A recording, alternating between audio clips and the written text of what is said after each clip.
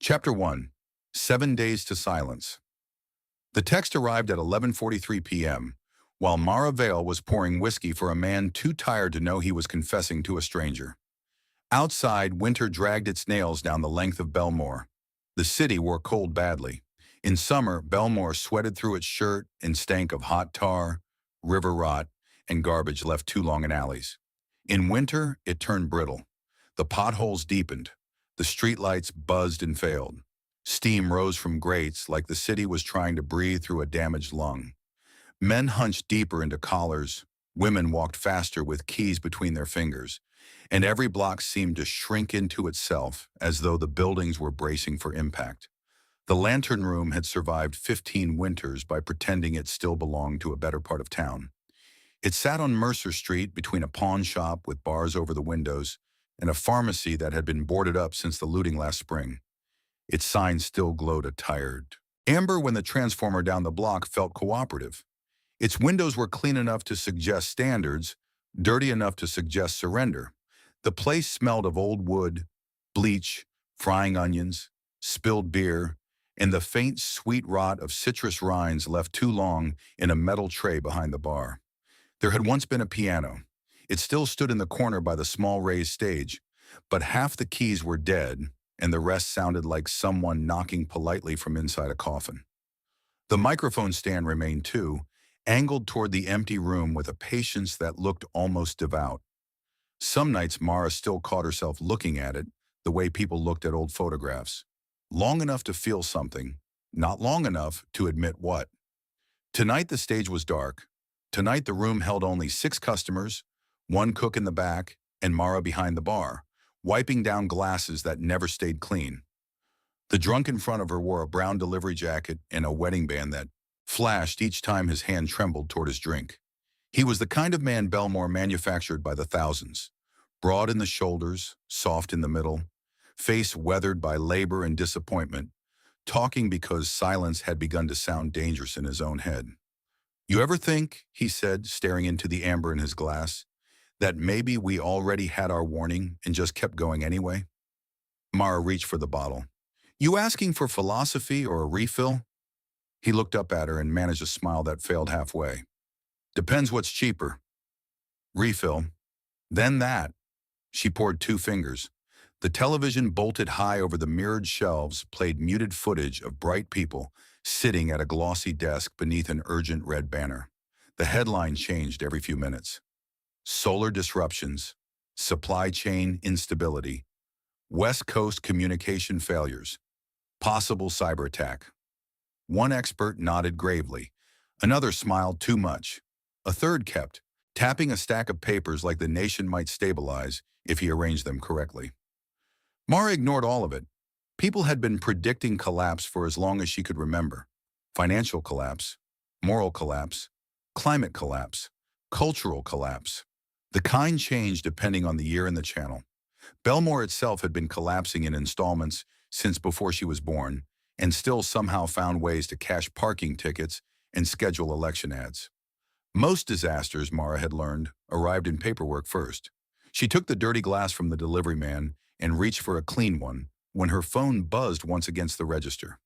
Not a call, not the soft rolling vibration of spam, a single sharp pulse. She glanced down absently, expecting a payment notice, an ad, maybe a message from the landlord threatening to increase rent on the apartment she already could not afford. Instead, she saw unknown number, and beneath it, 7 days. Leave Belmore before next Thursday. Don't wait for confirmation. Don't trust state alerts. Head west on Route 40. Find mile marker 218. Come alone if you can. Eli. Everything in her went still. The glass in her hand slipped a fraction against her fingers before she tightened them. For a second, the room remained exactly as it had been.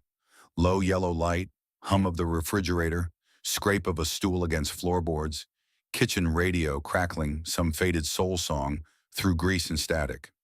Yet Mara felt the world tilt, not outwardly, not enough for anyone else to notice, but in the deep structural places where memory lived. A tilt, a shift, the sensation of an old locked door opening 1 inch in the dark. Eli.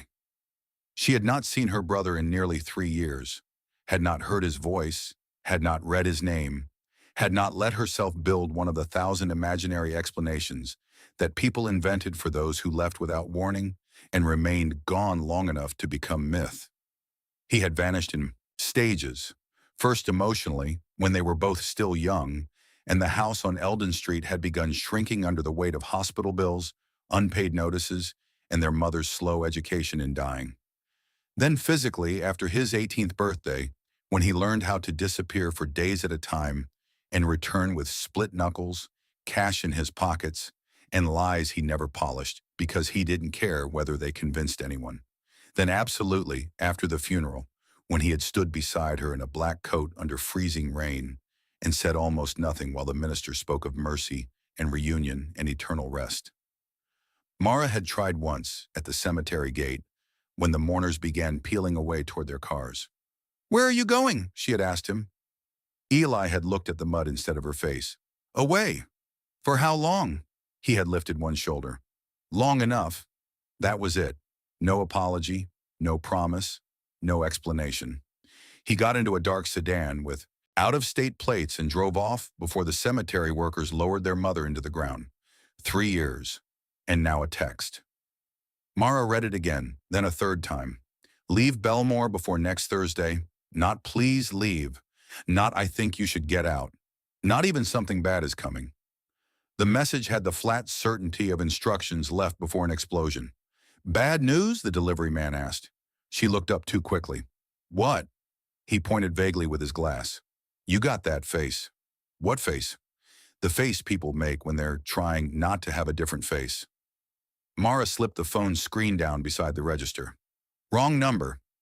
He nodded like he knew she was lying and respected it. From the back, Denny the cook yelled, "You still need those wings for table 3, or did they die waiting?" "They're still breathing," Mara called. "Optimist." She grabbed the plate from the pass-through a moment later. Grease-soaked. The paper liner. Celery wilted at the edges. Ranch in a cracked plastic cup. Luxury, Belmore style. Table 3 belonged to 2 sanitation workers in reflective jackets and 1 nursing student in purple scrubs, all of them bent over their phones in the blue-lit posture of the newly anxious. She dropped the wings, took a card, ran payment, and caught fragments of their conversation as she turned away. "My cousin in Tucson says their emergency room is packed." "No, that video was fake. I checked." "They don't shut down airspace unless something happened." The nursing student looked up at Mara. "Your signal working?" Mara checked the top of her screen. 1 bar, then none. "It's Belmore," she said. "Could mean weather. Could mean the tower got stripped for copper." The student gave a weak laugh. Nobody at the table believed her. By the time Mara returned behind the bar, the text seemed to have gained weight in her pocket. She wanted to look at it again and did not. Instead, she polished the same clean glass until it squeaked beneath the cloth. She had spent most of her adult life developing methods for surviving panic. The first was not to name it too early. Panic, once named, demanded choices. It wanted momentum. It wanted witnesses. It wanted your whole body enlisted in a war that might turn out to be rumor by morning. So she kept moving, collected empties, refilled ice, straightened napkins, pretended not to feel the pulse in her throat. At 11:51, the front door opened and a young woman stepped inside on a burst of wet cold and street noise. She paused with one gloved hand still on the door, eyes adjusting, and in that pause, Mara recognized the woman as someone who lived by reading rooms faster than rooms could read her. Mid-20s, maybe. Black hair pinned up loosely enough to imply carelessness, but not enough to be real. Silver coat too expensive for the neighborhood. Boots too practical for the coat. Lipstick applied with the precision of habit, beautiful in the sharpened, defensive way of someone for whom beauty had long ago become both currency and target. She shut the door with her hip and scanned the room, not timidly, strategically. Exits first, customers second, staff third, windows fourth. The look lasted less than 2 seconds. Then she crossed to the bar. "Kitchen still open?" she asked. Her voice carried the warm huskiness of cigarette smoke and expensive clubs, though there was no smoke on her and no perfume strong enough to announce itself before her. "Depends how charitable you're feeling." Mara said. The woman glanced toward the back. I'm not proud. We've got soup. Maybe wings. Denny gets philosophical after 11. That usually mean he's mean? It means the onions are burnt. The woman smiled, faint but real. Soup, then, and tea if the water's honest. Mara shouted the order back. The woman chose the booth, near the front window where she could see both the street and the hallway to the bathrooms. She took off one glove, checked her phone, frowned at the lack of signal, and slipped it away.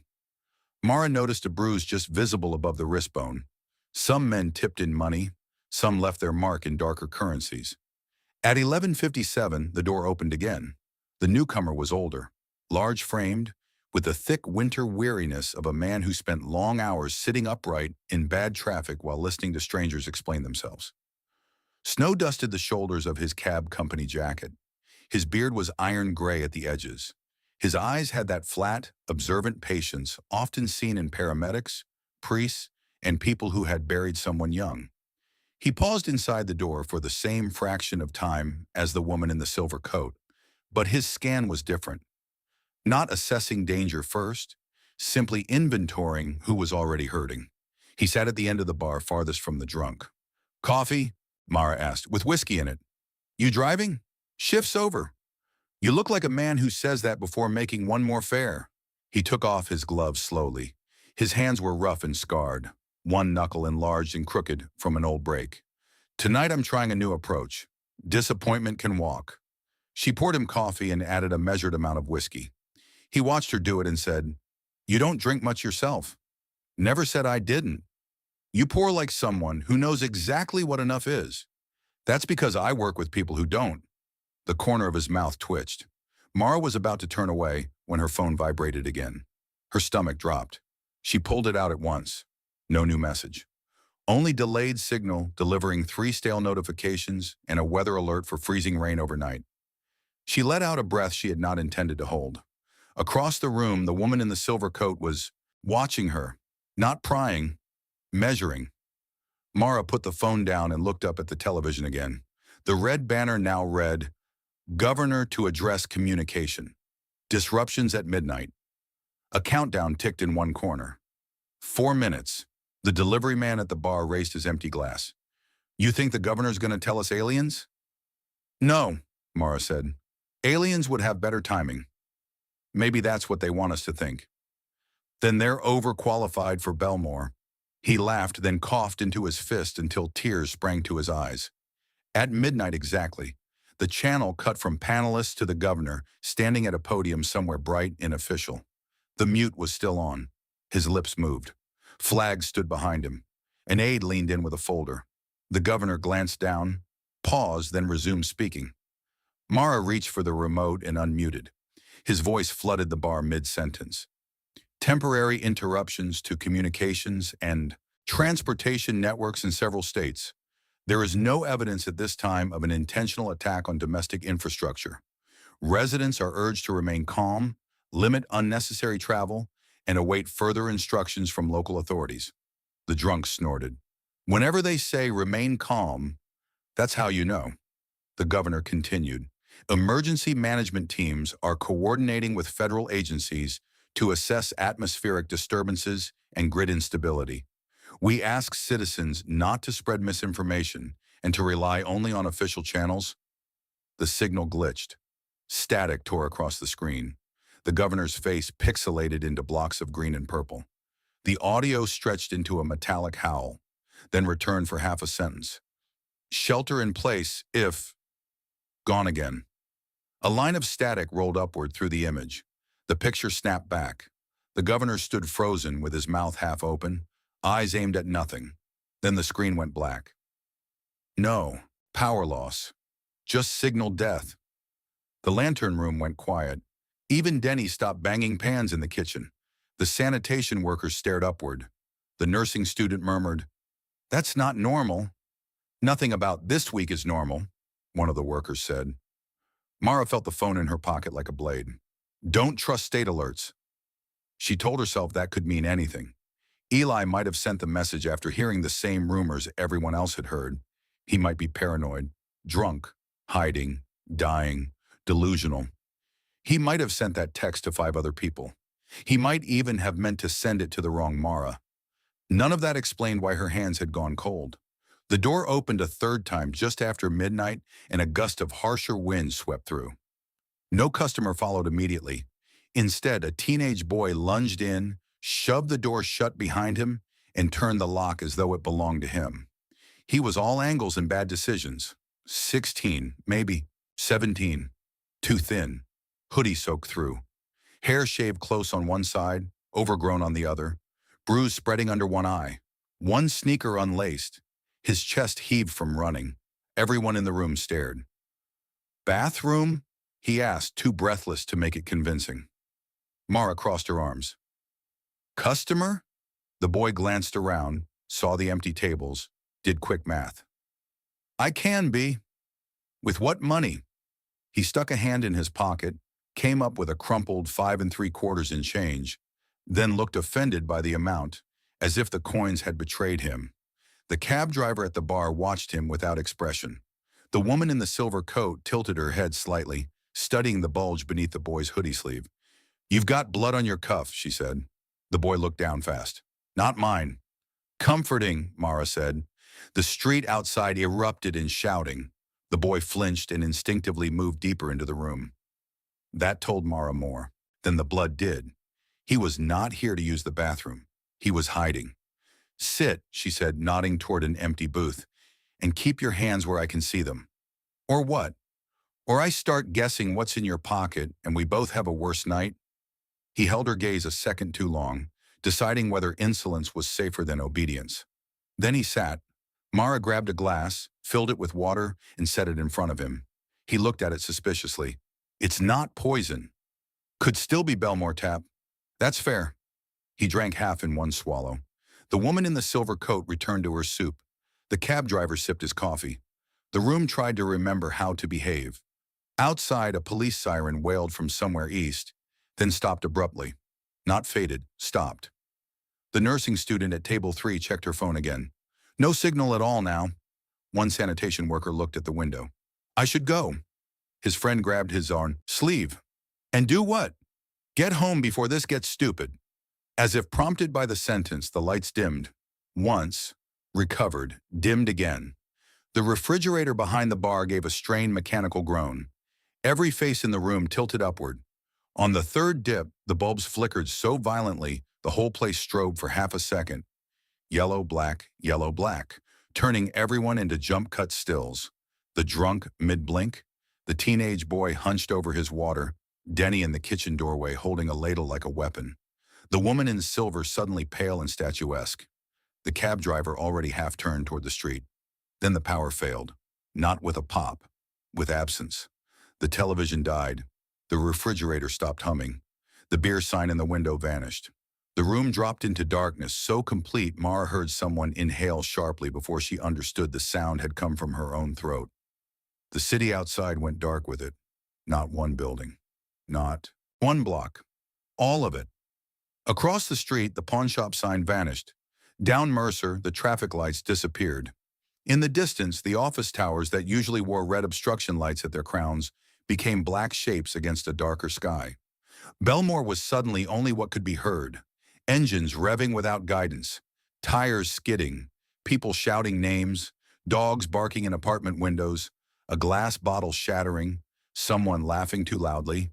Then from somewhere far downtown came a rolling mechanical thud that Mara felt through the floorboards. Transformer, maybe, or something bigger failing all at once. The teenage boy was the first to speak. "Oh, hell no!"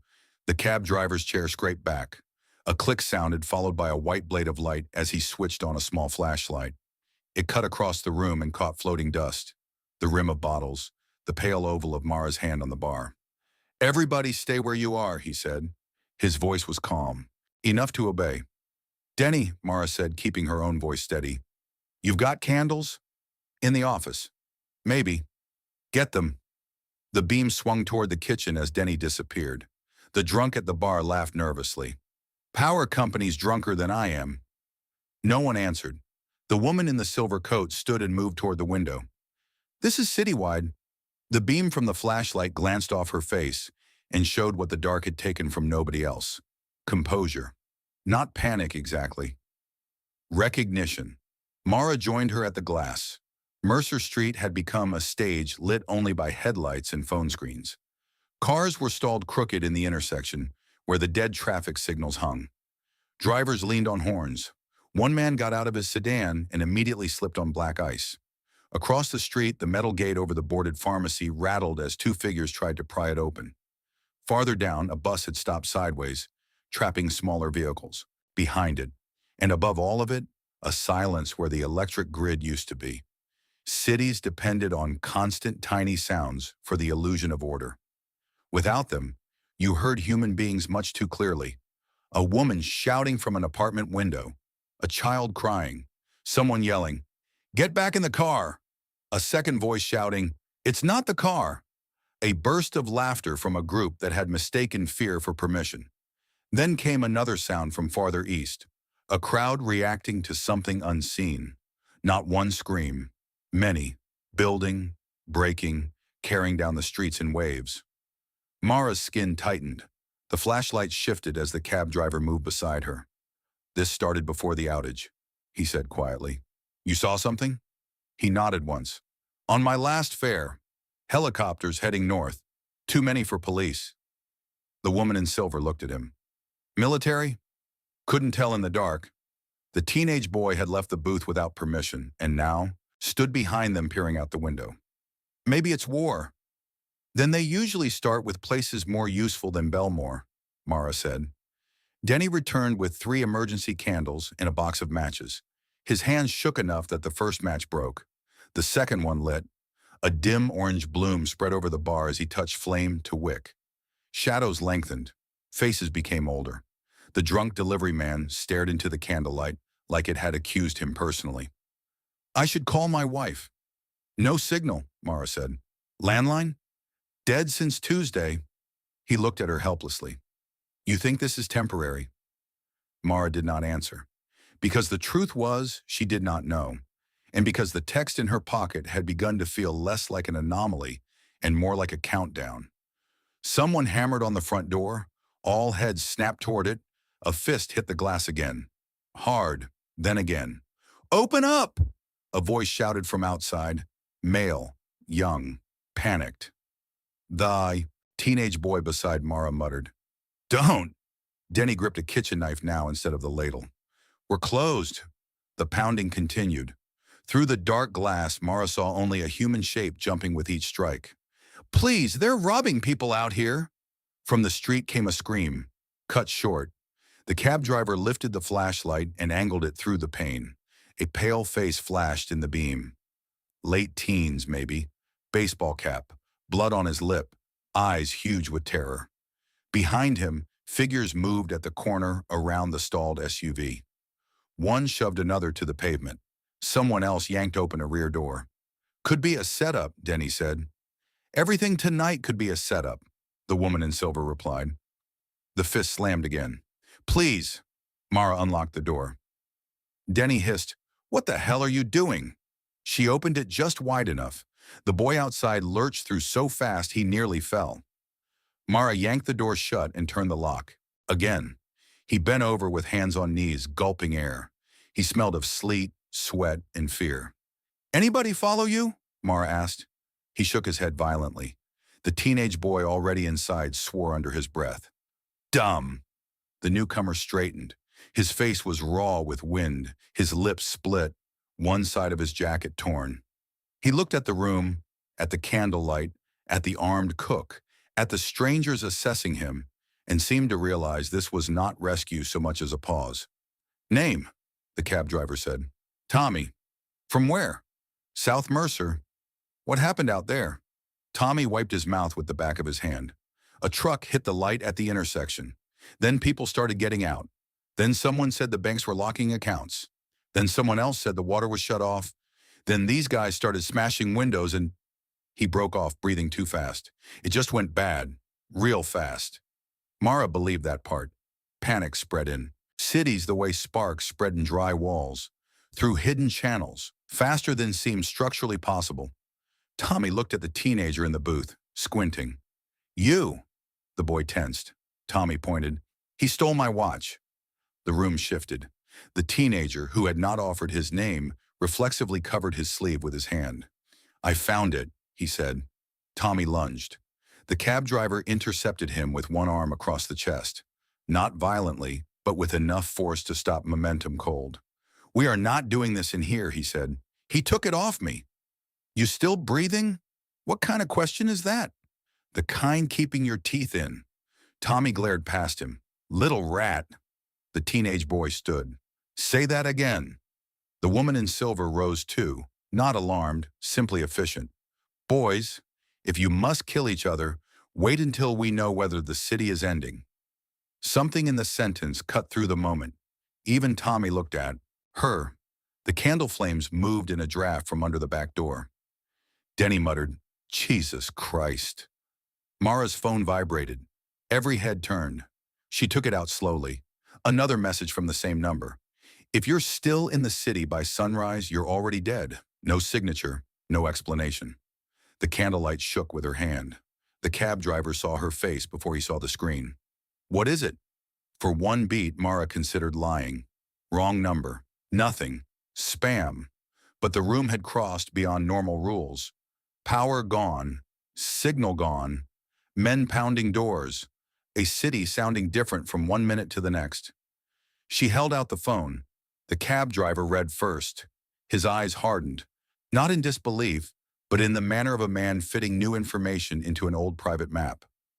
The woman in silver stepped close enough to read over his arm. Tommy craned. Denny swore again, this time with feeling. The teenage boy said, Who's Eli? Mara took the phone back. My brother. Where is he? I don't know. And you trust him? She looked at the glowing words. No, she thought. Not exactly. She trusted his fear. That was different. My brother doesn't make jokes, she said. Tommy laughed once, sharp and frightened. That text says to leave the city? Right now? Yes. That's insane. The woman in silver folded her arms. Shelter-in-place messages are also insane when the power grid just died. Denny jabbed a finger at the phone. Anyone can type that. The cab driver looked toward the dead television. And anyone can stand behind a podium and lie into a camera. Silence. Then from outside came 3 sharp cracks in quick succession. Gunshots. Close. Tommy dropped instinctively to a crouch. The teenage boy flinched and reached inside his hoodie. Denny raised the knife. Mara's hand moved on reflex toward the underside of the bar where the old revolver was taped. The cab driver swung the flashlight beam to the window. At the corner, the group around the SUV scattered. One body remained crumpled by the curb. Another person was running south with something clutched under one arm. A woman screamed for someone named Darren until the name became an animal sound. Then from farther downtown, a bloom of orange rose against the dark. Fire. Not a trash fire. Not a dumpster. A building. Tommy whispered, Oh God. The nursing student from table 3 had begun crying silently. One sanitation worker gripped the back of his chair so hard his knuckles blanched.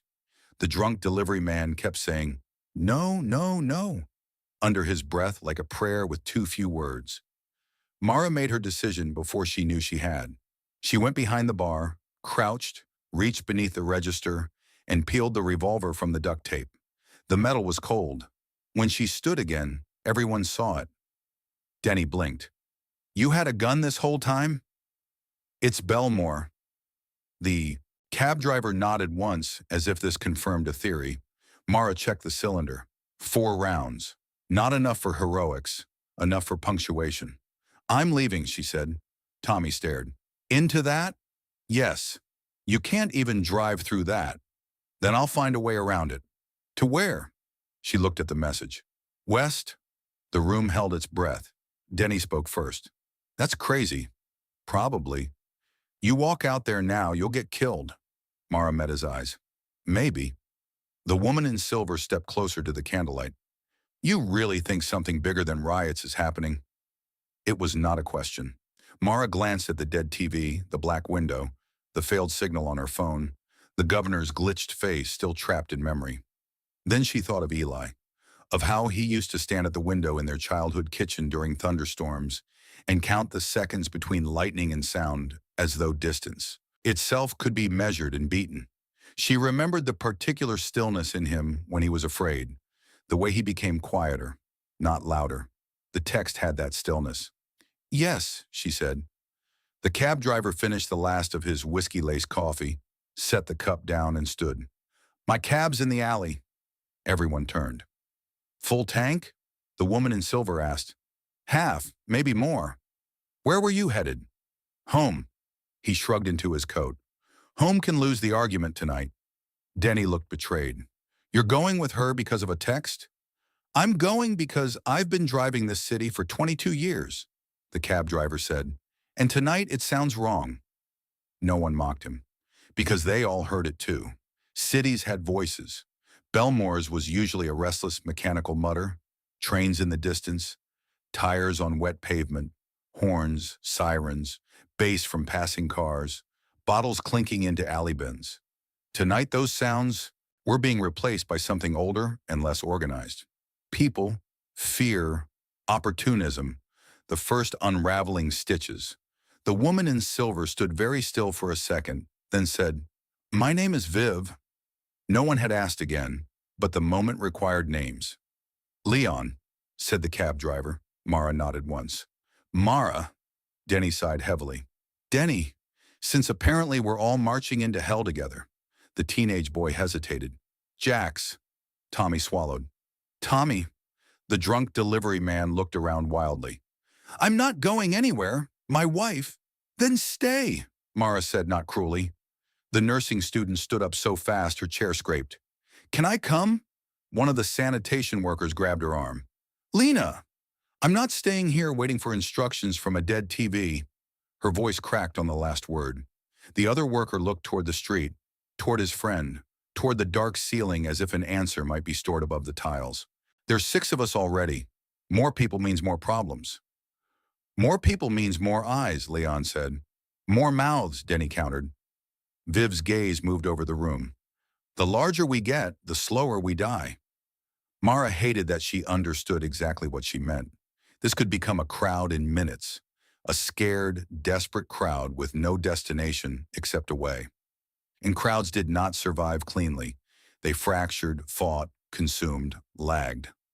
The difference between escape and disaster was often only the number of people trying to fit through the same gap. Mara made herself harden. "No," she said. Lena stared at her. "What?" "No large group. We can't carry everyone." Tommy looked offended. "You let me in." "I opened a door," Mara said. "That's not the same as promising the future."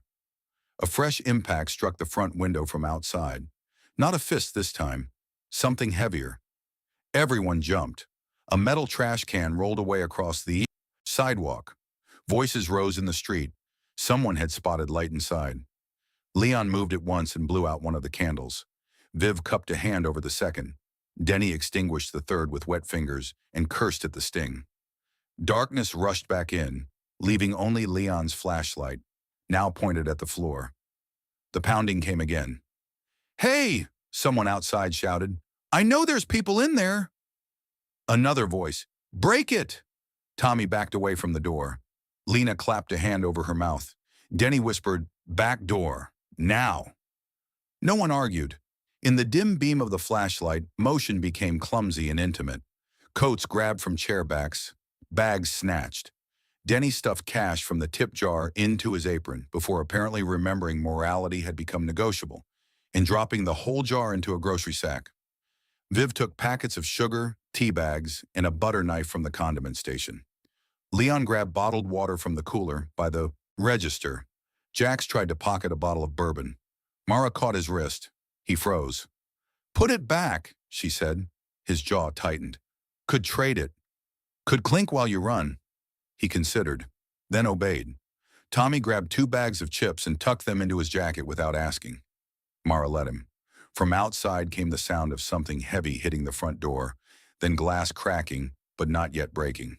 "Move," Leon said. Mara stuffed the cash box into a canvas tote, slung it over one shoulder, wrapped a scarf around her throat, and did one last fast inventory. Gun, phone, wallet, coat. keys she probably would never use again. The world she had known was still technically present around her. The bottles, the stage, the dead piano, the mirrored shelves reflecting fractured pieces of light, but it had already entered the category of things left behind. As they filed toward the rear service door, Mara looked once toward the stage.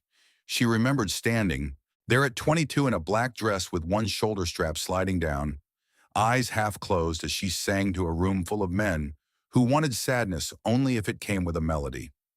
She remembered Eli in the back booth that first week, not clapping, just watching with that unreadable, almost embarrassed pride older brothers tried to hide. He had sent her carnations after her fourth Friday night set. No card attached, because cards required language, and Eli always behaved as if language cost him money. It struck her then, absurdly, that if the world truly was ending, there would be no one left to remember she had once sung in this room. The thought nearly undid her. Another crash at the front snapped it shut. Denny shoved open the back door. The alley breathed winter into their faces. It was darker behind the building than Mara expected. A narrow lane of dumpsters, frozen puddles, brick walls veined with old graffiti, and the smell of grease, wet cardboard, piss, and snow. Wind funneled through it hard enough to steal heat from teeth. Leon's cab sat halfway down beneath a dead security lamp. Yellow paint, mud-caked wheel wells, roof light dark, one rear tail light cracked and patched with red tape. In that moment, it looked less like a vehicle than a chance. "Everybody in," Leon said. "How many seats?" Tommy asked. "As many as panic permits." From Mercer Street came the unmistakable crash of the front window giving way. Shouts followed. "They're in!" No one needed to ask who. They ran. Jax was fastest, darting ahead with the brutal elegance of a city kid who had spent years making alleys his bloodstream. He yanked open the rear passenger door. Tommy shoved past him. Viv moved with controlled speed, one hand keeping her coat closed, boots finding stable ground even on black ice. Denny wheezed and slipped, recovered with a curse. Mara grabbed Lena by the arm and dragged her the last few feet when the nursing student hesitated at the open dark of the alley as if it too might reject her. Leon was already in the driver's seat. The engine coughed on the first turn. Mara's heart stopped. "Come on," Denny whispered at the hood. The engine caught on the second. Headlights flared weakly against the far brick wall. From the back entrance of the lantern room came pounding footsteps and a voice shouting, "There! There!" Mara dove into the front passenger seat and slammed the door. Leon dropped the car into reverse.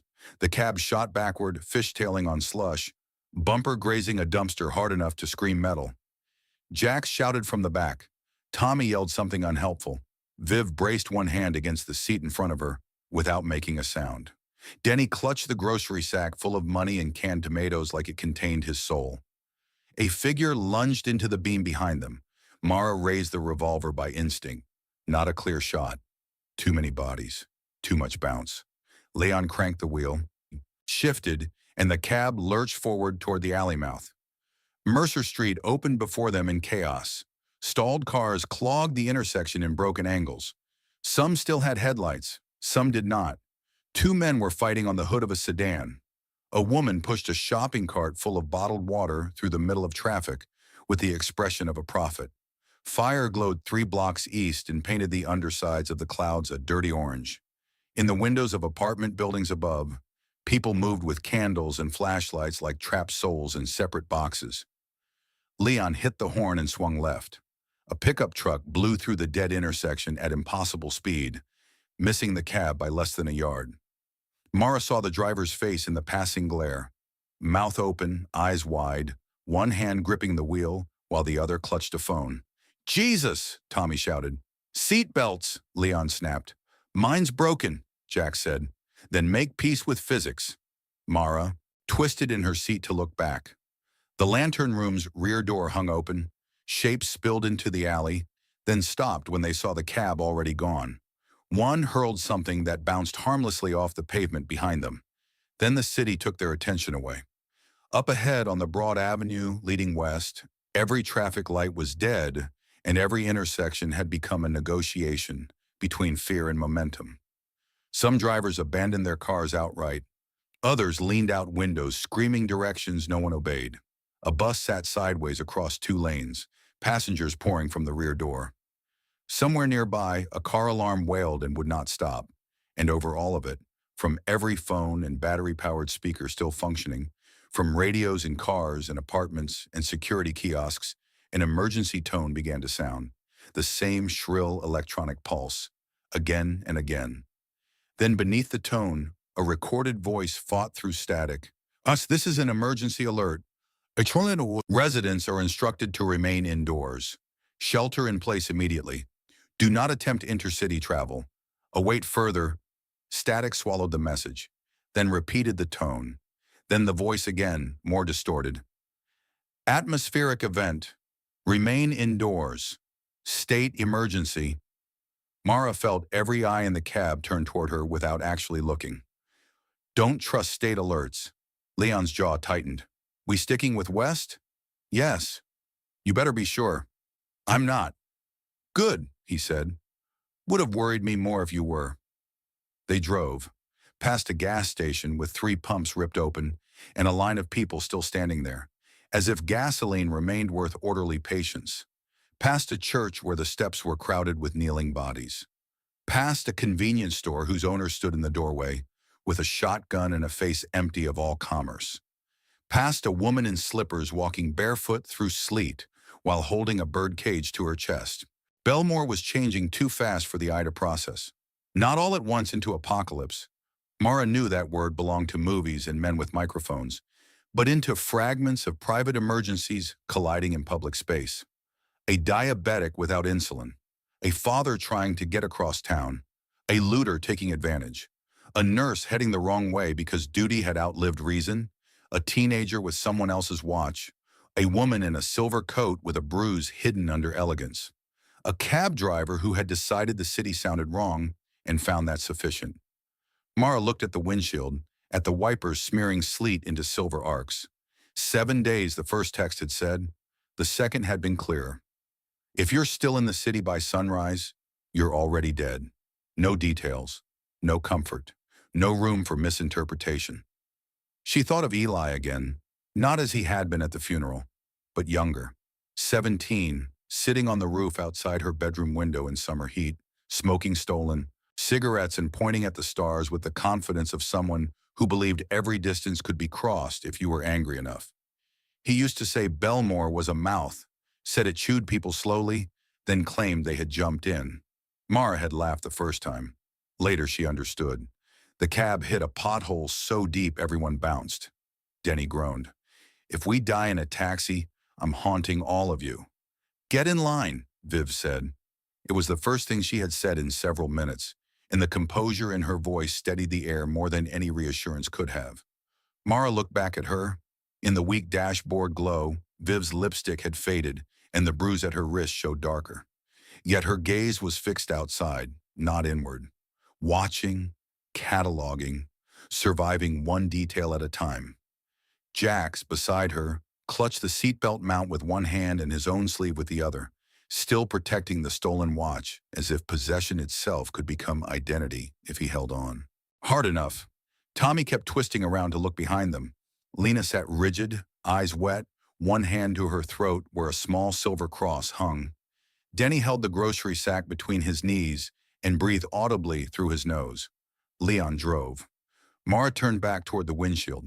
Ahead, above the western stretch of Belmore, where the warehouses began, and the highway ramps rose like concrete ribs, the clouds were opening, only a little, just enough for a strange, pallid brightness to show through. Not moonlight, not city glow. Something colder, something diffuse and high and wrong. Leon saw it too. You seen that? Yes. What is it? No one answered, because none of them knew, and because somewhere beyond the city, beyond the black highways and the failed signals and the state alerts and the fires starting to multiply, something had already begun its approach. Mara put a hand over the phone in her pocket as if she could feel her brother through metal and glass. Belmore shrank behind them by inches. Not fast enough. Never fast enough. At the first highway overpass, traffic had locked completely. Cars stood nose to bumper in every westbound lane. hazard lights blinking where batteries still held. People were out of their vehicles arguing, praying, hauling suitcases, trying to force meaning into the standstill. A minivan had mounted the shoulder and gotten stuck in snow. A man in business clothes was dragging 2 fuel cans between lanes.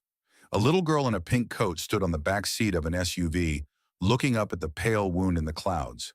Leon slowed, cursed softly, then yanked the wheel right toward a service road that cut beneath the overpass. The cab bounced over the curb. A chorus of horns erupted behind them.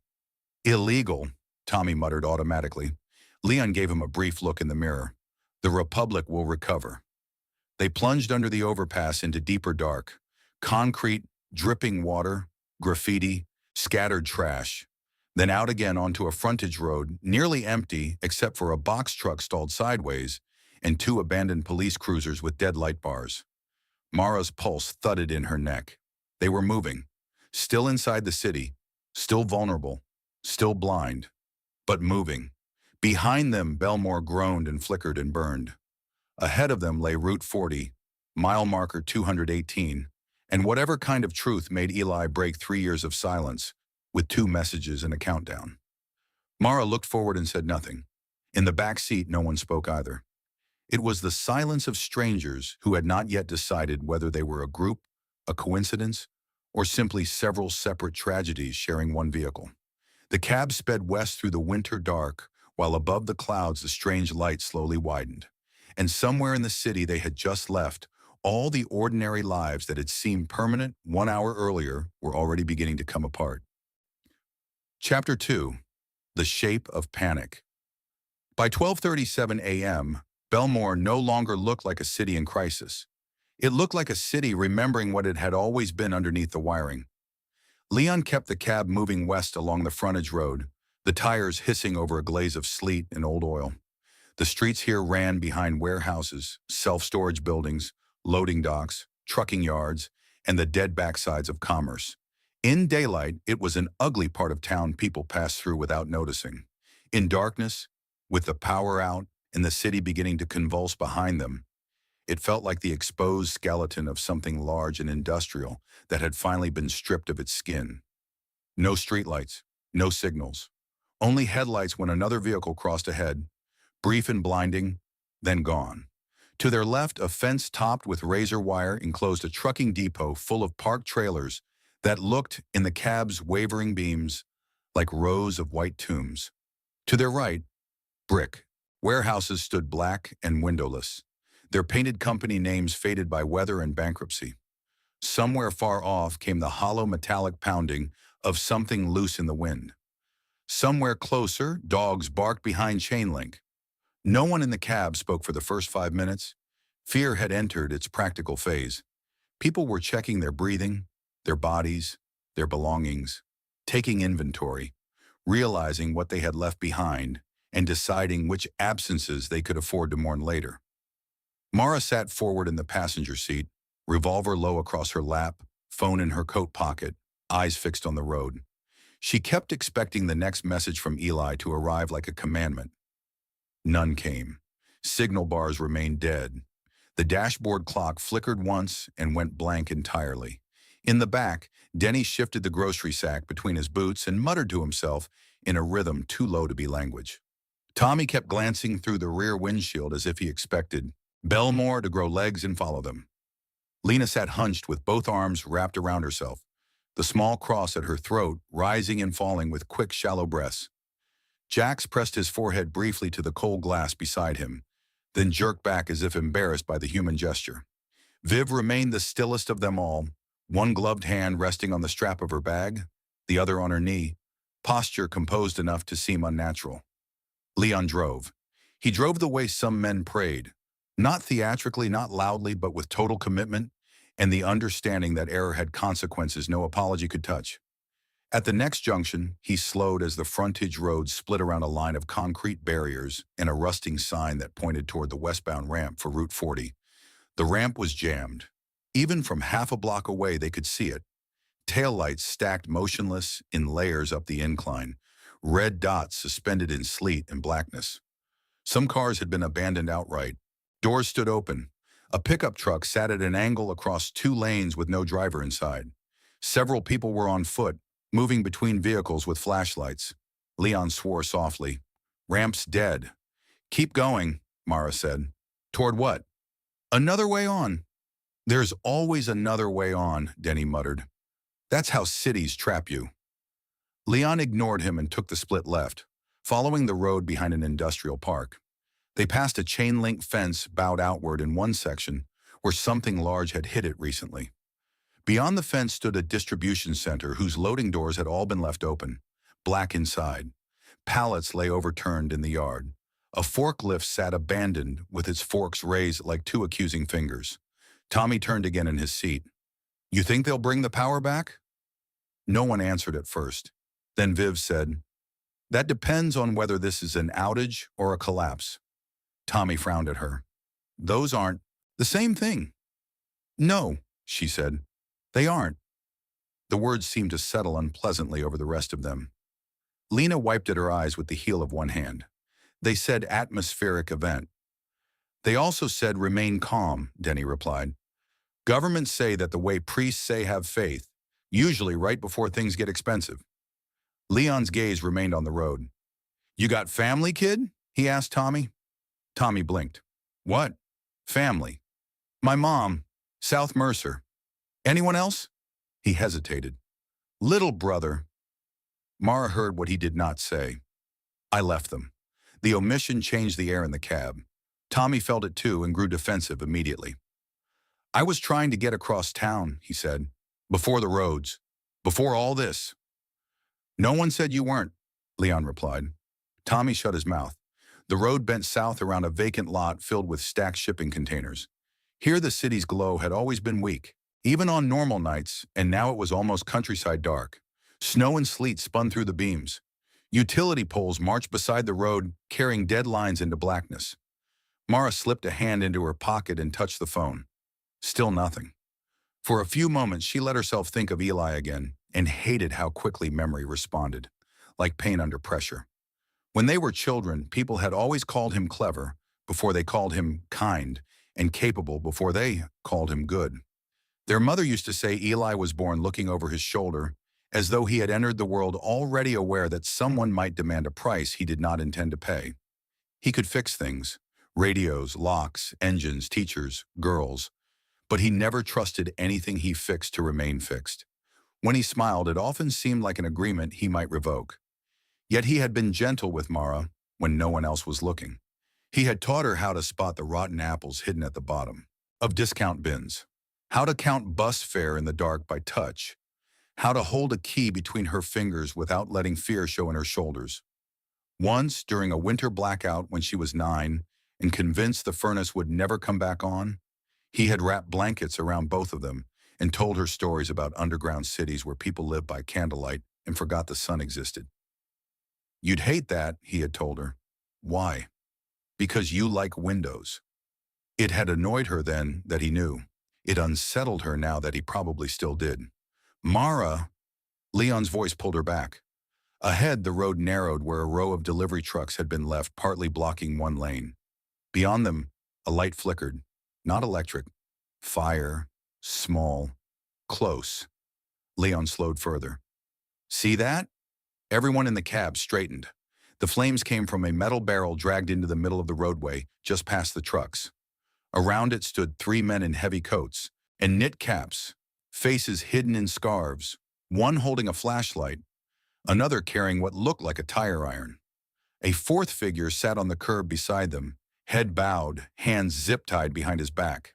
A roadblock, improvised, ugly, and immediate. "Keep driving," Tommy said too quickly. Leon gave him a flat look in the mirror. "Through them? They're just guys." That phrase gets people buried. The men had seen the cab now. The flashlight beam rose, fixing on the windshield. One of them lifted an arm, waving them down with exaggerated confidence. Viv leaned forward slightly. "They don't look hungry. They look organized." Denny whispered, "Wonderful." Mara's grip tightened on the revolver. 4 rounds, thin math. Leon slowed to a crawl but did not stop. "Everybody keep your heads," Jack snorted. "Bit late." As the cab approached, the man with the flashlight stepped into the lane and raised his free hand, palm out. His coat was military green, old surplus maybe. Beneath the scarf, his eyes were pale and bloodshot. The man with the tire iron moved off to the passenger side. The third remained by the barrel, hands in pockets. The bound figure on the curb lifted his head. Young, bleeding from the nose. Still alive. The flashlight man shouted over the wind. "Road's closed!" Leon cracked his window an inch. Cold air knifed in. "Closed by who?"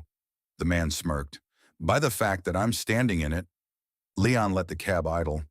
Mara could feel the tension in him. Not fear exactly, but the old reflex of a driver who knew how quickly strangers at windows became dead men in seats. "We're heading west," Leon said. "A lot of people are." "Then we're in traffic." The flashlight man bent slightly, trying to look inside the cab past the glare of his own beam. "Lot of passengers. Lot of weather," Leon replied. The man on the passenger side rapped the butt of the tire iron against Mara's window. "Open up." Mara did not move. The man grinned without humor. His front tooth was chipped. "Didn't sound like a request?" Viv's voice came from the back, smooth and low. "We don't have cash." The flashlight man's eyes shifted, interested now. "Didn't ask for cash." He angled the beam toward the rear seats, saw Lena, saw Viv, saw Jax and Tommy, and his expression changed in the way bad men's expressions changed when they believed fortune had sent them a mixed load of profit and entertainment. "Step out," he said. Leon rolled the window up. The flashlight man slapped the glass with his palm. "Step out." "Go," Mara said. Leon's foot moved toward the accelerator. The man with the tire iron realized it at the same moment and swung hard at Mara's window. Glass spiderwebbed, but did not shatter. Leon slammed the accelerator. The cab lunged forward. The flashlight man jumped aside with a scream. The barrel fire clipped the bumper and exploded sparks across the hood. Something banged hard against the rear quarter panel. Tire iron, maybe a body. Tommy shouted. Lena ducked, hands over her head. Jax laughed once in pure shock. Then a gunshot cracked behind them. Not close enough to hit, close enough to count. Leon drove. The roadblock vanished into the dark behind them, but no one in the cab relaxed. Mara looked back through the crazed glass of her side window. The men were running, one dragging the bound prisoner upright by the collar. The flashlight beam whipped uselessly in the sleet. "Did they hit us?" Denny asked. "Probably," Leon said. "Are we leaking?" "From where?" "I don't know everything." "No warning lights yet." Tommy stared at the shattered pattern in the passenger window. "They had a gun." "Yes," Viv said. "That tends to be how roadblocks work. Would you stop sounding like this is normal?" She looked at him, not unkindly, but with no softness at all. "It's becoming normal." That shut him up better than anger could have. For the next 10 minutes they drove in silence, broken only by the wipers and Lena's breathing. The road rose gradually as it curved past a rail yard. Freight cars sat motionless on the tracks, huge and blind. Beyond them, Belmore spread eastward in dark layers, broken now by more fires than Mara wanted to count. One or two, you could explain. A bad accident, a looted store, a transformer station. But there were too many orange glows now. Too many separate points of burning for coincidence to remain comforting. Jack saw them too. He leaned toward the window. "Looks like hell." "No," Denny said softly. "Hell would have electricity." That got a laugh from nobody, which seemed to disappoint him. Leon found another attempt at the highway near an old way station, but this one was blocked by a jackknifed tractor trailer and 3 state police cruisers abandoned. Nose first into the median. Their light bars were dark. One driver's door stood open. No officers in sight. Leon rolled past slowly. Mara watched the cruisers. The windshield on one had been shattered from the outside. The inside of another was smeared dark. Blood, maybe. Maybe not. Snow was already softening the edges. Lena made a small sound in the back of her throat. "Don't," Viv said quietly. "Don't what?" "Don't let your mind finish every picture tonight. You'll need room in there later." Mara glanced back at Viv. It was an odd thing to say, too measured to be accidental. Viv met her eyes only briefly, then looked away. Whoever she was, she knew something about compartmentalizing terror. The road forced them south again, skirting the highway instead of joining it. Eventually, the warehouses thinned into a district of auto shops, salvage yards, and low industrial buildings. Most were dark. A few had been forced open already. Men moved in and out of. One garage carrying boxes of motor oil and batteries. At a wrecking yard, 3 figures were siphoning gasoline from abandoned cars by flashlight. Denny made a choking sound of outrage. Animals! You stole the tip jar, Jack said. Denny bristled. That was emergency payroll. It was quarters. It was principal. Principal in a mayonnaise bucket. Leon cut in before the argument could gain shape. We need fuel and a road. No kidding, Tommy muttered. We also need to know if anyone's following us, Mara said. Jax twisted in his seat to look back. No headlights. That doesn't mean no one. Paranoia's free, Viv murmured. Mara touched the phone again. Still dead. She had begun imagining the route west in abstractions. Route 40, mile marker 218, a location so specific it had to mean something. Eli had not said what was there.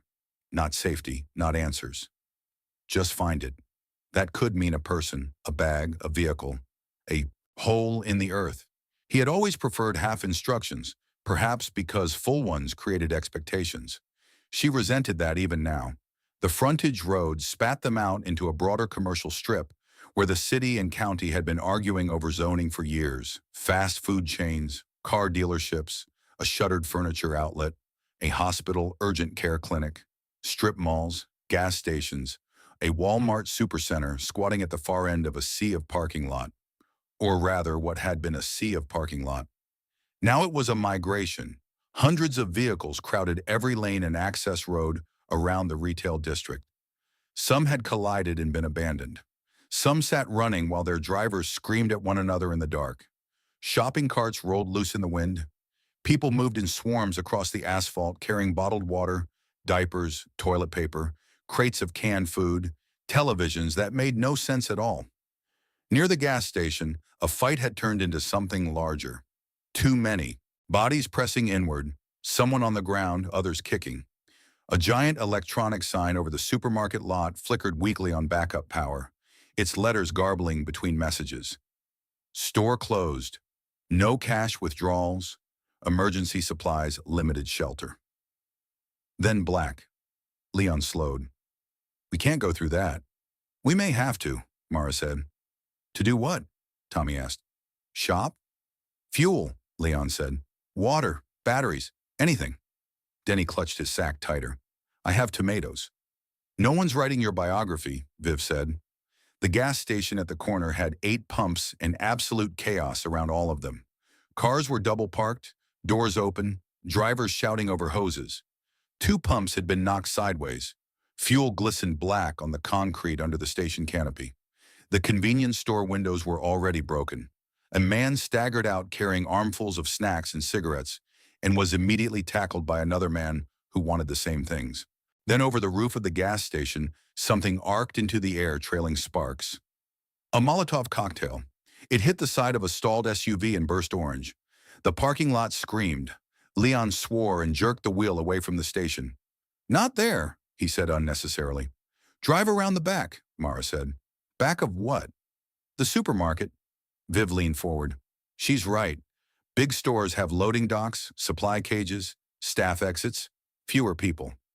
Leon gave her a brief glance in the mirror. You worked retail? No, Viv said. I worked men. No one responded to that, but the silence that followed was different now. Less judgment than recognition. Belmore had many forms of labor. Some simply wore better coats. Leon steered across the edge of the parking lot, horns blaring as he cut around stalled cars. A man pounded the trunk as they squeezed past, shouting something lost in the noise. Jax ducked instinctively. Tommy cursed the entire city. Lena squeezed her cross so tightly her knuckles went pale. The backside of the supermarket was darker and, for the moment, emptier. Delivery bays yawned open to a row of loading docks where trucks had been parked earlier in the day. Now only one trailer remained, backed crooked into a bay with its doors hanging open. Several pallets had toppled across the concrete apron. Cases of bottled water lay split and scattered. And there, by the rear employee entrance, sat a county emergency vehicle with its hazard lights blinking weakly. Ambulance? No. Utility van. The side bore the county seal and the words Emergency Communications Support. Its rear doors were open. No one moved around it. Leon braked. Now what? Denny asked. Mara stared at the van. If county emergency teams had reached the supermarket and then left or been pulled away, they might have supplies, radios, maps, fuel, anything, or bodies. We check it, she said. Tommy sounded appalled. You check it. I'm staying here. You can stay in the cab, Leon said. If we have to leave quickly, I won't come looking. Tommy opened his mouth, then shut it. Mara looked back at the others. Viv? Viv gave a small shrug. I'm not useless. Jax? The boy lifted his chin. I'm fast. Denny? No. Good, Mara said. Stay with Leon and Lena. Excellent system, Denny muttered. Send the cook to guard the tomatoes. Mara opened the door before fear could ripen into delay. The cold hit hard. So did the scale of the noise from the main parking lot now that she was outside it. Alarms, shouting, glass, the ugly collective roar of too many people deciding at once that rules had expired. Viv stepped out behind her, coat gleaming dully in the spill of the cab's headlights. Jack slipped out the far side and came around. Eyes already moving, counting angles. Stay low, Mara said.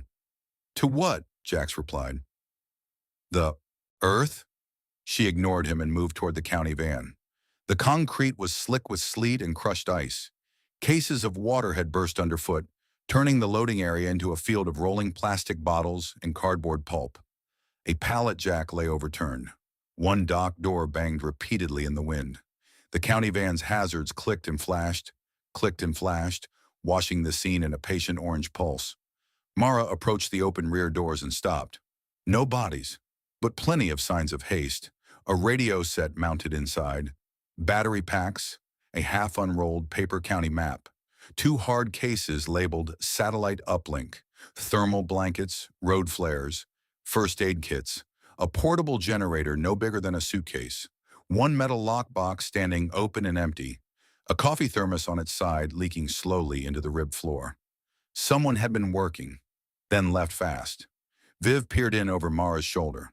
Take the radios. Jax was already reaching for the thermal blankets. And these. Mara climbed into the van. Look for fuel canisters. Jax vanished around the side instantly, moving with startling quiet. Viv stepped closer to the driver's cab and called back. Keys are gone. Mara grabbed one of the handheld radios, pressed the power button. Nothing. Dead battery. She tossed it aside, grabbed another, same result. Battery packs, Viv said. I know. Mara opened a hard case and found chargers, spare antennae, laminated county response cards, and a stack of folded emergency procedures. Her eye snagged on a printed packet clipped under the map board. Regional Atmospheric Incident Guidance, Preliminary Civil Response. She pulled it free. The top sheet was covered in bullet points and bureaucratic language, but several phrases punched through instantly. Unpredictable particulate spread, neurological and respiratory cascade, urban shelter reliability, compromised mass movement, expected avoid low-trust population centers if relocation is initiated. What is it? Viv asked. Mara handed her the packet. Viv read quickly, her expression sharpening. This wasn't for the public. No. Can you translate bureaucrat? Mara took it back and skimmed further. Something in the air. They don't understand the spread pattern. Cities aren't safe. Sheltering may fail. Viv looked toward the dark bulk of Belmore beyond the lot. That would explain the text. Mara did not answer. She found 3 charged battery packs, snapped one into a radio, and powered it on. Static burst from the speaker, then voices. Broken, overlapping, frantic. Repeat. County line east is closed. National Guard staging at... Not smoke. I'm telling you, it's not smoke. All units relocate from downtown medical. Relocate now. Where the hell is Hayes? Then a burst of shrieking interference so loud Mara nearly dropped the unit. Jax reappeared, carrying 2 red gas cans. Found these in the side rack. Half full, maybe. Good, Mara said. Viv had gone still, staring not at the papers but at the far side of the loading dock. We have company. Mara turned. 3 figures had emerged from the darkness beside the trailer. A woman in a store vest, maybe 30, clutching a box cutter in one hand. An older man in a quilted jacket with blood on his temple. And between them, a boy of about 8, wrapped in a blanket printed with cartoon rockets. The woman raised both hands slightly when she saw Mara's gun. We don't want trouble, she said. Please, we just need the radio. No one moved. The child coughed, a dry, hard sound too old for his size. Viv's gaze dropped to him, then back to the adults. Why the radio? My husband's at Mercy South, the woman said. Or he was. Phones are dead. I heard emergency crews were here. They were, Mara said. Can we use it?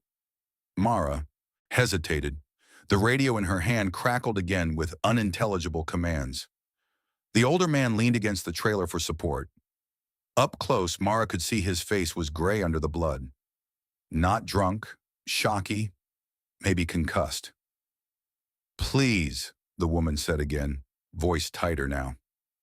My son can't breathe right.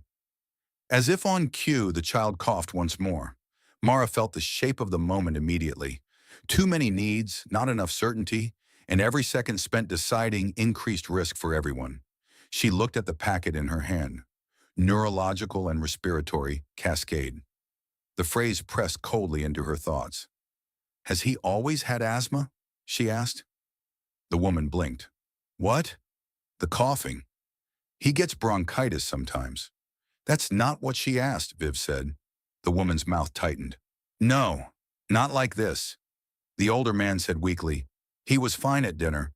Jack shifted his weight. Impatient, alert, ready to bolt if necessary. Behind them from the parking lot, the roar of the crowd grew louder. Something had changed out there. More screaming, less argument. Mara made the fastest compromise she could live with. She stepped out of the van, handed the woman 1 radio and 1 battery pack.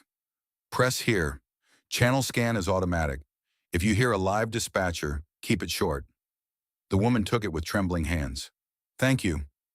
Take 1 first aid kit, Mara added, nodding toward the van. And 2 water cases, nothing else.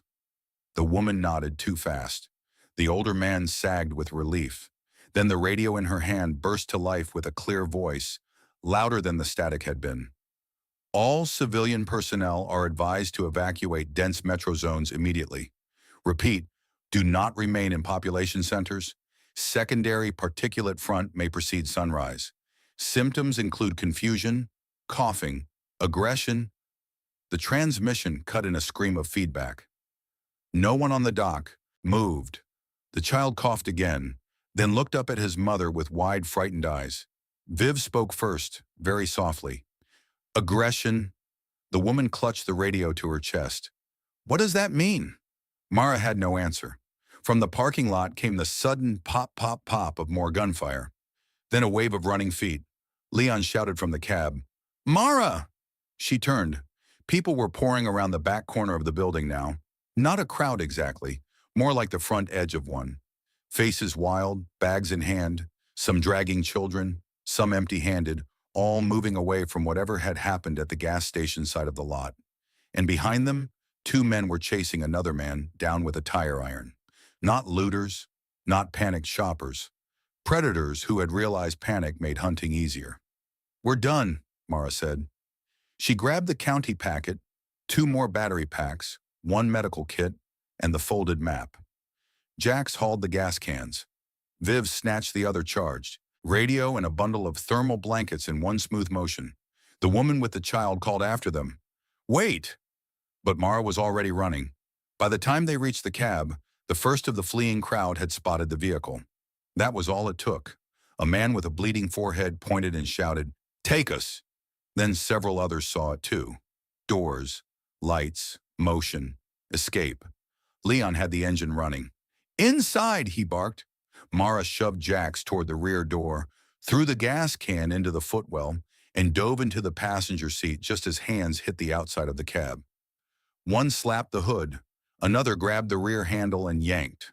Tommy screamed at someone through the glass. Denny flattened himself against the far door. Lena was crying openly now. "Go!" Mara shouted. Leon went. The cab lurched forward hard enough to throw everyone sideways. Hands slid off the doors. Someone pounded the trunk as they accelerated away from the loading dock and cut between two rows of abandoned shopping carts. A man stumbled in front of them carrying diapers and had to hurl himself aside. In the side mirror, Mara saw the woman with the child standing at the county van, not chasing them, just watching with an expression she would remember for far too long. Then the mirror filled with fleeing bodies and darkness. Leon drove toward the service road behind the strip mall, away from the main lot. The crowd swallowed the space they had just vacated. No one in the cab spoke for nearly a full minute. Then Jax, breathless with adrenaline, said, "We should have taken more." Viv turned her head slowly. "You're alive.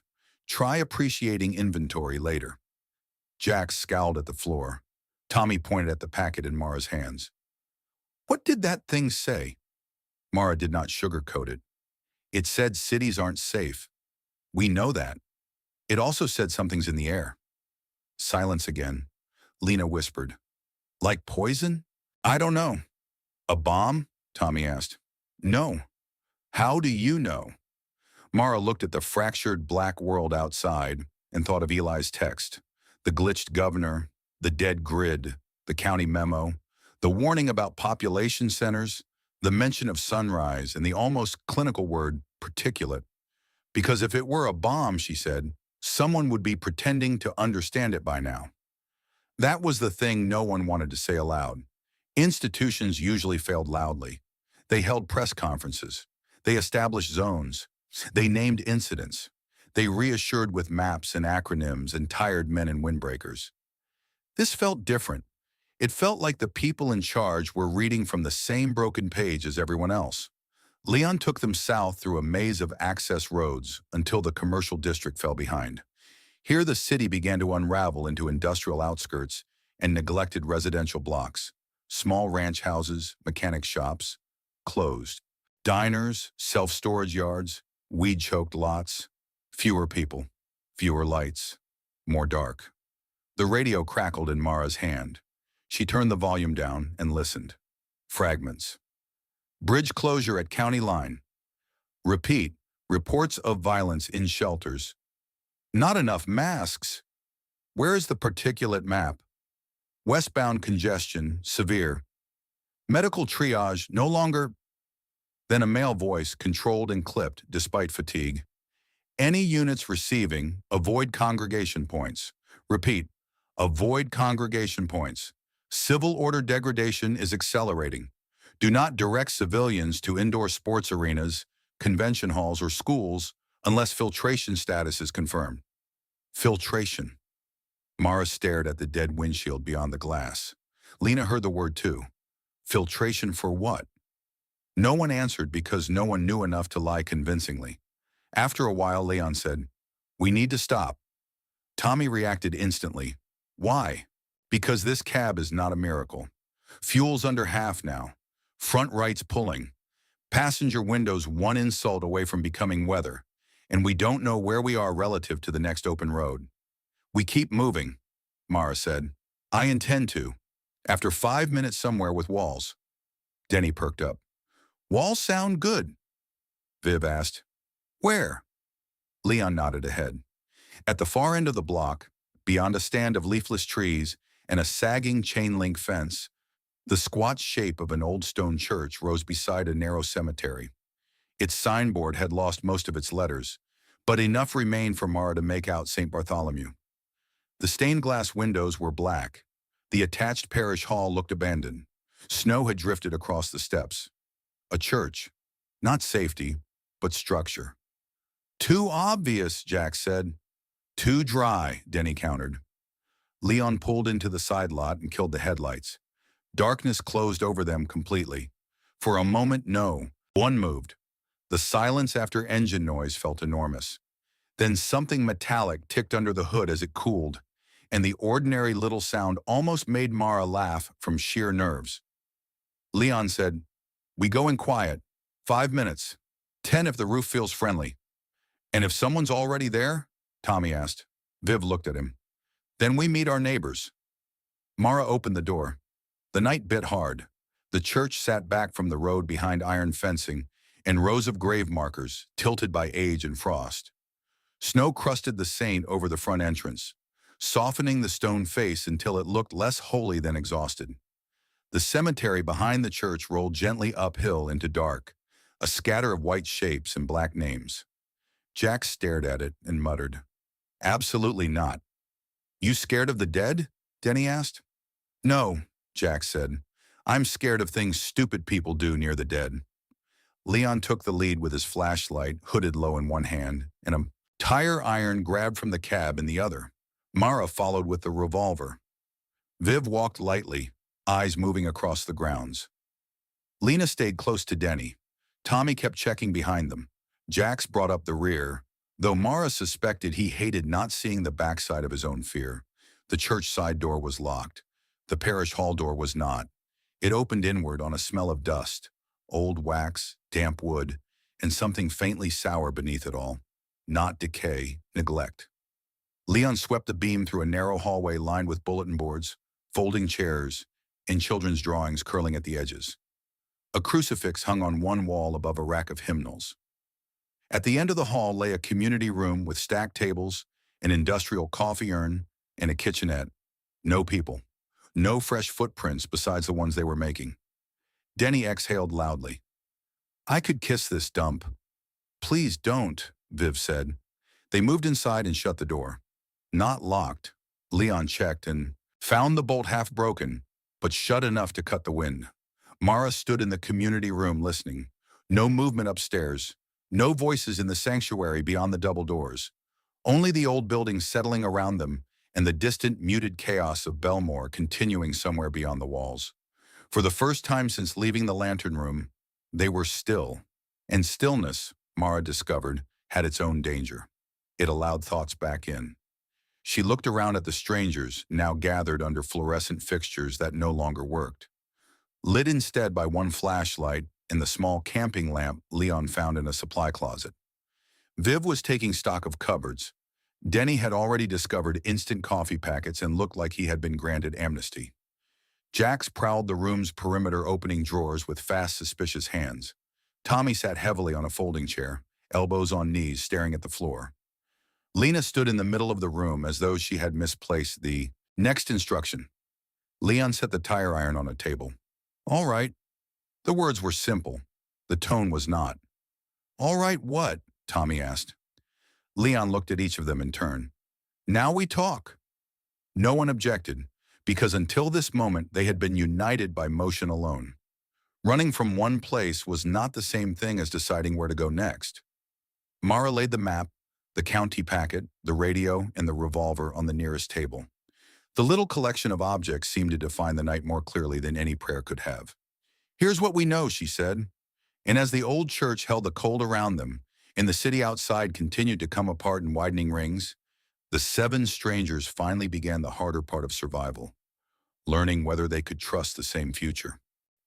Chapter 3. Ashes on the Interstate. For a long time after Leon said, "Now we talk," nobody did.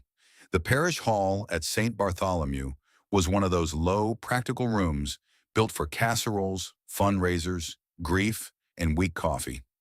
In another life, it had probably held folding tables covered in raffle prizes, preschool pageants with cardboard halos, fish fries, coat drives, and the kind of civic optimism that came with handwritten sign-up sheets and women who remembered birthdays. Now it held 7 frightened people, 1 camping lamp, a grocery sack of stolen tomatoes, 2 half-full gas cans, a dead county map spread over a scratched laminate table, and the knowledge that the city outside was changing faster than any of them could explain.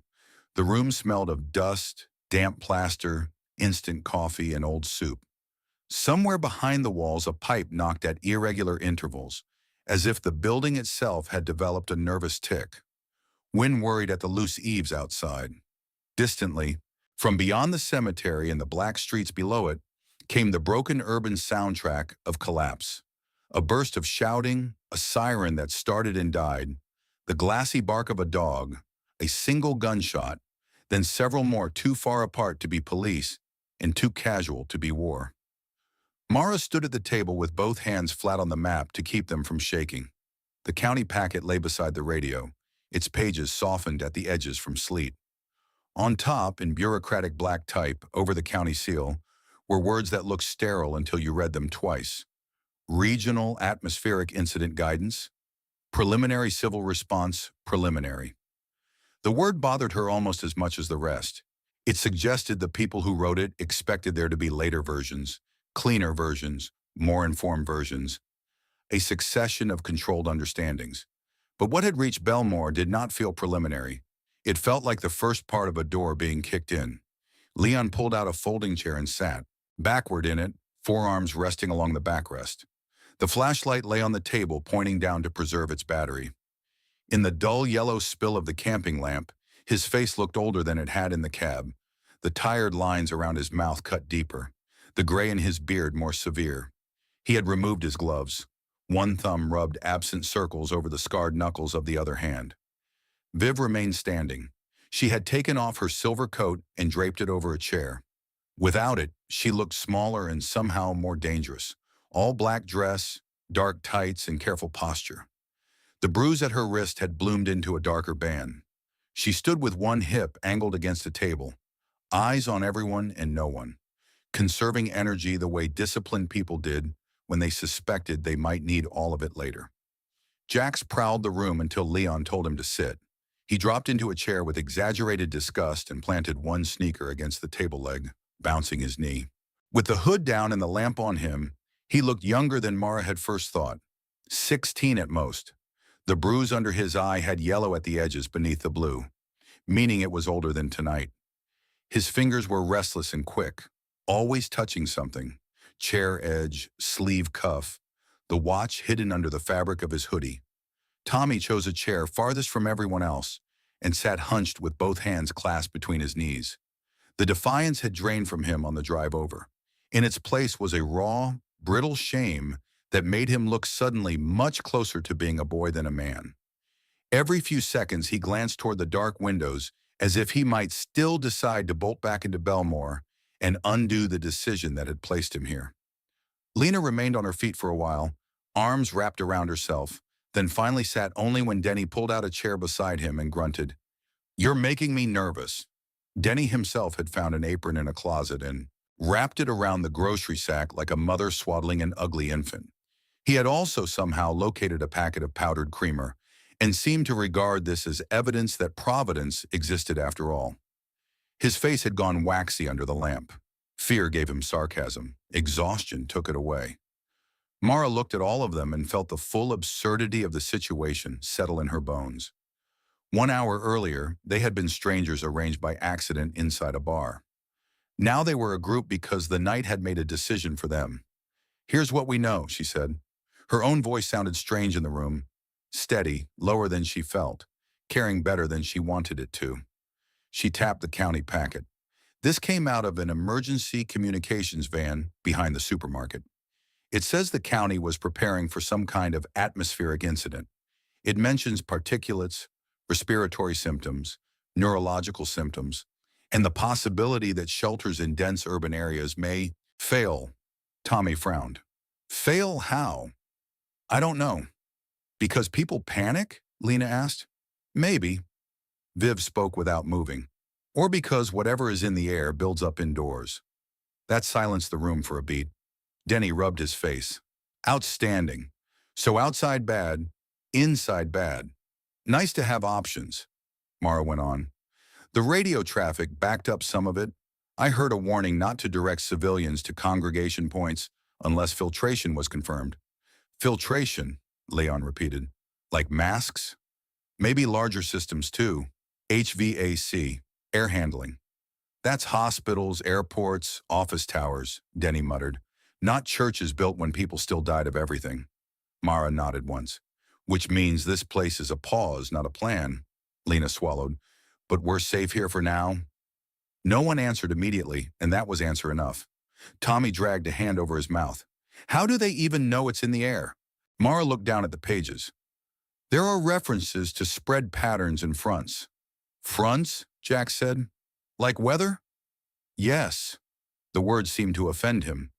That's stupid. It doesn't matter whether it sounds stupid, Viv said. It matters whether it kills. Jack shot her a glare. You always talk like that? Yes. Denny lifted one finger. In fairness, she has a point. Tommy looked at Mara. What does your brother know? The room shifted subtly again. They had all been circling that question since the text first appeared. Mara felt the old reflex rise in her, the impulse to give away as little as possible, to let mystery do the labor of authority. Eli had lived that way. It had made him effective. It had also made him impossible to love cleanly.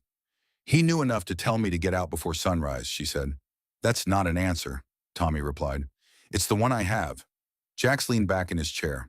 You said he's been gone for years. Yes. So maybe he's full of... Leon cut in, not loudly, but with enough weight to stop the sentence. Kid. Jax bristled. What? You can question the information without being an idiot about the source. Jax looked ready to say something worse, then saw that no one in the room was on his side and let the anger retreat into his jaw. Mara appreciated Leon for the interruption more than she showed, not because Jax was wrong to question Eli. He wasn't. Mara would have questioned him too, and harder, but there were too many raw wires in her already. She did not trust herself to touch that one without sparking. Leon leaned forward. All right, my turn. He pointed at the map. We're here, southwest fringe of Belmore. Route 40 is our best way out, but every ramp we tried was jammed, blocked, or worse. Westbound traffic is probably solid for miles. So we don't go west, Tommy said quickly, the suggestion almost hopeful. Mara looked at him. That's exactly where we go. Because of the text? Yes. He laughed once, humorless and tired. You people are insane. Viv folded her arms. Then leave. Tommy blinked. She did not raise her voice. She did not need to. If you think staying near Belmore is safer than moving, she said, then go.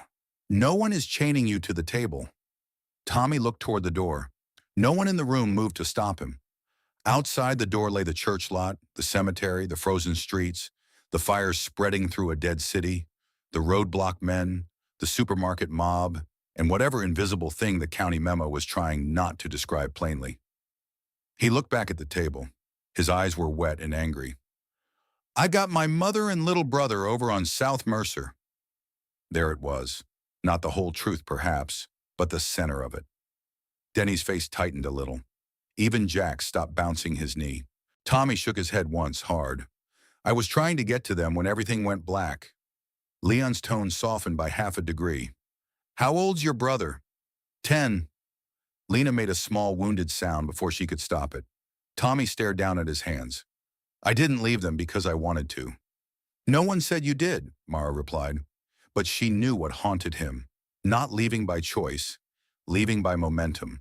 One bad turn, one surge of panic, one locked intersection, one blow from a crowd, one door opened in a bar because terror had outrun shame. Sometimes survival began by accident and stayed that way long enough to feel like guilt. Tommy looked at her sharply, almost suspiciously, as if kindness from a stranger was a trick. Leon exhaled through his nose. We have 3 problems, he said. Road, fuel, and information. And food, Denny added, offended on principle. Yes, and food. Also the air turning murderous, Jack said. Yes, Leon said. That too. Mara picked up the county packet and flipped deeper into it. Several pages were missing, probably torn out by whoever had worked from the van. The remaining sheets were fragmented and ugly with acronyms. Preliminary Particulate Behavior Model, Civil Compliance Concerns, Temporary Personal Respiratory Protection Guidelines, a page of handwritten annotations in blue ink along one margin, not smoke, not biological. Electrostatic behavior, high agitation in exposed populations, urban retention worse. Mara stared at the last line. Urban retention worse. The phrase sat beside her brother's warning in a way she could not ignore. Belmore, a crowded basin of concrete, glass, tunnels, Old ventilation shafts, high rises, packed neighborhoods, bus depots, train yards, dead-end streets, and long enclosed public buildings. A place where anything airborne could settle, swirl, recirculate. "Read it out," Viv said. Mara did. The room listened. Lena whispered, "High agitation." Jax let out a disbelieving breath. "So what? People breathe this stuff and go crazy?" Mara did not like how plausible it sounded after what she had seen already. The speed of the violence at the gas station, the men at the roadblock, the strange rawness in the city, as if social skin had been stripped away in minutes. "That's one interpretation," she said carefully. Denny rubbed his forehead. "Maybe people were waiting for an excuse." "That too," Viv said. Leon nodded. "Doesn't have to be one thing." He was right. Mara knew that instinctively. Catastrophes were rarely pure. They mixed what came from outside with what had always been inside people, waiting for better circumstances to show itself. The radio crackled. Everyone looked at it. Mara raised the volume. Static hissed. Then a woman's voice emerged, thin with fatigue and interference. "Repeat, if you are receiving this transmission on county emergency, channels, the western particulate line is moving faster than projected. Avoid enclosed population centers lacking verified filtration. Repeat, avoid enclosed population centers." The signal warbled. Another voice broke over it, male shouting, "We have patients attacking staff in triage. I need—" Static swallowed him whole. Then silence. The lamp buzzed faintly. No one spoke for several seconds. Finally, Jack said, "I hate this." No one mocked him for it, because the sentence was too small for the feeling and therefore honest. Leon stood. "All right, we don't stay till sunrise." "That was quick," Denny said. "We weren't staying till sunrise anyway." Leon pointed at the map again. "Belmore's west side feeds into county roads before Route 40 opens up. If we can't join the highway clean, we go parallel until traffic thins or the road opens. But first we need more fuel." "We have the cans," Lena said quietly. "We have maybe enough to buy distance, not enough to trust it." Tommy lifted his head. "There's a city maintenance yard off Calder Road. Snowplows, salt trucks, generators, they keep fuel tanks." Everyone looked at him. He straightened a little under the attention, defensive already. "My uncle used to work there." "Used to?" Leon asked. "He got fired." "For what?" Denny said. Tommy shrugged. "Stealing catalytic converters." "Family values," Viv murmured. Tommy shot her a look and kept going. "The yard's fenced, but there's a side gate near the drainage ditch that never locks right. If it still has fuel, if it isn't already stripped," Leon finished. "It might not be," Tommy said. "It's not on a main road." Leon considered. "How far?" 10 minutes from here if roads are clear." "Nothing is 10 minutes anymore," Denny said.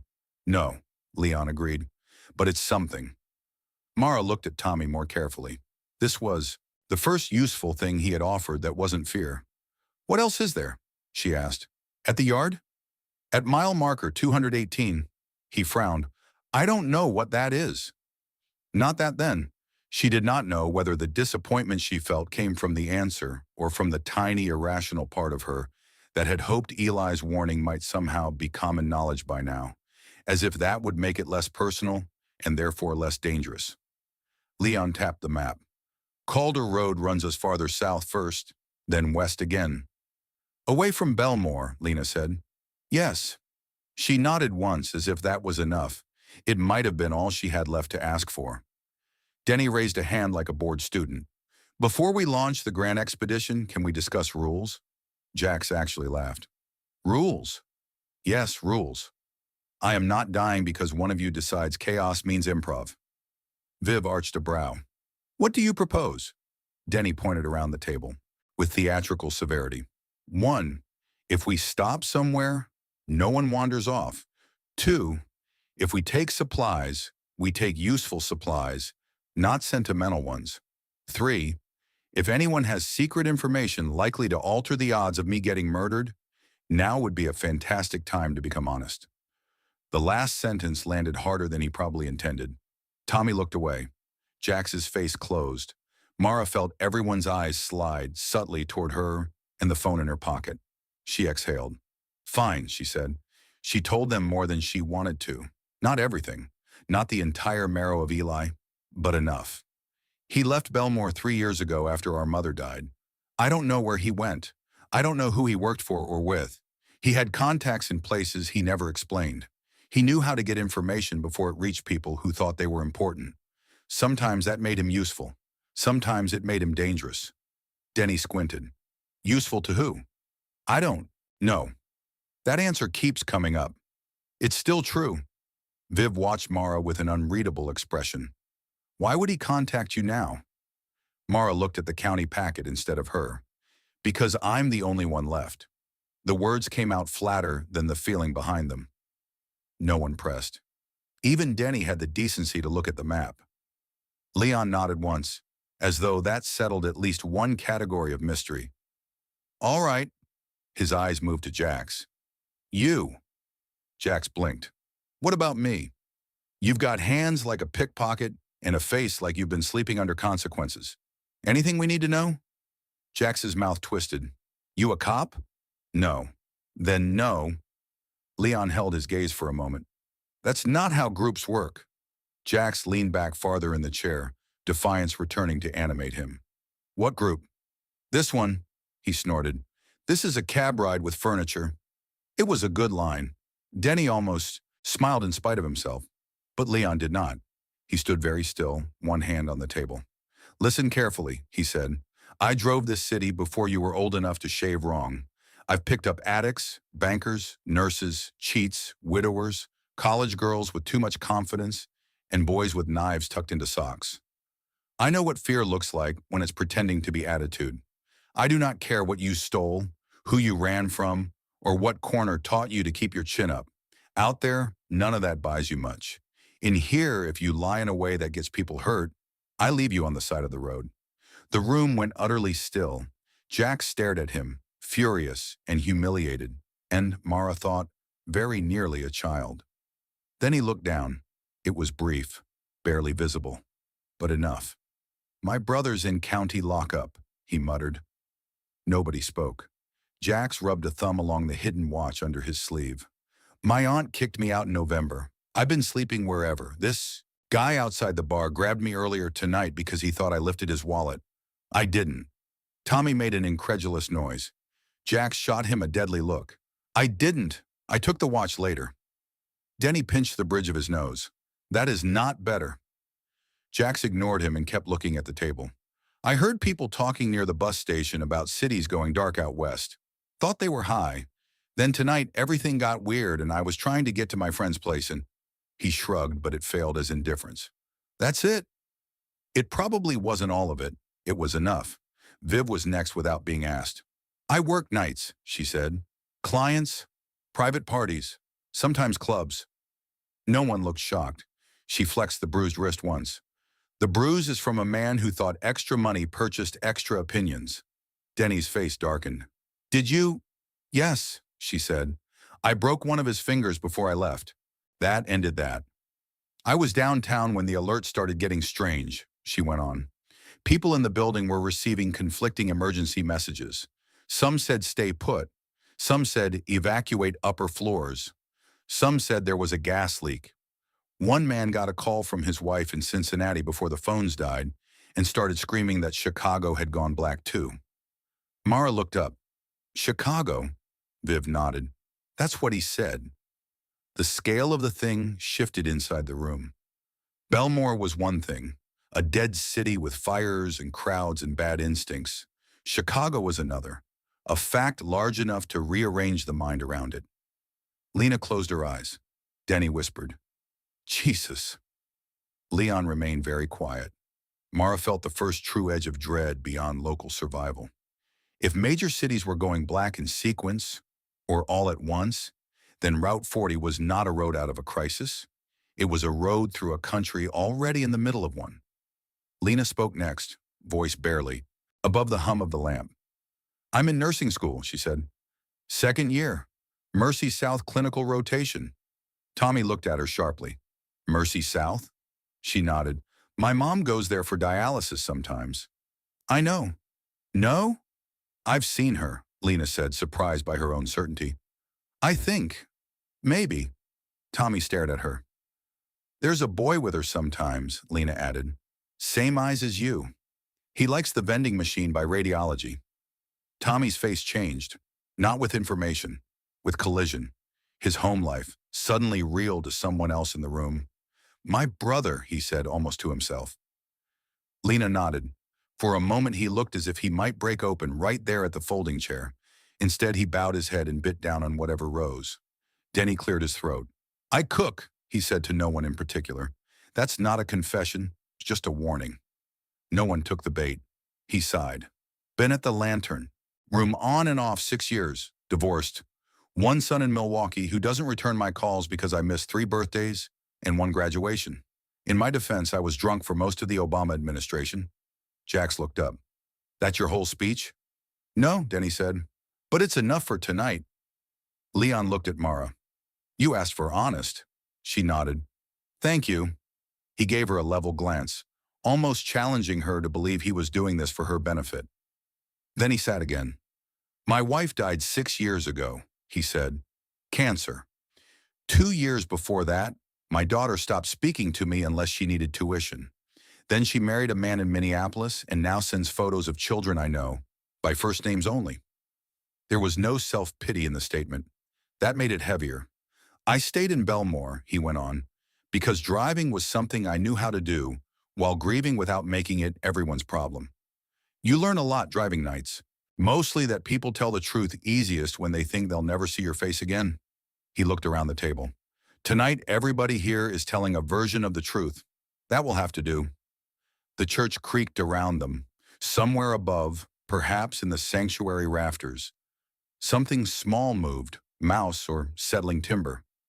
Everyone looked up at once, tension snapping back with embarrassing speed.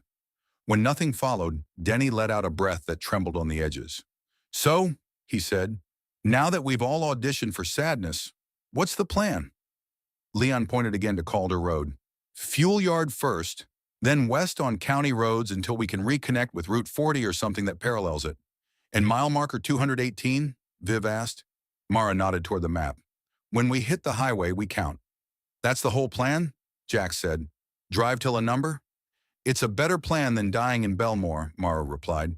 He did not argue, because that was still the truest thing in the room. They gave themselves 15 more minutes inside St. Bartholomew. Long enough to prepare, not long enough to pretend the church could become refuge. Leon found a utility closet with reflective vests, old road salt, a rusted toolbox, 2 flashlights with weak batteries, and a stack of donated winter coats. Denny discovered canned peaches in the kitchenette and looked briefly emotional over them. Lena filled every bottle they had from the sink, despite not knowing whether the water would hold. Viv made neat bundles from the thermal blankets and slipped one around Lena's shoulders without comment. Jack scavenged batteries from wall clocks and a forgotten toy in the nursery room, returning with enough AA cells to revive 1 flashlight and almost no explanation. Mara spent part of the time alone in the short hallway outside the parish office, trying her phone again. Nothing. No signal. No new texts. No confirmation that Eli still existed somewhere beneath the same sky. She looked at her own reflection in the dark office window. Pale face, hair half fallen from its tie. Eyes older than 32 should look. Coat splashed with dirty meltwater. The revolver in her hand small but ugly and entirely real. For one fleeting second, she hated Eli with a purity that almost steadied her. 3 years of silence, then 2 messages and a road. He had always known how to arrive in her life by making everything else impossible to pay attention to. You all right? Leon's voice came softly from behind her. She turned. He stood in the hall with one of the parish coats over his arm and a half-empty plastic bottle of water in his hand. Up close, he smelled faintly of coffee, wet wool, and the cold metallic scent people carried after long exposure to winter air. I'm functional, she said. That wasn't what I asked. She almost laughed but did not. He held out the coat. Warmer than yours. She took it after a second. Thanks. Leon leaned one shoulder against the wall. You don't have to trust me, he said, but you should know I'm not following you because I like mysteries. Mara looked at him. Then why are you? His face shifted minutely. Not enough to call it pain, enough to call it memory. Because 20 minutes before I came into the lantern room, he said, I dropped off a fare near St. Agnes Medical Tower. Whole place was running on backup power. Loading bay packed with ambulances. A nurse came out smoking without a coat, which should tell you how her night was going. She said they'd received a state advisory 3 hours earlier to prepare isolation wards for respiratory exposure. Mara straightened. Why didn't you say that before?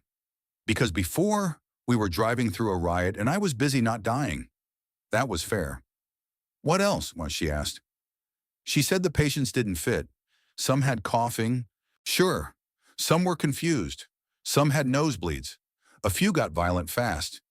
Said one woman kept screaming there was metal in the air. The nurse thought it was a chemical spill somewhere uptown.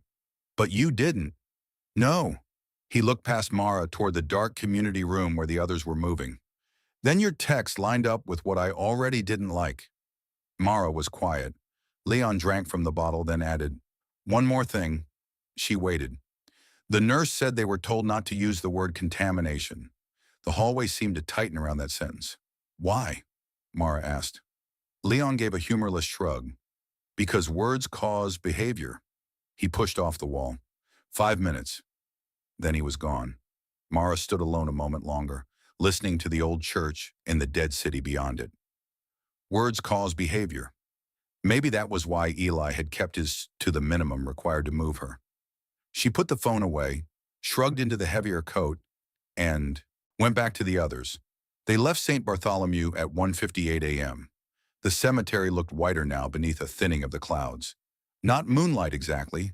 That strange pallid brightness from earlier had strengthened in the west, diffused behind the cloud cover like the world was being lit through dirty glass. Snow on the grave markers caught it. The saint over the church steps glowed faintly and looked for all the world as if he had developed opinions. Jack saw Mara looking and muttered, "Don't." At the statue? At the whole dead crowd. Denny huffed through his nose. You're a very disappointing criminal. I'm not scared. Then why are you whispering? Jax did not answer. They moved quickly to the cab. The air felt sharper than before, or perhaps they had been warmed just long enough inside to notice the cold as an assault again. Leon scraped sleet from the windshield with a church flyer. Denny loaded the canned food and extra water. Lena climbed into the middle row with a thermal blanket around her shoulders. Viv took the back this time and pulled the child-sized church flashlight from her bag. Tommy lingered 1 second too long, looking east toward the hidden center of Belmore, before getting in. Mara settled into the passenger seat and unfolded the county map over her knees. Leon turned the key. The engine coughed, caught, and idled rougher than before. Still with us, he said. For now, Denny answered. They rolled out of the lot with headlights off for the first block, then on low beam once the church vanished behind them. Calder Road lay southwest through a grid of neglected industrial streets and half-developed land the city had once promised to revitalize. The cab moved through darkness, broken only by the occasional emergency flare, a porch light on backup battery, or the blue-white wash of a phone screen in someone's hand. Belmore felt farther away here, yet not absent. Twice they passed. Houses with front doors standing open.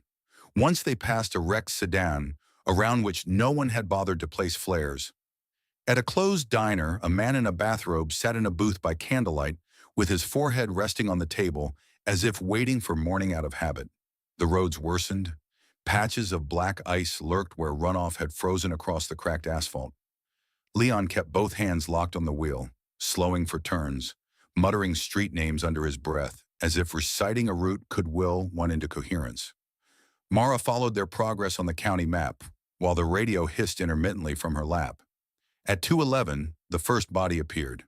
Not on the road, beside it. A person lay on the sidewalk under a bus shelter advertisement for allergy medication. One arm bent oddly beneath the torso. No movement. No blood visible in the brief sweep of the headlights. Just stillness and a drift of blown trash catching on one shoe. Lena sucked in breath. Tommy looked away first. Leon did not slow. No one asked him to. 2 blocks later, they encountered the second. This one was alive. A woman stumbled out from between parked cars waving both arms, her coat hanging open, hair plastered to her face with snow and sweat. Leon cursed and braked instinctively before judgment caught up. "She's alone," Lena said. "That doesn't mean harmless," Viv replied from the back. The woman hit the hood with both palms. "Help me," she screamed. Her voice came through the glass raw enough to peel paint. Leon kept the doors locked. Mara looked harder. The woman was in hospital scrubs under the coat. One side of her face was smeared with something dark. Her left hand bled freely from the knuckles. Behind her, no one emerged. "Please," she screamed again, turning in frantic circles as if danger might materialize from any angle. "Please, my husband." Then she stopped. Not because she saw something, because she forgot the sentence. Her eyes went wide and unfocused. Her mouth worked soundlessly for a second. Then she began striking the hood with both fists over and over, not pleading now, simply hammering metal as if noise itself could save her. Leon put the cab into gear. The woman lurched aside at the last second, screaming something none of them could make out. In the side mirror, Mara saw her stagger into the road after them for several yards before collapsing to her knees. No one in the cab spoke. Eventually, Lena whispered, "She was a nurse." Viv said, "She was alive." Lena looked at her sharply, hurt and angry. Viv met the look and held it. "We can't rescue every symbol," she said. The words were cruel only in tone. In meaning, Mara suspected they were the opposite. Still, Lena turned to the window and said nothing else. At 2:19, they reached the turn for Calder Road. The maintenance yard sat another mile out near the drainage basin and the municipal salt storage domes.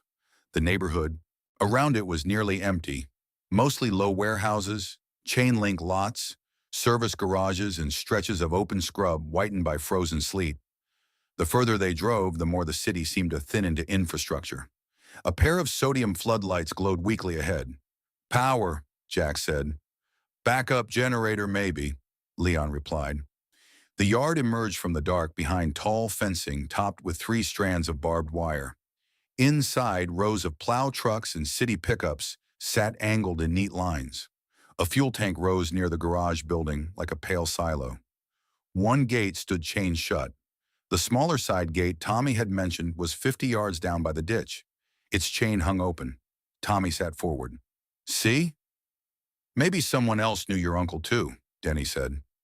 Leon killed the headlights and rolled to a stop a short distance from the gate. They sat listening.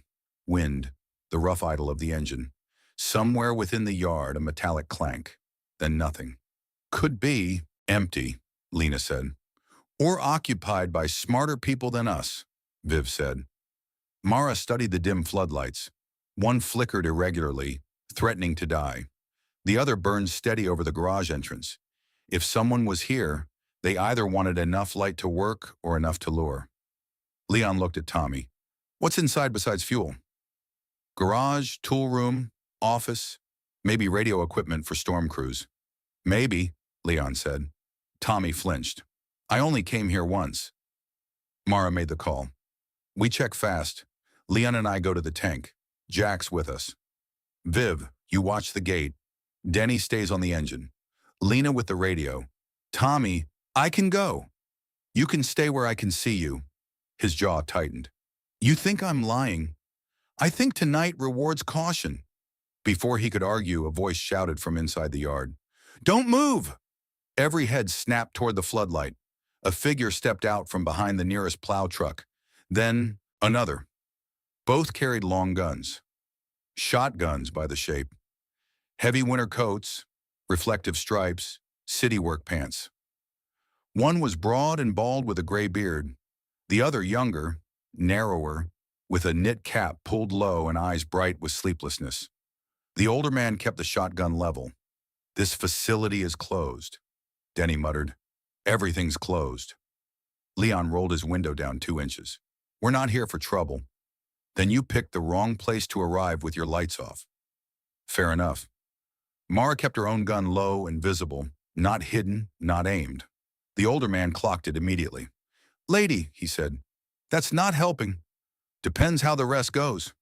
He stared at her a beat longer, then at the cab full of people, then at the gas cans visible in Jax's lap. "You looking for fuel?" he said. "Yes," Leon replied. No. He began to step back. Wait, Lena blurted.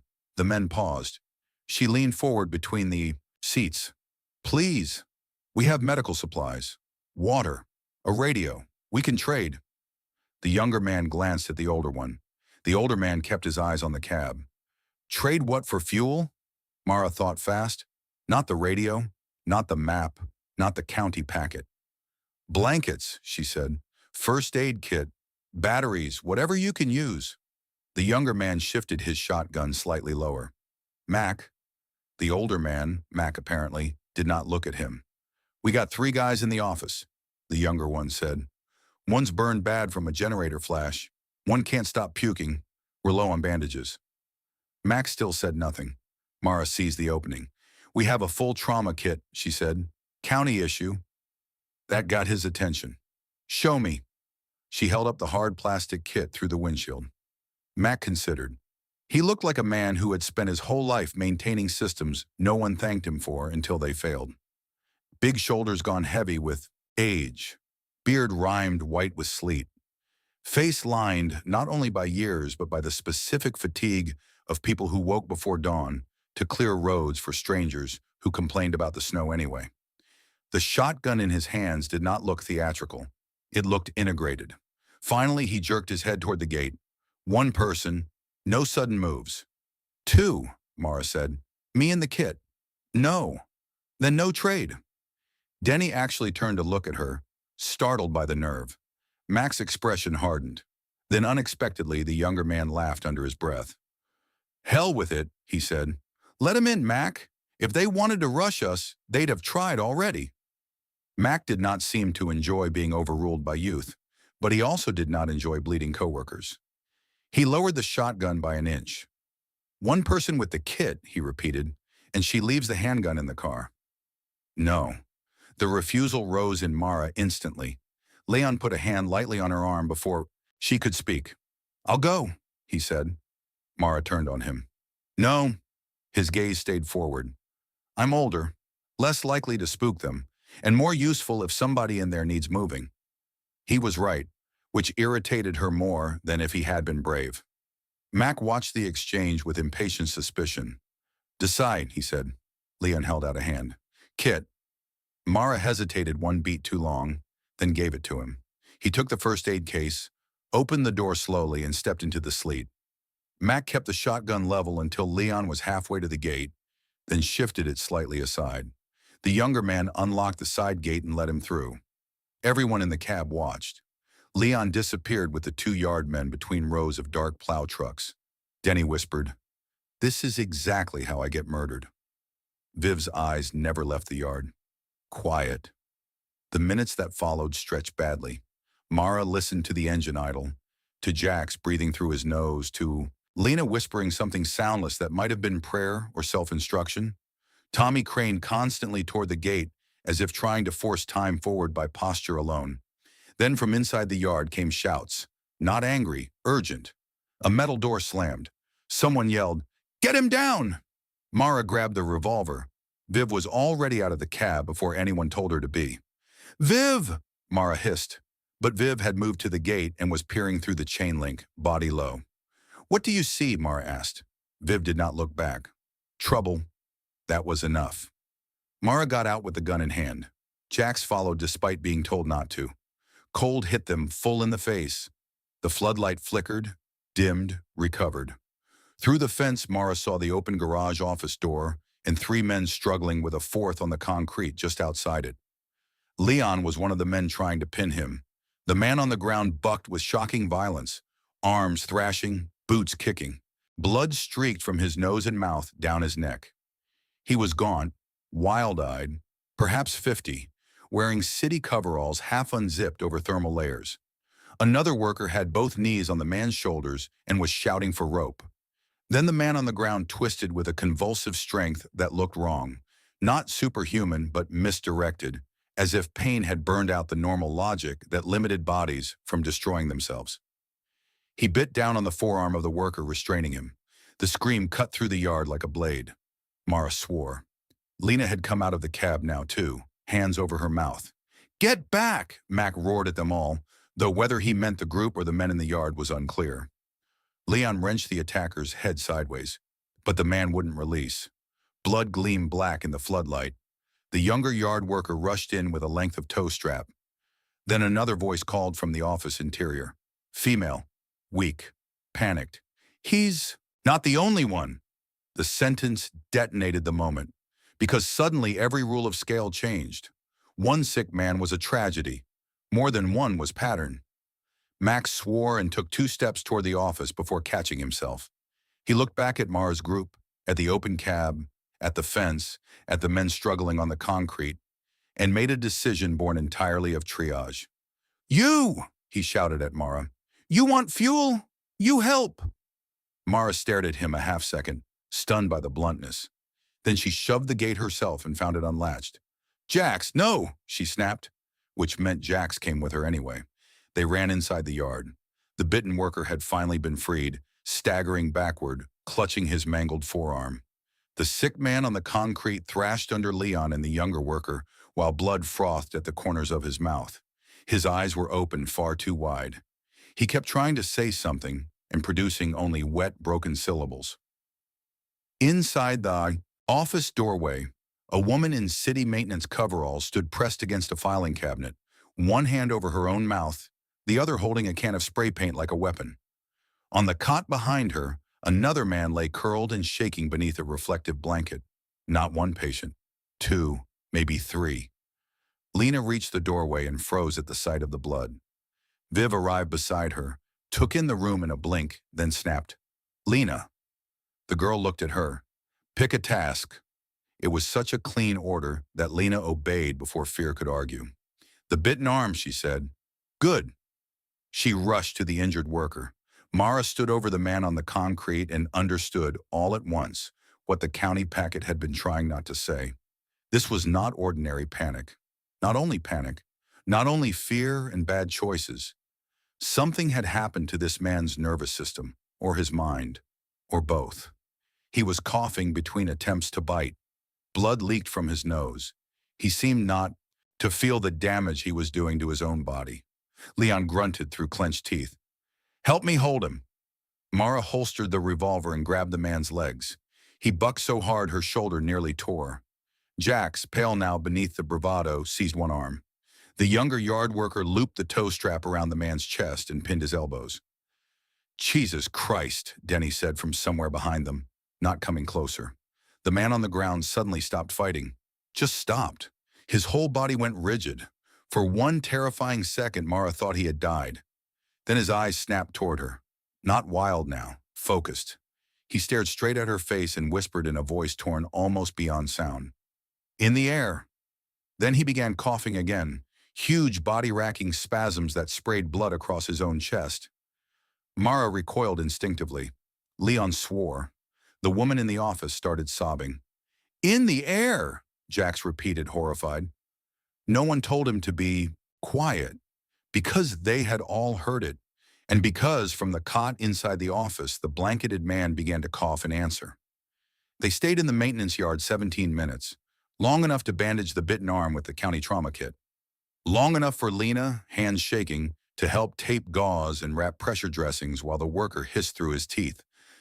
Long enough for Mac to siphon fuel from the yard tank into their cans, and then, after one dark look at the convulsing man on the ground, into the cab itself. Long enough for the woman in coveralls to tell them the first sick worker had come back from checking a generator shed along the north fence, complaining of metallic taste and burning in his lungs.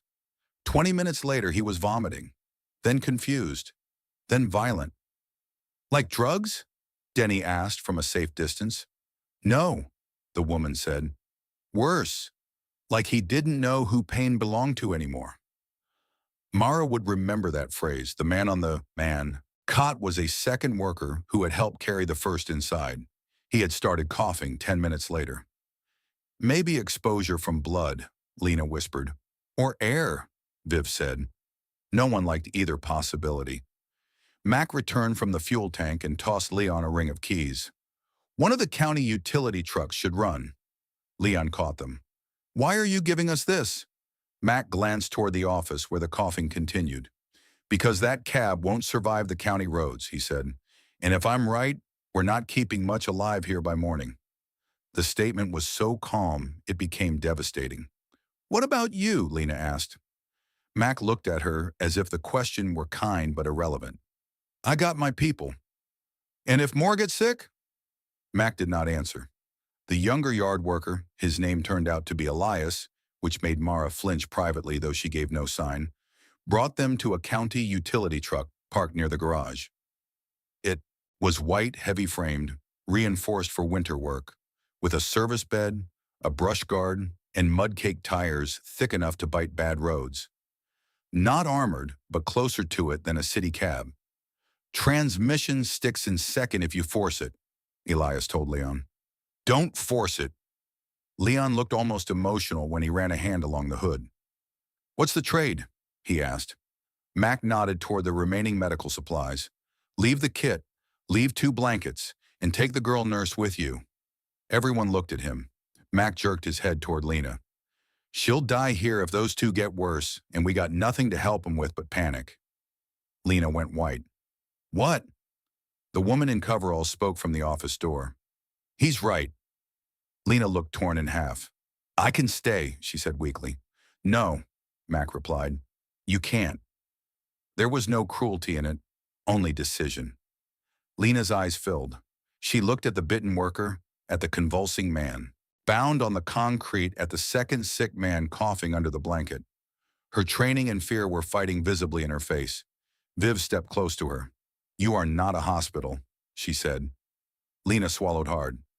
But they need systems, Viv said. You are one student with shaking hands. The younger woman's face crumpled with shame. Mara stepped in before the shame could root too deep. You already helped.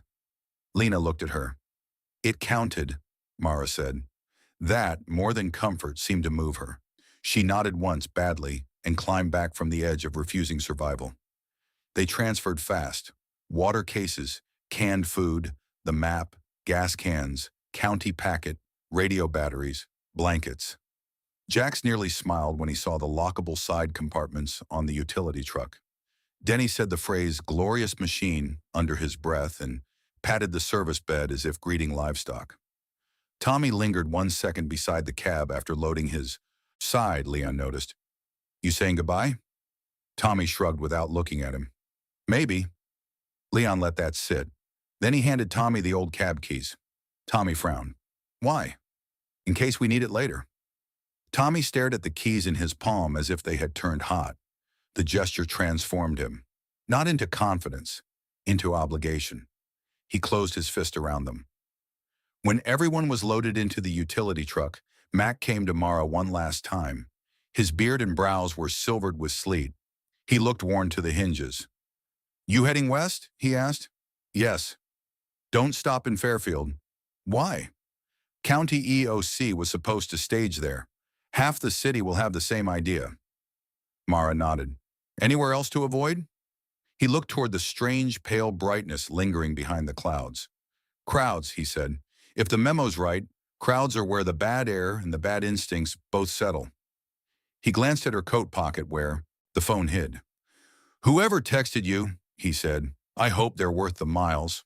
Before Mara could answer, he turned and walked back toward the garage, toward his sick men, his floodlights, and the yard he had decided to hold even as it began to poison itself. The truck engine caught on the first turn. Leon drove.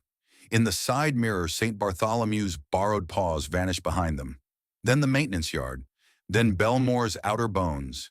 Ahead lay county roads, a heavier vehicle, more fuel, less certainty. The radio crackled once more as they turned west under a sky the wrong color. This time the voice that came through was faint, nearly drowned in static, but intelligible enough to tighten every spine in the truck. To any remaining units, particulate front has crossed the eastern suburbs. Repeat, front has crossed the eastern suburbs. Estimated movement faster than projection. If relocating, do so now. Sunrise containment unlikely. The message dissolved into interference. No one spoke. They did not need to, because behind them was Belmore. Ahead of them was Route 40, and somewhere between the two, under a paling, poisoned sky, The country was beginning to die in earnest. Chapter 4. The Sixth Event. By 3:07 a.m., Belmore had become a glow behind them. Not a skyline, not a city, just a low, uneven burn in the eastern dark, broken by the occasional pulse of emergency lights, the flaring orange of new fires, and the weak electrical shudder of systems dying in pieces. In the side mirror of the county utility truck, it no longer looked like a place where people lived. It looked like the aftermath of a decision made somewhere above human scale. Leon drove west. The municipal truck handled the roads better than the cab ever could have. Its weight steadied it on black ice, and the broader tires bit into the frozen slush with a confidence that made everyone inside breathe a little less carefully. The heater worked in fits but worked. The windshield was whole. The side compartments clanged faintly over potholes, and the service bed carried their scavenged water, food, blankets, and the last portable fragments of usefulness they had managed to steal from the night. Mara sat in the front passenger seat with the county map spread open across her lap and the radio resting beside it, volume turned low. Every few minutes, static coughed out another broken transmission. Most were useless. Some were terrifying. All of them made the silence between feel temporary. Behind them, in the extended cab, Lena sat between Denny and Viv, wrapped in one of the thermal blankets and staring at nothing. The smell of antiseptic still clung to her hands from the maintenance yard. Jax had claimed the seat nearest a window and kept checking the dark shoulders of the road as though he expected the country itself to step out and accuse him. Tommy sat forward with his forearms on his knees, the old cab key still in his fist, opening and closing his hand around them, as if repetition might somehow become a plan. No one had spoken much since they left the yard, not because there was nothing to say, because all of them, in their separate ways, were still, carrying the image of the worker on the concrete, bound, bleeding, coughing, saying, in the air.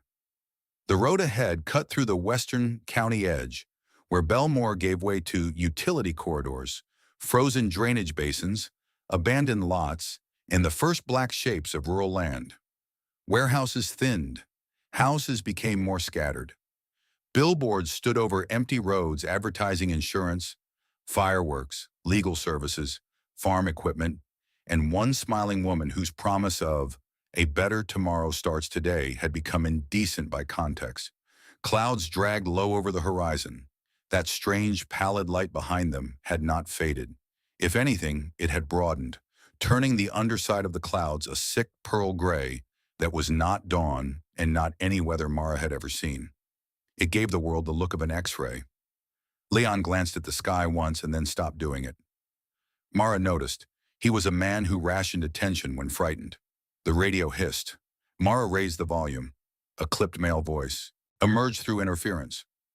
State transportation gridlock at all primary westbound corridors. Repeat, all primary westbound corridors are considered compromised. Secondary and tertiary routes only if necessary. Avoid county reception centers pending filtration verification. Static chewed the rest. Denny let out a dry laugh from the back seat. Reception centers? That's nice. Makes it sound like somebody's getting married. No one is getting married tonight, Viv said. You'd be surprised what people do under stress. Tommy muttered, I'd settle for gas station coffee and my mom not being dead. The truck went quiet. Nobody corrected him. Nobody offered hope they couldn't support. Mara adjusted the map. There's a county service road up ahead, she said. Cuts northwest and reconnects with 40 farther out. Might get us around Fairfield. Leon nodded once. Good. Fairfield. Mac had said not to stop there. The warning stayed with Mara. It had not sounded speculative. It had sounded like the sort of thing one working man said to another when the language of systems had failed and only local wisdom remained. Avoid crowds, avoid Fairfield, avoid places where people would think safety was waiting in quantity. The truck climbed a gradual rise and the county opened in front of them. Fields, frozen drainage ditches, telephone poles threading the road westward into dark. A distant grain elevator lit by nothing at all. It should have looked peaceful. It did not. It looked abandoned just ahead of time, as if the human presence had withdrawn 1 hour before they arrived. Jax pressed his forehead to the cold glass again, then seemed not to care who saw this time. Never knew empty could look crowded, he murmured. What does that mean? Lena asked softly. He kept looking outside. Like something's already here. No one dismissed him, because they all felt it. Not a creature, not a person, just a pressure. The sense that the landscape had become occupied by an event. At 3:31 a.m., they passed the first highway graveyard. The service road ran briefly parallel to Route 40 at a lower elevation, separated by a wide frozen ditch in a line of skeletal cottonwoods. In the truck's headlights, the interstate appeared in fragments through the trunks, lane after lane of unmoving vehicles, most dark, some still lit by hazard flashers, blinking weakly in the sleet. Tractor trailers stood jackknifed across shoulders. Cars were abandoned with doors open. Here and there, small clusters of people moved between vehicles carrying bags, children, blankets, backpacks, fuel cans. No speed, no order, just stranded mass. The interstate looked less like a road than a collapsed artery. Tommy stared through the side window. My God. Leon kept his eyes forward. That's why we're not on it. Further down, half a mile maybe, a bus had burned nearly to its frame. Beyond it, emergency flares still glowed at intervals, abandoned to finish their work alone. Mara thought of Eli's message again. Head west on Route 40. Find mile marker 218. At the time, she had pictured movement, forward motion, distance, a route. Now she began to understand that the instruction might never have meant the highway itself. It might have meant only the line of geography, the direction, the number, the promise that somewhere along that battered spine of pavement, there remained one useful thing in a country becoming unusable. Leon slowed and pointed with two fingers at the interstate through the trees. Look. Ahead on the shoulder stood two state trooper SUVs and one military cargo vehicle. No lights, no personnel visible. But from the angle, the military truck seemed to be blocking an emergency crossover from the interstate down to the service road. They sealed it, Viv said. Or tried to, Mara replied. Jax twisted in his seat. From what? No one answered, because there were too many possible answers and none of them improved the night. At 3:44 a.m., they found the medic. She was walking west alone in the middle of the county road. For a split second, she appeared only as shape, reflective strips on a heavy coat, backpack slung high, one arm raised against the truck's headlights. Then Leon braked and the beam filled her in. Female, 40s perhaps, dark hair plastered to her skull beneath a knit cap, paramedic jacket filthy with mud and blood. One side of her face reddened by wind exposure, one boot wrapped at the ankle with what looked like torn elastic bandage. She did not move out of the road. She stood her ground and squinted into the windshield like someone too exhausted to fear vehicles properly anymore. Don't stop, Tommy said immediately. She's EMS, Lena said. She could also be dying, Viv replied. She's definitely dying, Denny muttered. Everyone's dying. Mara looked harder. The woman carried a trauma pack and an oxygen satchel, both half empty. Her shoulders sagged with fatigue but not confusion. She was tracking the truck, judging occupants, preparing for negotiation. Whatever had happened to her, her mind still belonged to her. Leon kept rolling at walking speed. Mara cracked her window. The cold cut in hard. Who are you? She called. Paramedic, the woman shouted back, voice ragged. County EMS, Unit 7. What happened to your unit? Crashed. Where? Bridge washout off Miller Cut. She swallowed, visibly struggling to stay upright. You heading west? Yes. Then take me. Not please, not help me. Take me. There was professional economy in it, the sentence of someone used to triage and too depleted for theater. Leon glanced at Mara. She looked back at the woman. Any symptoms? Mara called. The woman almost laughed in disbelief. You want my chart? Answer. No confusion, no vomiting. Cough from the cold, that's all. Twisted ankle. Been on foot maybe 5 miles. Lena leaned forward between the seats. Let me see her pupils. Tommy made a dismayed noise. What are we, a mobile clinic? Mara ignored him. Come closer to the light, she said. The paramedic did. She approached the truck slowly enough not to alarm anyone, and tilted her face up toward the beam. Her pupils responded normally. Her gaze was sharp. Her breathing, though fast, was controlled. There was dried blood on her jacket, but none visible at nose or mouth. "Open the door," Lena said quietly. Viv looked at her. "You're certain?" "No," Lena replied, "but more certain than I was at the yard." It was not confidence, it was growth. Mara nodded to Leon. He unlocked the rear door. The paramedic climbed in with a wince she tried and failed to hide. The cold came with her, plus the smell of diesel, antiseptic, sweat, and the sharp metallic edge of old blood. Jax pressed instinctively against the door to make room. Tommy looked miserable about the whole decision. Denny handed over the thermal blanket without comment, which Mara filed away. The woman sat carefully, set her trauma bag at her feet, and rested both hands on her knees until the shaking in them eased. "Name?" Leon asked as he pulled the truck back onto the road.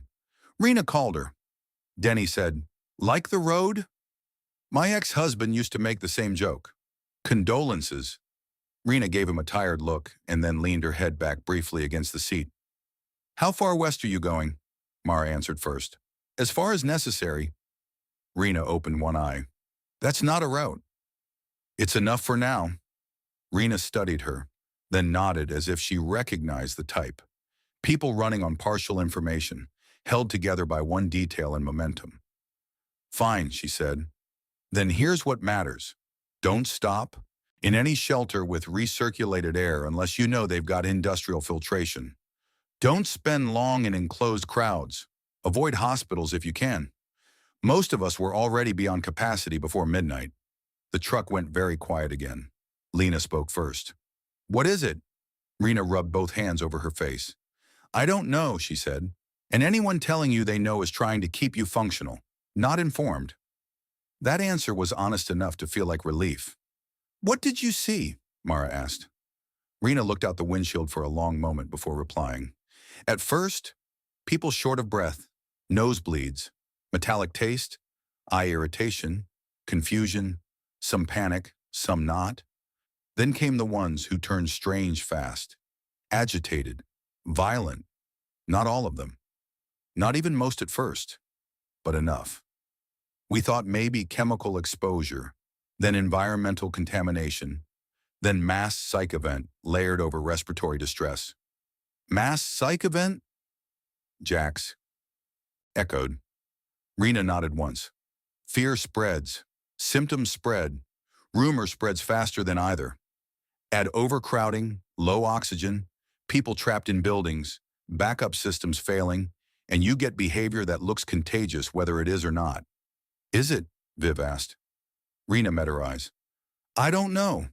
That answer stayed hanging in the cab like frost. "What about Belmore?" Tommy asked too quickly. "Can people survive there?"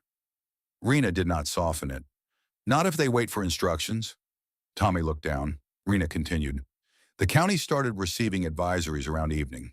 Then the advisories started contradicting one another. State said shelter. Federal said limit travel.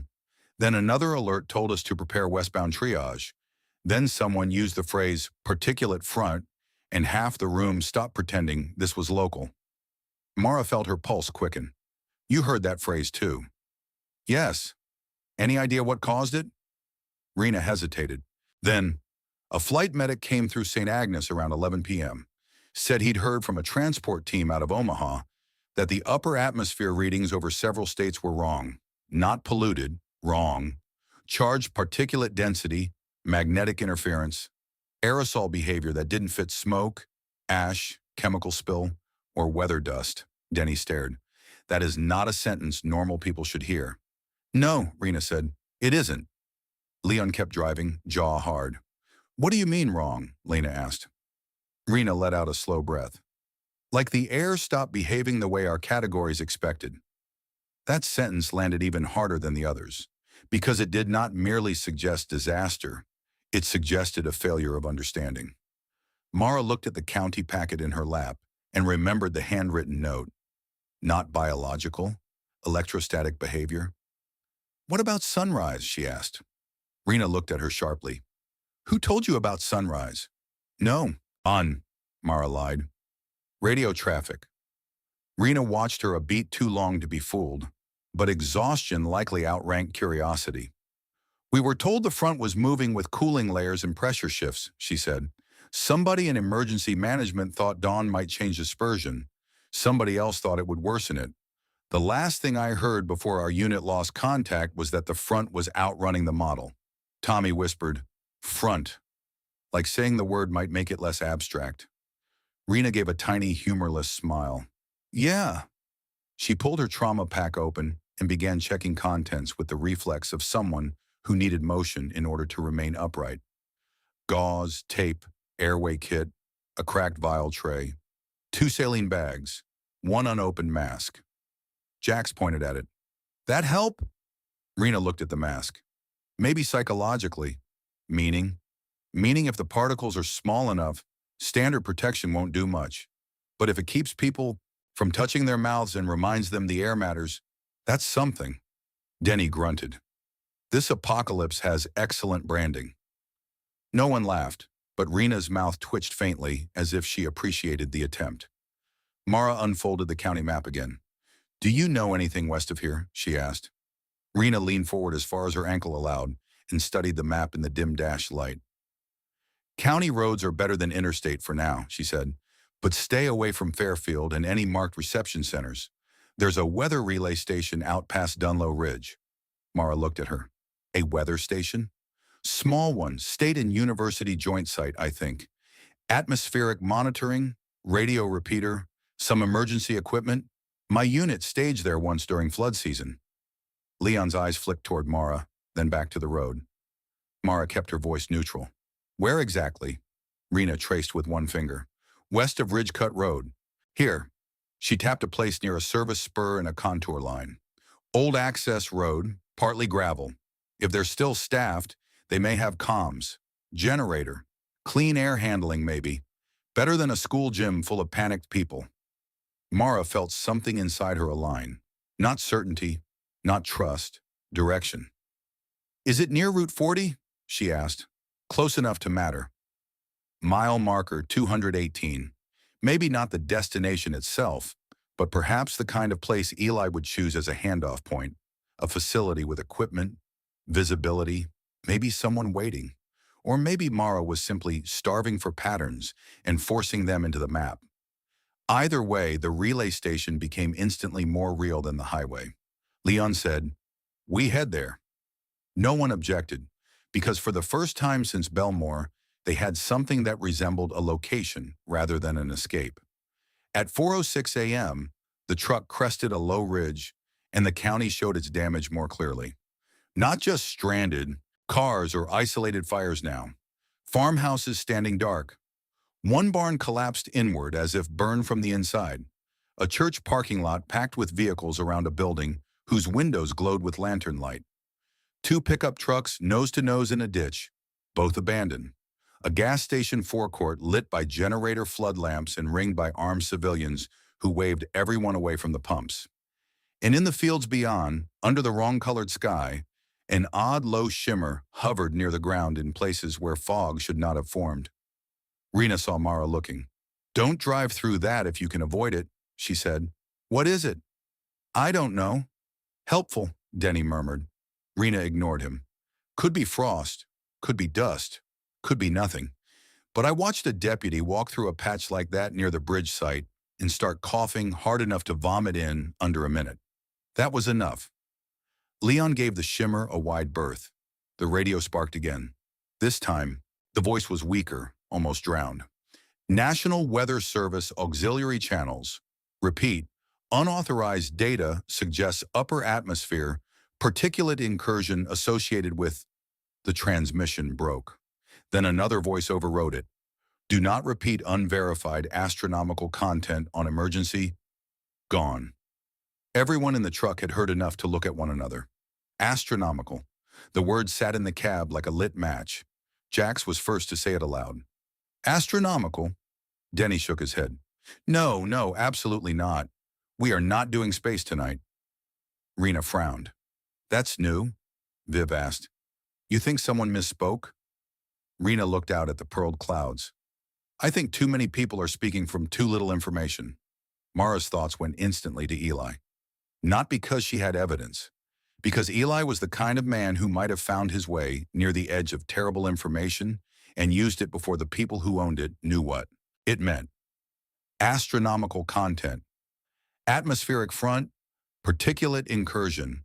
The words did not fit together naturally, which perhaps meant they fit perfectly.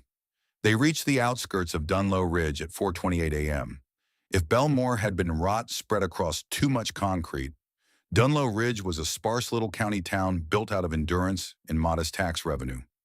Main Street held a feed store, diner, hardware shop, one bank branch, one shuttered video rental, turned church thrift store, and a gas station with a hand-painted sign that usually advertised pie at the diner and tractor repair specials in alternating weeks. Tonight, Main Street was dead. No lights, no traffic, no movement, except for one American flag snapping hard on its pole outside the post office, and one loose sheet of newspaper tumbling across the intersection like something trying to escape. Tommy leaned forward. "Where is everybody?" "Inside," Lena said hopefully. "No," Rena said. No explanation. Followed. They rolled through the center of town at low speed. The diner door stood open. One chair lay broken on the sidewalk. A pickup truck had smashed into a fire hydrant and been left there with both front doors flung wide. Water no longer sprayed. The system had likely died hours earlier. In the hardware store window, a row of display lanterns sat dark behind glass smeared by someone's hand. On the church sign outside the thrift store, the removable black letters had been rearranged hurriedly into a message. "Come to the fairgrounds," Mac had said not to stop in Fairfield. Now another county town was directing its people to the fairgrounds. Mara hated how predictable panic was becoming. Leon drove on. At the west edge of town, they found the road toward the relay station. Narrower pavement giving way to patched asphalt, then to a county service route that climbed into low-wooded hills. A battered sign marked State Atmospheric Research Access. Authorized vehicles only. Jax read it aloud and said, "Well, that's encouraging." "No," Denny replied. "Encouraging would have been waffles." They took the access road. The woods closed around them. Bare branches clawed at the truck's beam. The slope steepened. The road surface deteriorated into potholes, gravel patches, frozen runoff, and washboard ridges that rattled the service bed in everyone's teeth. Twice Leon had to drop into low gear. Once he swerved around a fallen limb, thick as a man's leg. And then, as the road curved around the shoulder of the ridge, they saw the observatory. It was smaller than the word suggested. Not a giant telescope dome or a dramatic mountaintop complex, but a practical hilltop station made of cinder block and steel, surrounded by antenna masts, weather instruments, fenced sensor arrays, a small fuel tank, and one squat two-story operations building with narrow reinforced windows. Beyond it stood a white radome, the size of a shed in a lattice tower, bristling with dishes and wind monitors. Generator lights burned dim gold behind frosted glass. Power, real power.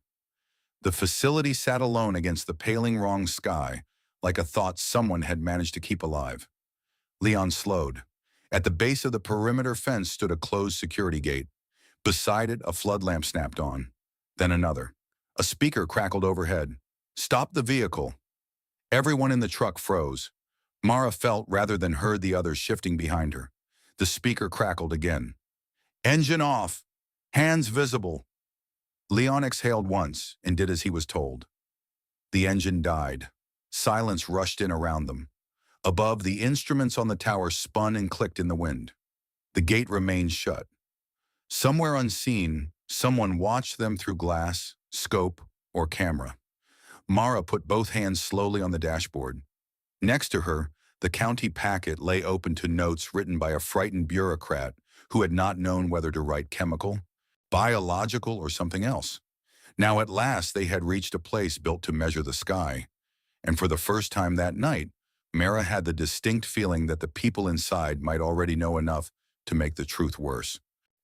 Chapter 5. What the Sky Carried. For several seconds after the speaker ordered them to kill the engine, nobody in the truck breathed normally. The hilltop station stood in front of them under flood lamps and a sky that seemed to have been drained and refilled with the wrong substance. The generator-lit windows in the operations building gave off a thin gold glow that looked less welcoming than clinical. The perimeter fence, topped with tight coils of razor wire, enclosed weather masts, dish arrays, instrument cages, a fuel tank, and a white radome that crouched beside the main structure like a sealed thought. The flood lamps flattened everything: the truck hood, the locked gate, the black tree line beyond the access road, Mara's hands on the dashboard, Leon's profile in the driver's seat, hard and still. The speaker crackled again. "Identify yourselves." Leon glanced at Mara. She answered first. "We're civilians. We came from Belmore." A short burst of static. Then, "How many?" "7, Mara said, "including a paramedic." Rena in the back muttered under her breath, "Apparently I'm a passport now." The speaker came again. "Anyone symptomatic?" A loaded question if Mara had ever heard one. She looked around the cab. No coughing beyond what the cold and exhaustion might explain. No blood at mouths or noses. No confusion beyond shock. No one trying to bite anyone. "Not that we know of," she replied. The silence that followed stretched too long. Then the speaker said, "Step out one at a time. Hands visible. Leave all firearms in the vehicle." Jax whispered, "No." Viv said quietly, "Agreed." Leon kept his eyes on the gate. "We didn't come this far to get shot because of pride." "That's not pride, Nuna," Jax said. "That's pattern recognition." Mara understood both positions instantly. They had spent the night surviving institutions that lied, roads that hunted, crowds that turned predatory, and help that came dressed like triage. Giving up weapons to unseen people behind a fence on a hilltop under a dying sky did not feel wise. But neither did staying outside a research station likely equipped with better air systems and better information than anything else for miles. Rena leaned forward as much as the cramped back seat allowed. If they've lasted up here this long, they're screening for symptoms and threat. That means they're disciplined. Disciplined is better than desperate. Denny made a noise deep in his throat. "I miss when my biggest concern was Yelp reviews." The speaker crackled a third time. "You have 15 seconds to comply or leave." "Friendly," Tommy muttered. Mara opened her door. Cold rushed in. She stepped out slowly, keeping both hands visible, revolver still holstered at her hip. A camera mounted above the gate pivoted toward her with insect precision. "Not good enough," the speaker said.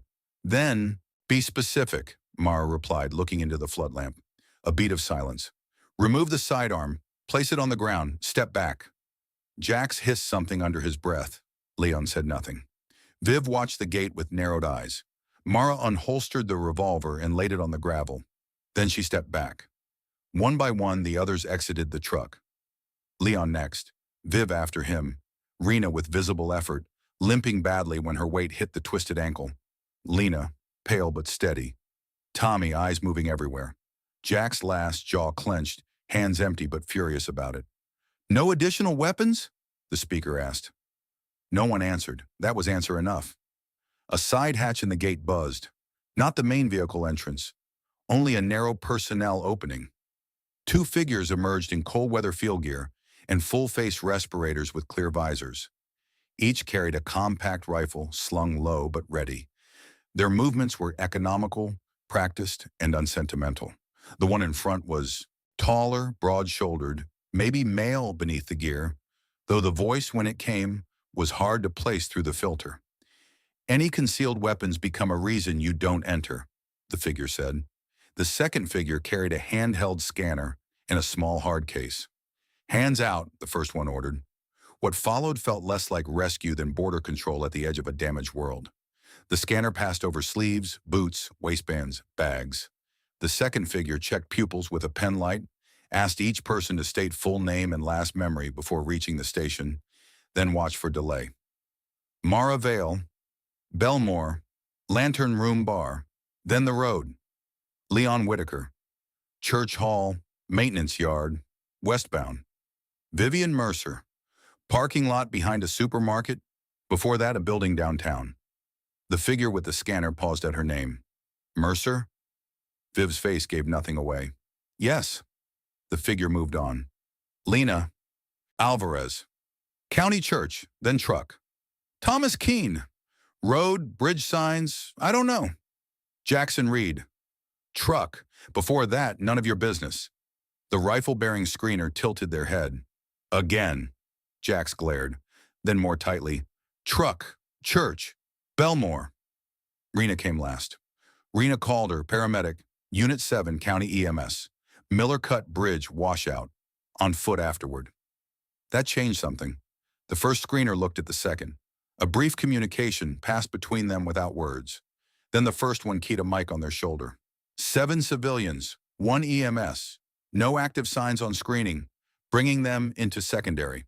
The speaker over the gate remained silent. Several seconds later, the main gate slid open halfway with a grinding mechanical protest. Move, said the first screener. They did, not casually, not running, just fast enough to show they understood conditional mercy when it was offered. Inside the fence, the wind felt sharper. Instruments clicked and spun atop poles. A precipitation gauge tapped softly. The white radome hummed with low-buried electronics. Cables ran through conduit into the main structure. Near the building entrance, 2 more people in respirators stood watch beside stacked crates and what looked like portable air units. The door they led the group through was not the front entrance, but a side annex built like an industrial mudroom. Inside, warm, filtered air hit Mara's face and almost made her knees weaken. Not because it was comfortable, because it felt manufactured, protected, controlled. They were ushered into a decontamination chamber, improvised from plastic partitions, heater units, industrial fans, and filtration columns patched together with a level of competence that suggested panic had arrived here wearing a lab coat. Outer layers off, said the second screener. Coats, gloves, scarves, hats, shoes and bins. Everything gets tagged and held. Jax balked instantly. No! The rifle-bearing screener turned toward him. You can leave. Jax's mouth tightened. Viv stepped out of her shoes first, then her coat, placing both neatly in the marked bin, as though she had no intention of performing dignity for people with guns. That broke the tension enough for the others to follow. The process took time. Names written on tape strips, outer layers bagged, hands scrubbed with a harsh-smelling solution, faces rinsed at metal wash stations, a brief pass under mist nozzles that sprayed something odorless and cold over their clothes. Then another pupil check, another question round. Any metallic taste? Any nosebleed? Any visual disturbance? Any recent violent behavior? Any exposure to enclosed crowds longer than 1 hour? Tommy barked a miserable laugh at that last one. Is there a right answer? No, said the screener. Only useful ones. Rena answered more clinically than the rest, adding likely, exposure points and symptom windows in the clipped professional shorthand of someone who knew how to be evaluated and hated being on the receiving end of it. When the process was finally complete, they were led through a second sealed door into the station's interior. It looked nothing like Mara had expected. Not futuristic, not cinematic. It looked overworked. A narrow operations corridor opened into a central room crowded with equipment racks, monitors, weather data terminals, radio consoles, maps layered with grease pencil markings, coffee cups, open binders, portable cots, and 3 separate tables commandeered into planning stations. Fluorescent ceiling panels ran on backup power, some flickering. A wall of windows looked west over the dark ridges and east toward the distant smear of Belmore's ruin. White noise from filtration units filled the spaces between voices. There were 8 people inside, not counting Mara's group. 2 at consoles wearing headsets, 1 man, asleep upright in a chair. A woman in a university sweatshirt changing filters in a portable unit with the jerky movements of someone functioning well past fatigue. Another older man in a weather service jacket arguing quietly into a radio. A bald technician sealing boxes of sample cartridges with red tape. And near the center table, bending over a spread of printed data and sky maps, a woman with silver hair pulled into a short knot and a face so lined with exhaustion that intellect and age had begun sharing the same architecture. She looked up as they entered. Her eyes moved over the group quickly and with no wasted sympathy. Which one is EMS? She asked. Rena raised a hand. The silver-haired woman nodded once. Good. You'll be useful. Then she looked at Mara. Which one said Belmore? I did. The woman's gaze sharpened further. Did you come by way of Route 40? Parallel roads. Highway was dead. Did you pass mile marker 218? Mara went cold. Not visibly, she hoped, but deep enough to feel it behind the ribs. No, she said. Something unreadable crossed the woman's face. Not surprise. Recognition. The silence that followed lasted just long enough for everyone in the room to sense the charge in it. The silver-haired woman straightened fully and took off her reading glasses. My name is Dr. Annika Soren, she said. I direct this station, and if you know what mile marker 218 is, now is the time to say so. There are moments when a room becomes too small for the information inside it. Mara felt one forming. Behind her, she was aware of Leon going still. Viv, too. Jax, perhaps without understanding why, shifted his weight and stopped looking bored. Tommy glanced from Mara to Dr. Soren and back like a man watching in accusation land before learning whose it was. Mara answered carefully. I know it was in a message sent to me tonight. Dr. Soren's expression did not change, but several people in the room looked up sharply at once. A message from whom? She asked. Mara hesitated, because she knew before speaking that the name would matter more here than it had anywhere else tonight. My brother, she said. Eli. For the first time since entering the station, something close to emotion cracked through Dr. Soren's composure. It was not shock exactly. It was the exhausted fury of a person discovering that one of her worst suspicions had managed to grow legs. She took off her glasses completely and set them on the table. Elijah Vale, she said, not a question. Mara stared at her. You know him. Yes, Dr. Soren replied. Unfortunately. The room went very quiet. Even the filtration hum seemed to recede. Leon spoke first. What kind of unfortunately? Dr. Soren looked from him back to Mara. The kind that rearranges the evening. She turned to one of the headset operators. Nia, lock external comm relay to internal review only. No outbound mention of 218. The operator nodded and began typing without asking why. Dr. Soren gestured toward a long steel table near the central consoles. Sit if you can still think standing up. If not, stand anyway. We're past comfortable briefings. No one argued. Rena lowered herself carefully into a chair, jaw tight from the ankle. Lena stayed beside her. Leon remained standing, arms crossed. Denny sank into a chair with the heavy surrender of a man who had run out of meaningful ways to express that reality had become unreasonable. Jax hovered half-seated on the edge of the table, ready to spring if scholarship turned predatory. Viv stood near Mara, but not too near, watching Dr. Soren with open interest and zero trust. Tommy sat only after everyone else had taken a position first. Dr. Soren spread several printed sheets across the steel tabletop. Graphs, satellite stills, atmospheric density maps. A false color image of the continental United States with broad, irregular plumes sweeping east to west and west to east in patterns that made no meteorological sense to Mara's untrained eye. This station is an atmospheric relay and secondary research site, Dr. Soren said. Normally, we track upper air chemistry, storm data, magnetospheric interference, and long-range particulate transport, smoke, industrial dust, volcanic aerosols, agricultural burn patterns, that sort of thing. 3 days ago, our instruments began registering anomalies in the upper atmosphere over the central corridor. She tapped one image. At first, Mara thought it was a weather map. Then she saw how wrong the shapes were. Not fronts, not pressure systems, not smoke drift. Filamented, diffuse, braided patterns moving in loops and shears that seemed to intersect rather than blend. Initially, we assumed an instrument fault, Dr. Soren continued. Then we assumed satellite corruption. Then we realized every other station in our network that was still answering had the same corruption. Corruption? Denny repeated. You say that like it's not maybe just doom. Dr. Soren gave him a flat look. At that stage, doom would have been simpler. She pointed to another image, this one layered with timestamps. These particulates entered the upper atmosphere in discrete bands, not from wildfires, not from volcanoes, not from known industrial release. Their behavior does not fit conventional aerosol models. They carry electrostatic characteristics we did not predict and interact with moisture gradients, urban heat retention, and enclosed ventilation systems in unstable ways. Tommy raised a hand helplessly. In English, Rena answered before Soren could.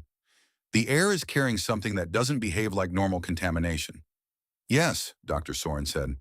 And because it doesn't behave normally, every system built to advise the public has lagged behind reality.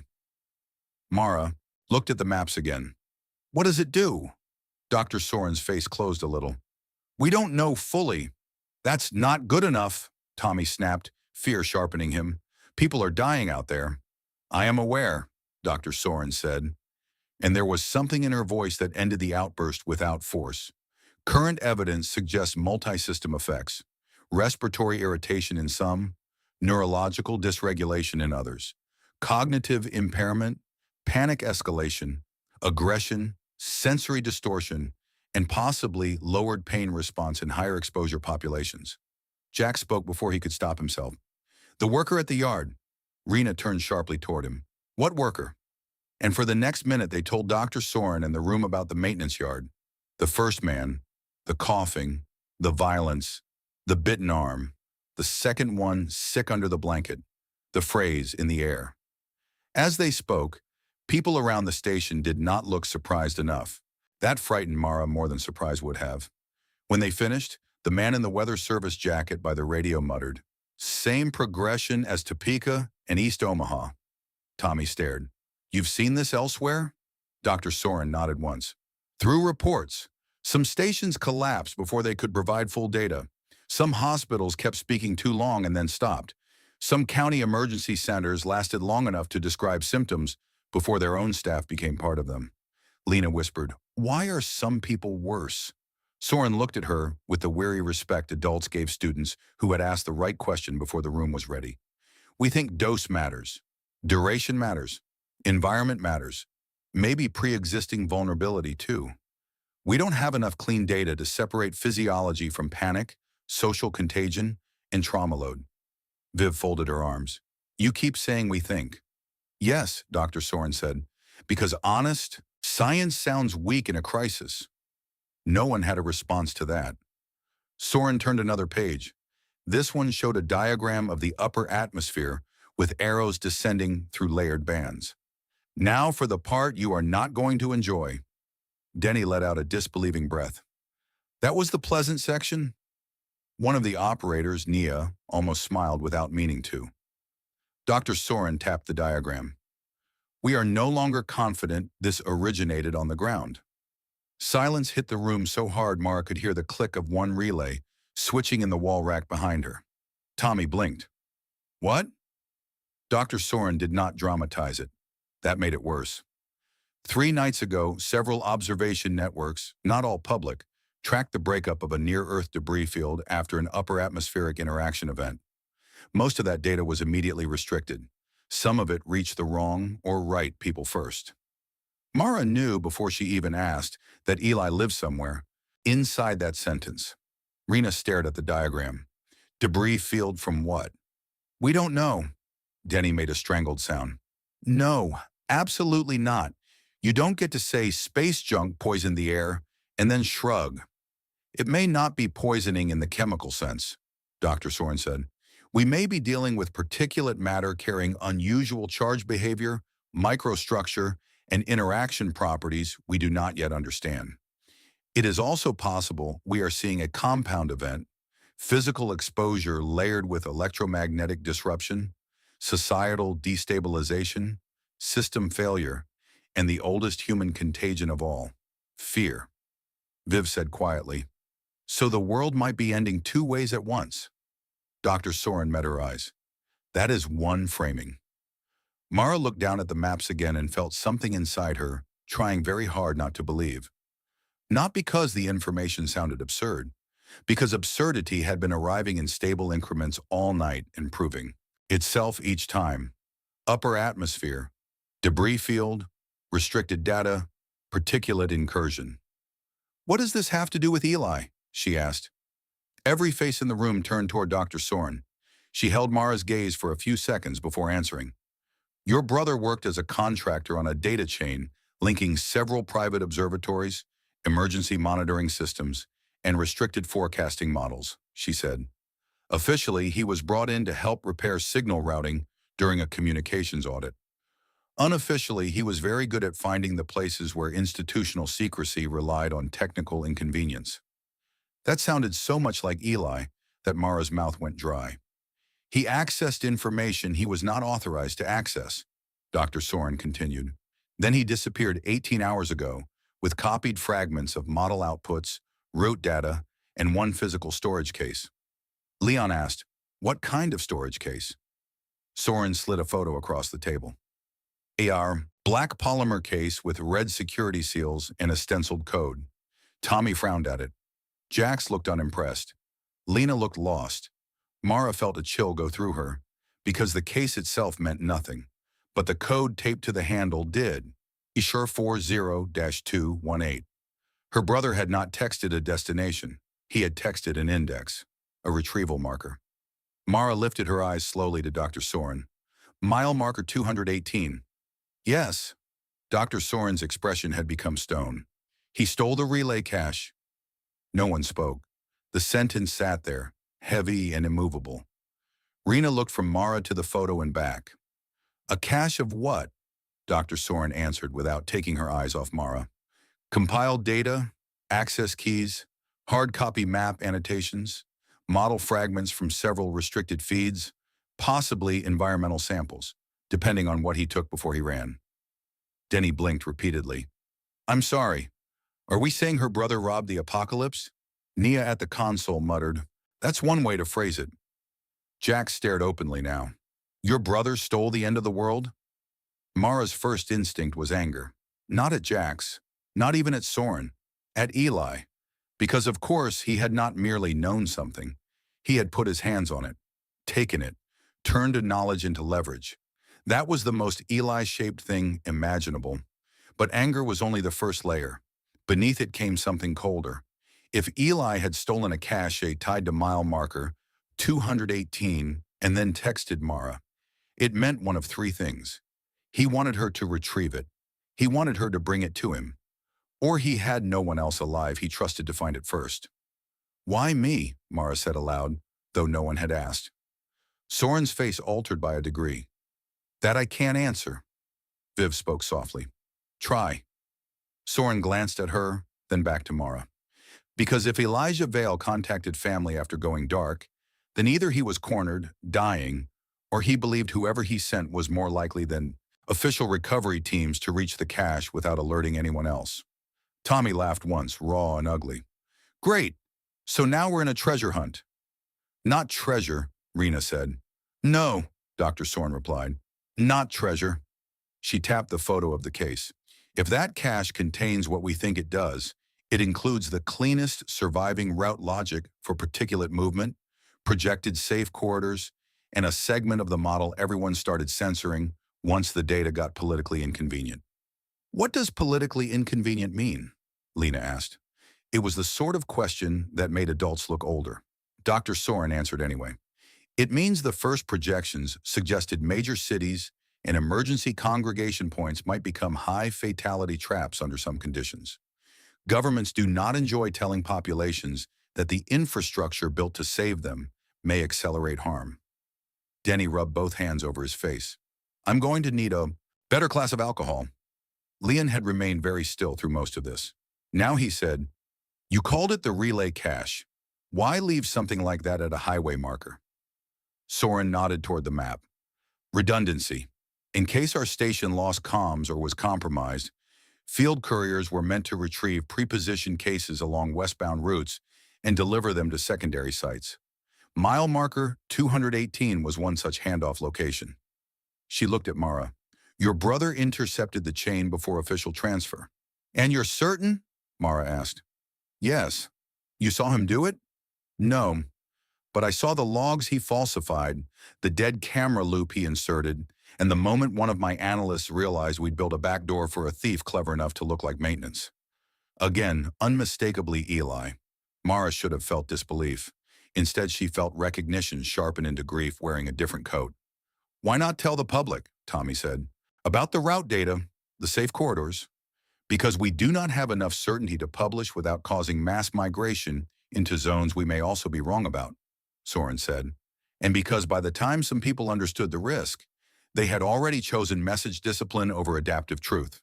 Message discipline, Viv repeated, disgust soft as silk. Panic kills too, Soren said. Conveniently, it also excuses lying. The two women held each other's gaze for a moment that felt like a separate negotiation. Mara broke it. What's at 218 right now? Soren shook her head. Unknown. If Elijah retrieved the cache already, maybe nothing. If he staged it there and intended later pickup, then the case may still be in place. If others intercepted traffic around it, the site may already be compromised. Compromised by who? Leon asked. Anyone, Soren replied. Federal recovery teams, state emergency contractors, militia, opportunists, people following rumors, people who know how information functions when everything else breaks. Rena let out a tired breath through her nose. So basically the whole country. Yes. Jack spoke next, unexpectedly serious. Then why are you telling us any of this? Soren looked at him. Because you were already on the path without knowing what it was. And now? Now I'd prefer you not continue. That surprised everyone. Even Nia at the console looked over. Mara narrowed her eyes. You want us to stop? Yes. Why? Because mile marker 218 will draw the wrong people once word spreads. Because you are under-equipped, sleep-deprived, and carrying one half-useful paramedic, one student nurse, a cook, a cab driver, a frightened boy, a man trying not to think about his family, and you. Denny lifted one hand. In fairness, that is an accurate census. Soren ignored him. And because, she said, if your brother sent you there, he was not protecting you. He was using you. That hit harder than the rest. Mara felt it in her throat before she felt it in thought. She wanted to reject it immediately, not because it sounded false, because it sounded too possible. Eli had protected her before. He had also lied by omission so instinctively that sometimes the only way to know he cared was by reconstructing his damage later. You don't know him, Mara said. Soren's expression did not soften. I know the shape of men who believe information is more valuable in private hands. Leon spoke carefully. What would you have us do instead? Soren gestured to the room. Rest. Decontaminate properly. Help where you can. At first light, we evaluate dispersal routes based on our latest model and move whoever remains viable toward lower retention terrain. Move where? Lena asked.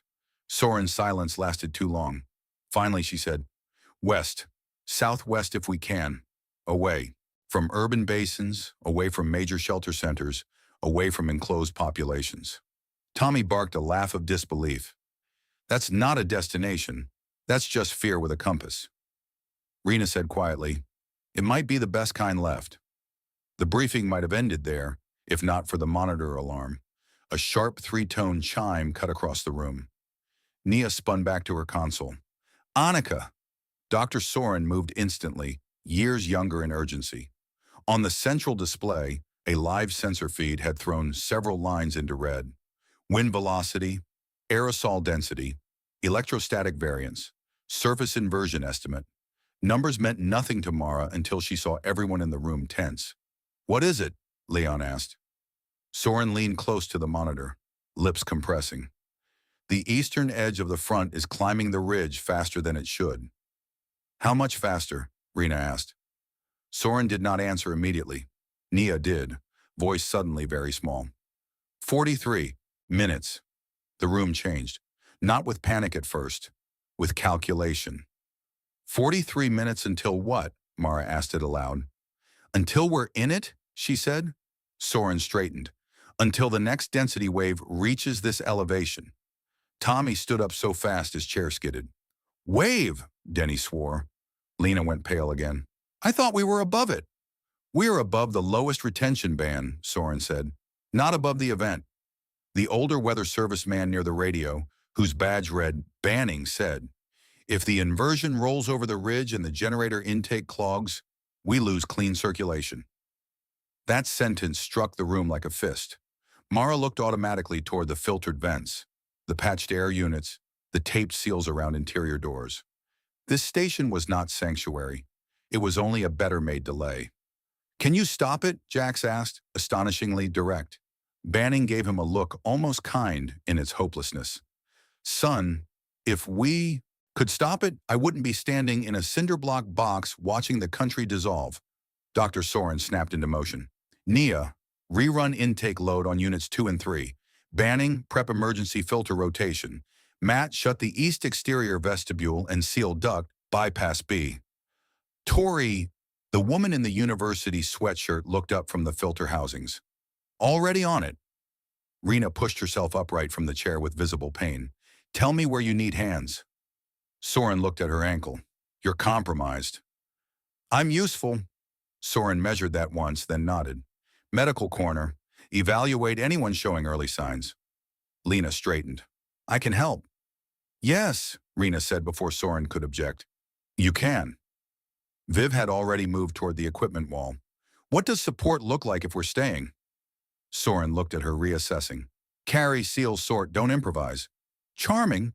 It keeps people alive." Leon turned to Mara. "Decision time." The others all looked to her. She hated that, not because leadership frightened her, because she knew it was often only what happened when everyone else wanted someone to blame later. Stay here and help a station that might fail before dawn. Leave now into a dark front moving faster than the model. Head for 218 while the roads were emptier and the danger more abstract. Or delay and risk arriving behind whoever else already knew. Her brother's name seemed to vibrate in the center of everything. Eli, the cash, the theft, the text. The possibility that he had not reached out to save her at all, but to extend his own hand beyond whatever trouble had caught him. And yet, he had warned her out of Belmore. That had saved her. Whether for his sake or hers no longer mattered to the fact. Mara looked at the photo of the black case on the table, then at the maps, then at the exhausted people around her, station staff and strangers alike. 43 minutes, maybe less now. "We stay," she said. Tommy reacted instantly. "What?" "For now," she added. "We help them hold the air systems. We rest if there's time. We take the latest route data. Then we move." "Toward 218? Leon asked. Mara met his eyes. "Yes." Soren's jaw tightened. "I just told you not to. And I heard you. That case may already be gone. Then I need to know that. It may be a trap. It probably is." Soren looked at her for a long moment. "You sound like him," she said quietly. Mara felt the sting land and chose not to show it. "Then help me be smarter than he was." Something shifted in Soren's face. Not approval, not surrender, respect perhaps, or only the exhausted recognition that reason had reached its limit and human beings would now proceed according to deeper machinery. Finally, Soren nodded once. 1 hour, she said. Maybe less. We hold the station, update the route model, and I'll give you what I can justify giving. Denny lifted a hand. "I want the record to show I object to all of this in spirit, if not logistics." Nia, still typing at her console, said, "Spirit noted." That got the smallest laugh of the night. It vanished quickly, because alarms began chiming from a second monitor, because the filtration units deepened in pitch, because someone in the far room shouted for more sealant tape, because outside, under the flood lamps and the white dome and the measuring instruments built to make sense of weather, the sky had started bringing down something the language of weather had never been meant to hold. Mara found herself on the east intake line with Viv and Banning. The intake room sat behind the main operations floor, a narrow mechanical chamber where 3 industrial filtration units had been patched into the station's ventilation, with ugly competence and visible desperation. Spare filters leaned against walls. Rubber seals, duct tape, tagged wrenches, and maintenance manuals covered every flat surface. A small monitor showed intake density and pulsing lines of green and amber. Banning, who looked like a man who had spent 30 years forecasting storms only to be defeated by a category failure, shoved a box of replacement filters toward them. "When I say rotate, you do exactly what I say exactly when I say it," he told them. "No hesitation. No freelancing. If I shut a valve, You step back, even if your instincts tell you to help. Viv took 2 filter cartridges and said, "You talk like someone who's had interns. I teach grad fellows. Interns are more teachable." Mara almost smiled. Through the small, reinforced window at the end of the room, she could see the eastern horizon beyond the ridge. It was no longer merely pearl gray. Something faint and silvery moved through the low sky like breath under skin. Not clouds, not fog, bands, veils, a diffuse, drifting complexity that seemed too luminous to be particulate and too granular to be light. Her stomach dropped. Banning saw where she was looking. "Don't stare too long," he said. She turned toward him. "Why?" He hesitated, perhaps embarrassed by his own superstition. "Because it makes you think it has patterns meant for you." Viv was silent for a moment. Then she said, "That's a hell of a sentence." Banning changed the subject by checking a pressure dial. That alone told Mara he meant it. Elsewhere in the station, time thinned. Leon and Denny helped Matt and Tori move supply crates, seal a generator intake housing, and drag 2 portable scrubber units into the secondary dormitory. Jax, to everyone's surprise, except perhaps Mara's, turned out to be excellent at getting into narrow access spaces and under console housings where adult shoulders struggled. He retrieved drop fasteners, rewired 1 backup battery bank under Nia's instruction, and opened 1 jammed duct latch with a bent screwdriver and a level of satisfaction that almost counted as joy. "Kid's useful," Banning muttered once over the radio. Mara filed that away too. Lena and Rena established a medical corner in what had once been a staff break room. They inventoried supplies, checked everyone for early symptoms again, flushed Rena's ankle, rewrapped it, and set out makeshift treatment zones labeled respiratory, trauma, and observe. The simplicity of the labels felt heartbreakingly hopeful. Tommy did not know where to put himself until Leon handed him work too heavy to refuse. "Carry that, move this, seal that crate, hold this while I tighten." It steadied him. Fear, Mara was learning, tolerated labor better than waiting. At 4:57 a.m., the first wave reached the ridge. No explosion announced it, no visible wall, just a sudden simultaneous change in half a dozen systems. The intake monitor flashed amber to red. The electrostatic alarm chirped. The hum of the filtration units deepened until the room seemed full of restrained machinery, straining against a load it had not been built for. And outside the reinforced window, the silvery veils thickened. They moved over the eastern tree line in broad, translucent shears, catching the floodlights in ways no ordinary particulate should. The effect was subtle enough to deny if you wanted to. Mara did not. Banning swore softly. "Rotate." They moved. Filter housing open. Spent cartridge out. New one in. Seal check. Latch. Pressure reset. Viv was quick, cleaner with her hands than Mara expected. Banning barked numbers. The monitor line dropped from red to high amber, held, then crept upward again. "Again," he said. The second rotation was harder. The room's air felt drier, sharper somehow. Or perhaps Mara only imagined it because now she had seen the wave with her own eyes. Her throat tightened. She swallowed and told herself it was fear. Across the internal radio, channel voices overlapped. "South vent reading spike. Medical here. 1 tech with nosebleed. Mild. Generator load stable. Annika, external mast 4 just dropped offline." Banning slammed a housing shut. "Come on!" The monitor line wavered, then held. Not safe. Not good. Just held. Viv braced 1 hand on the metal housing and breathed through her nose. "Is this what it'll be all day?" she asked. Banning looked toward the east window with hatred so pure it almost seemed personal. "If we're lucky," he said. That was when the exterior camera alarm sounded. A different tone. Sharper. Urgent. In the operations room, someone shouted, "Vehicle at the gate!" Mara looked at Banning. He looked back at her. Then both of them ran. The main room was already in motion when Mara reached it. Nia had thrown the front gate camera feed up on the center monitor. A truck sat outside the fence on the access road, headlights on high beam, engine running, large pickup, dark paint, brush guard. 2 more vehicles behind it, partly obscured by the wash of light. Men moving around them. Armed men. Not station staff. Not EMS, not county. Even through the poor camera angle, Mara saw rifles, heavy coats, purposeful spread. Tommy cursed. Leon's face went hard as iron. Dr. Soren stood at the console, every line in her body narrowed into command. "Kill perimeter floods except Gate 1, she said. No voice response yet. Matt obeyed at once. Several exterior lights died, plunging most of the station grounds into controlled darkness. The lead truck's driver door opened. A man stepped out and walked toward the closed gate with his hands visible, but his posture all threat. He shouted something the external mic caught only in fragments beneath the wind. State Recovery Authority. Seeking transfer. Relay Kasha."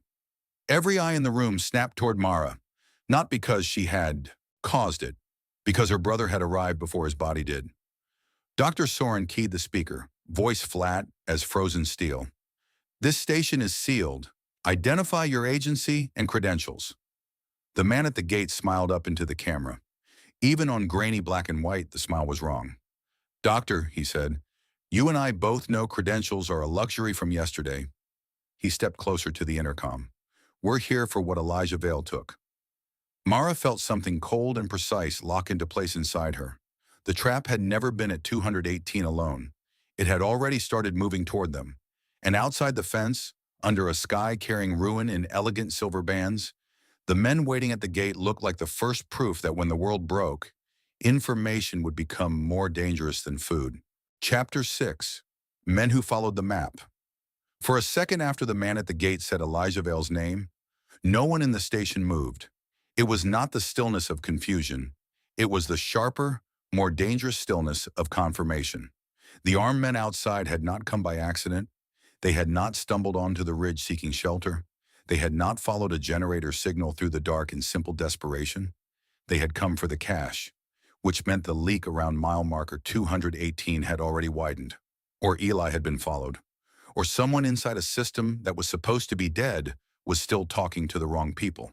On the central monitor, the man beyond the gate stood with one hand lifted near shoulder height, palm outward in a parody of peace. He wore a heavy field jacket, knit cap, tactical harness under the coat, and the expression of someone who had spent enough time with force to treat it as a conversational tool rather than a last resort. Two more men fanned out, behind the lead truck, their rifles slung but ready. A fourth shape remained in the driver's seat with the engine running. The second vehicle's lights caught sleet in hard white strips. Dr. Soren held the speaker switch, depressed a second longer than necessary. When she spoke, her voice carried no fear at all. "You are not authorized to access this facility." The man at the gate smiled again. "Doctor," he said, authorization collapsed with the grid. His tone was almost friendly. That made Mara dislike him immediately and completely. Behind her, Denny muttered, "I miss regular criminals." Soren ignored him. "Identify your organization." The man tilted his head slightly, as though amused she still wanted categories. "We're trying to keep valuable information out of the wrong hands. By bringing rifles to a research station. By adapting." The station room held its breath around the exchange. The filtration units throbbed in the walls. One console still chimed intermittently over the eastern intake readings. Outside, the silver particulate veils thickened and thinned across the camera image in ways that made the armed men appear to move behind translucent fabric. Leon stood near the map table with both hands loose at his sides, but Mara recognized the posture now. It was not relaxed. It was the shape of a man waiting for the first bad decision so he could survive it quickly. Viv had moved half a step behind Mara without seeming to. Not hiding, positioning. Jax watched the screen with the hard, bright stare of boys who grew up learning threat language before algebra. Tommy looked sick. Lena looked from the monitor to Rena and back as if hoping the older woman's medical training might somehow extend to armed negotiations. Rena's face had gone clinical and blank. The man at the gate spoke again. "We know the relay chain broke here. We know Soren's station held the mirrored atmospheric route segment. We know Vale lifted the R40 cache before transfer. And we know he reached out." Now the smile disappeared. "So here's the useful version. Open the gate. We talk. We all leave with less trouble." Dr. Soren's thumb released the speaker. No one in the room spoke for one beat. Then Banning said, "Well, that's deeply unpromising." Soren turned from the console. Matt, confirm all secondary locks. Tori, kill non-essential exterior light signatures. Naya, copy current route model to 2 local drives and 1 print set. Rena, I want medical staged in the interior dorm corridor, not the break room. She looked at Mara and the others. And the rest of you get away from the windows. The room exploded into motion. Mara followed Soren into the side planning office before she consciously decided to. Leon came too, Viv after him. Rena limped in on her wrapped ankle. Jack slipped through before anyone told him not to. Tommy hesitated, then entered because being left. Outside, a closed-door conversation now looked even worse than facing what might be inside it. Denny arrived last, grumbling softly about age, joints, and the unfair scheduling of the apocalypse. Soren shut the office door behind them. The room was narrow and cluttered, dominated by a central work table covered in contour maps, atmospheric printouts, hard copy route charts, handwritten notes, a weather band receiver, and 2 locked steel cases bolted to the floor beneath a filing counter. A single red-shaded desk lamp burned over the maps, throwing everything into hard relief. Outside the office walls, the station moved with clipped urgency. Inside, for a few seconds, no one did. Then Soren spoke. They are not state recovery. Rena nodded once. I assumed, Leon asked. Who are they? We've seen fragments of them before tonight. Contractor adjacent, ex-security, ex-logistics. Some tied to emergency transport networks, some to private data handling, some to people who realized very quickly that route intelligence would become more valuable than supply inventory. Tommy frowned. Route intelligence? Soren looked at him as if deciding how much ignorance she had time to forgive. Data on where air density is rising, where retention is lower, which corridors might remain traversable, which terrain types worsen exposure, which shelters become traps, which roads collapse under refugee load, and where communications still function long enough to matter. Tommy absorbed that. Then, so basically maps to the future? Soren gave the smallest nod. To the nearest version of one. Denny let out a breath. Naturally, the end of the world becomes a paperwork scam. It isn't a scam, Viv said quietly. It's a market. No one contradicted her. Mara looked at Soren. How do they know Eli contacted someone? We don't know that they do. They may be bluffing. You don't believe that? No, Soren said. I don't. Mara felt her pulse climb again. If those men had proof Eli had reached out, then either they had tracked his message chain, found one of his devices, intercepted communications tied to the station, or followed someone else who had already tried to recover the case. Any version of that meant the circle around 218 was closing. Leon crossed his arms. Start at the part you've been withholding. Soren met his eyes. There isn't time for all of it. Make time. Her jaw tightened, but she answered. The relay cache was not just route data. Mara knew it already and still felt the words hit. What else? Soren put both palms flat on the map table. A segment of observational analysis that never made it into the public emergency chain. A comparative model built from military Skywatch assets, private observatory feeds, upper atmosphere chemistry reports, and early casualty pattern overlays. Jax blinked. In English. Soren looked at him. It may explain what the particulates actually are. Silence. Even Denny said nothing this time. Rena broke it first. You said may. Yes. Why not does? Because science under collapse doesn't get certainty on demand. What does the model suggest? Mara asked. Soren reached to the table and pulled a slim folder from beneath a stack of route maps. Its tab was marked in red pencil. Event 6/extinction analog. Tommy stared at it. No. Soren did not look at him. This was working language, she said, not a public classification. That is not better, Denny said. Soren opened the folder. Inside were printed pages, diagrams, and 1 page of text heavily annotated by hand. Mara could only make out fragments from where she stood. Biospheric disruption, windows aerosol-mediated, cascading stress, historical particulate analogs, terminal ecosystem pressure, event scale comparison. Rena read the tab. Again. Extinction analog? Soren nodded once. Several researchers in the wider modeling network began comparing the current upper atmospheric particulate behavior and projected ecological stress load to previous mass extinction markers in the geological record. Not a perfect comparison, not even a responsible public one, but enough for someone to write Event 6 in a private header and then hate themselves for it. Lena had gone completely still. You mean like dinosaurs? Among others, Soren said. Tommy laughed once in disbelief and almost sounded like he might cry after it. No, no, come on. Leon's face had not changed, but Mara knew by now that meant the information had landed deepest. Viv asked the only useful question. Do you believe it? Soren did not answer immediately. Mara watched her choose honesty against morale. Not as a direct analogy, Soren said. Not yet, but I believe the people who ran that model were scared enough to hide their own language from official channels. And I believe Elijah Vale knew exactly how much that would matter once states started deciding what populations were ready to hear. Mara stared at the folder. Eli had stolen more than escape routes. He had stolen leverage over truth itself. The old anger returned, but now braided with another feeling she wanted even less. Reluctant admiration for the scale of his nerve. Of course, Eli had not taken food or medicine first. He had taken knowledge no one else wanted loose. Viv looked at Mara. Your brother knew what he was carrying. Yes, Soren said before Mara could answer. He absolutely did, Jax asked. Then why hide it on the road instead of keeping it? Soren's expression sharpened. Because you don't hold a case like that if people better armed than you know you took it. You move it, stage it, compartmentalize recovery. Leon nodded slowly. Mile marker 218 wasn't the destination. It was the dead drop. Yes. Mara's hand tightened on the back of a chair until the knuckles blanched.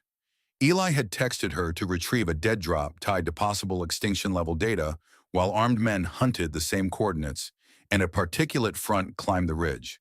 The shape of the thing was so completely his that it almost made her ill. Outside, something metallic slammed. All 7 of them looked toward the office door. A voice over the station radio shouted, "Gate camera lost!" Another answered, "Switching to mast 2." Then static.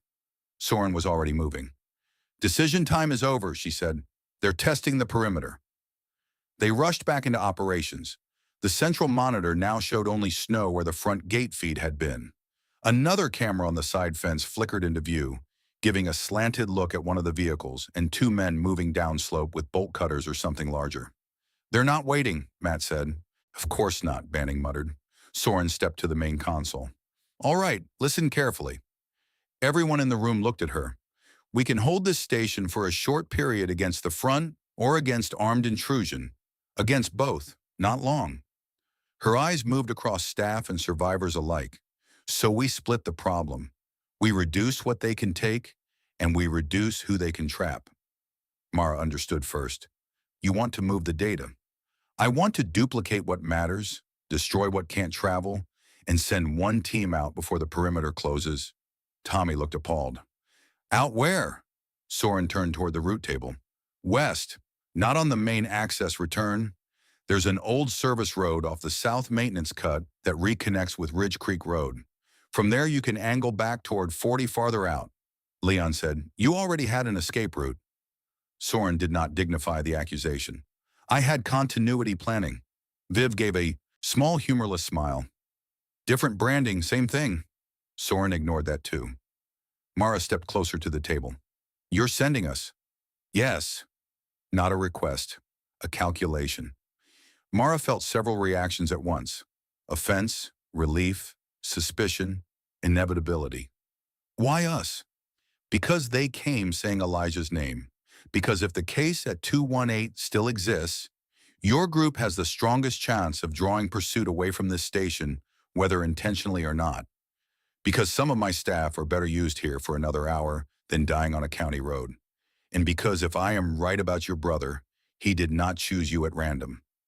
The last sentence landed hardest. Leon asked the practical question. What are we taking? Soren looked to Nia. Printed route segment, local density overlays, station frequencies, filtered intake guidance, and the VI folder extract. Tommy stared. You're giving us the extinction folder? A portion of it. Why? Because if we lose the station and you reach the cache first, I would prefer someone on the road understands what they're holding. Rena, still seated by the medical station, said, I'm going with them. It was not phrased as a debate. Soren glanced at her ankle. You'll slow them. I'll also keep them from dying of stupid. Denny raised a hand slightly. To be fair, that is a full-time workload. Lena spoke next, surprising herself with how firm her voice sounded. I'm going too. Rena turned toward her. You don't have to.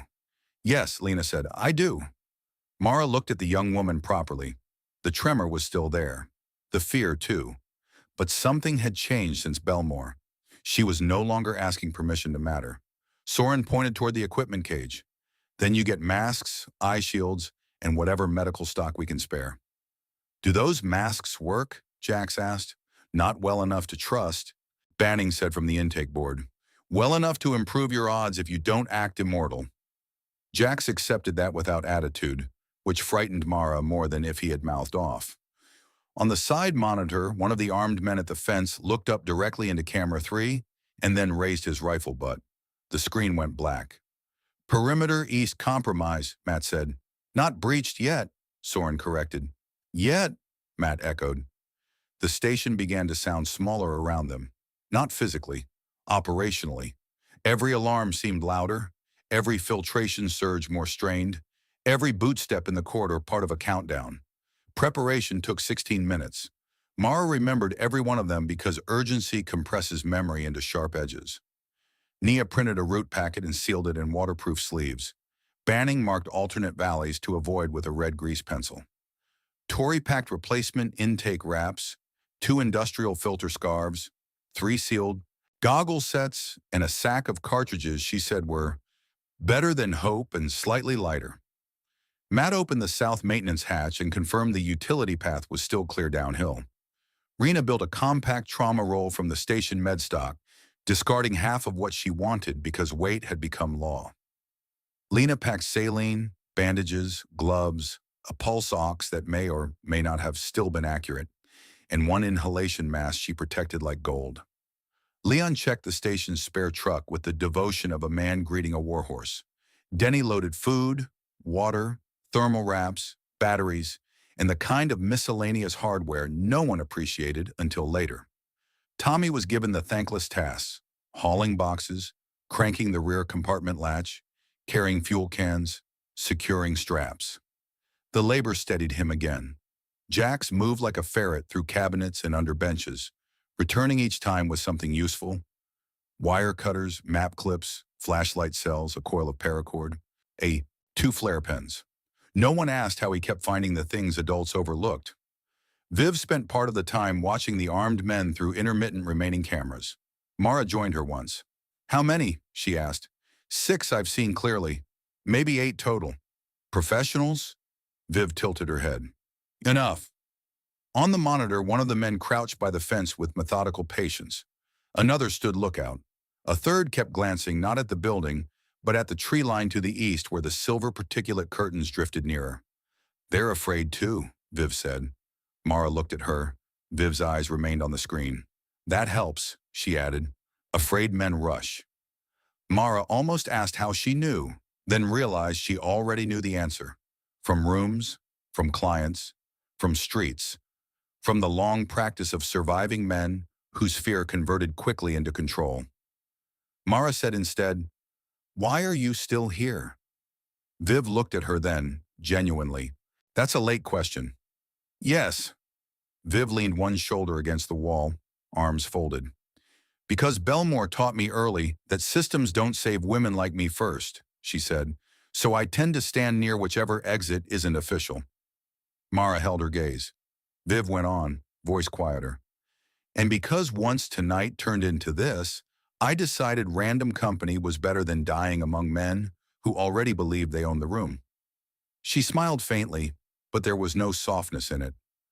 You people are messy, she said. Messy is sometimes honest. Before Mara could answer, the station speaker barked from the south corridor.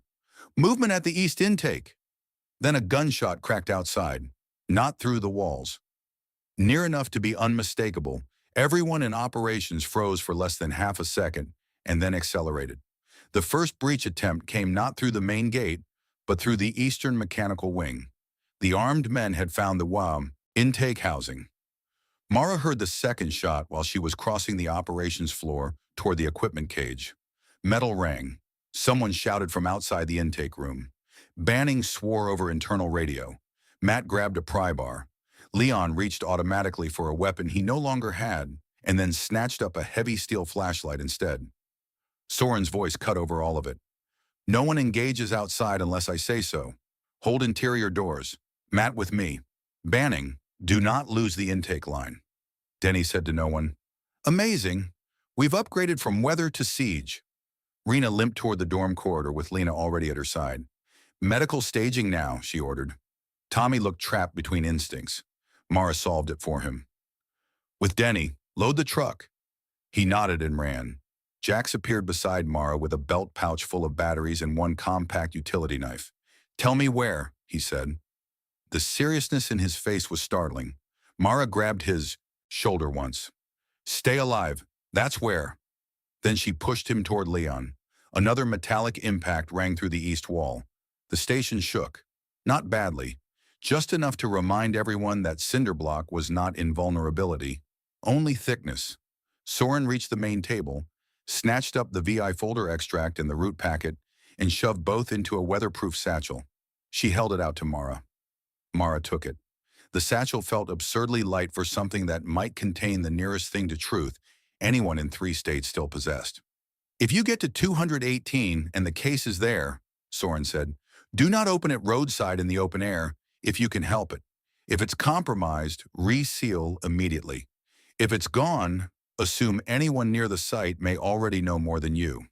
Helpful, Denny said from across the room while wrestling a supply crate. Soren ignored him.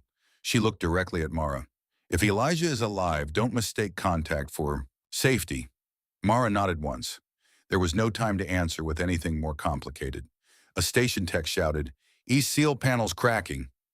Soren turned away instantly and strode toward the intake corridor with Matt and Banning, converging from opposite directions. The station had moved beyond explanation and into defense, which meant their window to leave had narrowed from theory to seconds. Leon reappeared at Mara's side. Truck's ready. Viv materialized behind him with 2 respirator masks slung around one wrist and 3 wrapped scarves under the other arm.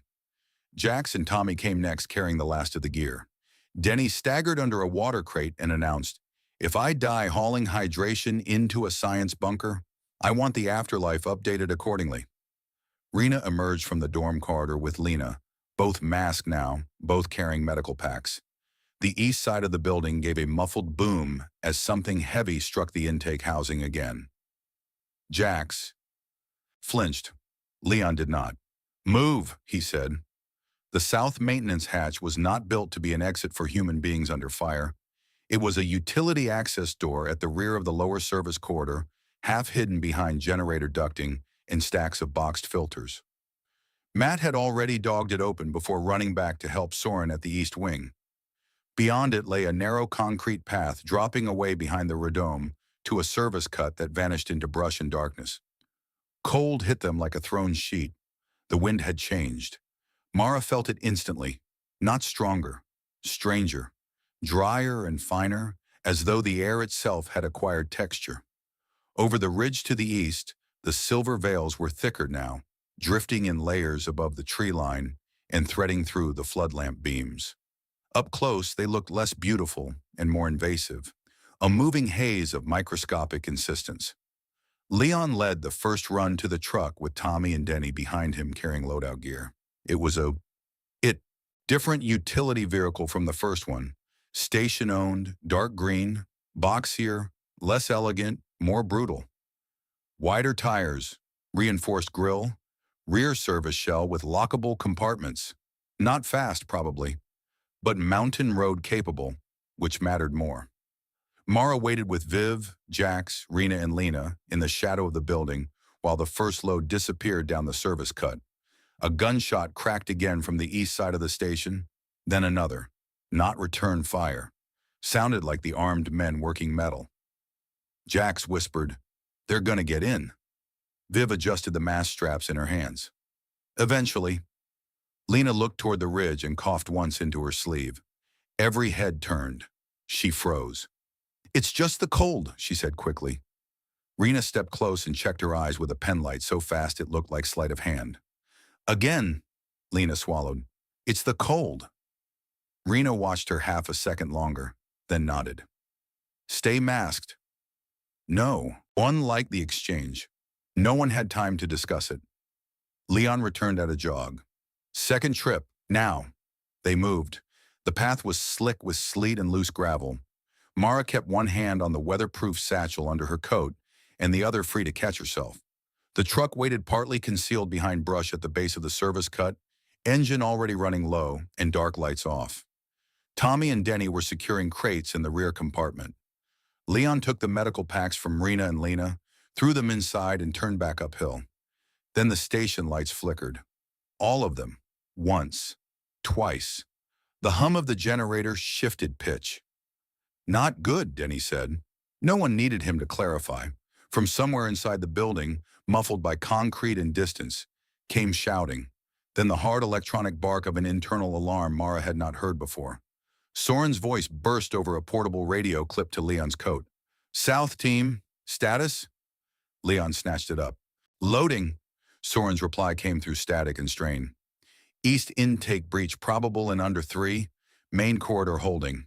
If you're leaving, leave now." Now. The word turned everything immediate. Leon looked at Mara.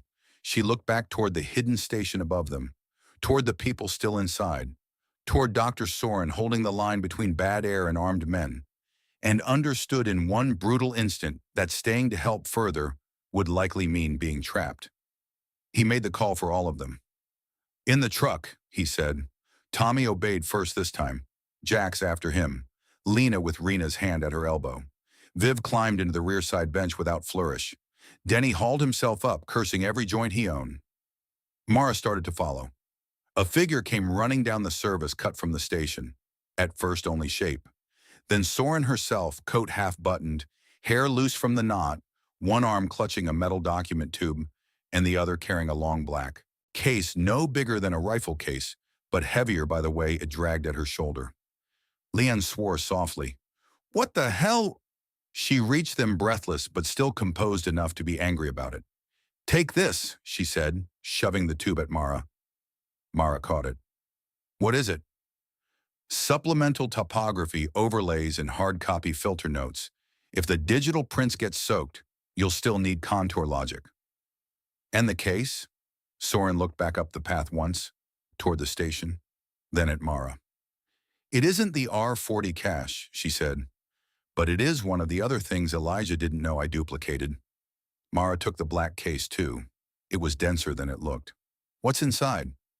"A clean data mirror of the early event analysis and one sample cartridge set, sealed before the wider contamination wave." Rena stared. "You're sending samples on the road?" "I'm sending leverage," Soren said.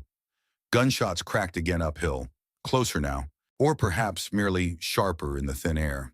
Soren stepped back from the truck. "No more time, go." Mara stared at her. "Come with us."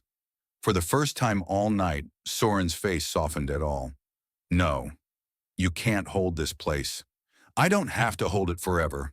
She glanced back toward the station. "Only longer than they expected." Leon understood before Mara did. "You're buying delay." "Yes," Denny said. "I object to the amount of heroism in this room." No one answered him. Mara gripped the case and tube tighter. "If 218 is gone," Soren looked at her under the wrong silver sky. "Then follow the data west," she said. "And whatever Elijah tells you, make him prove he's worth the miles." Then she turned and ran back uphill toward the station. Mara half rose as if to go after her.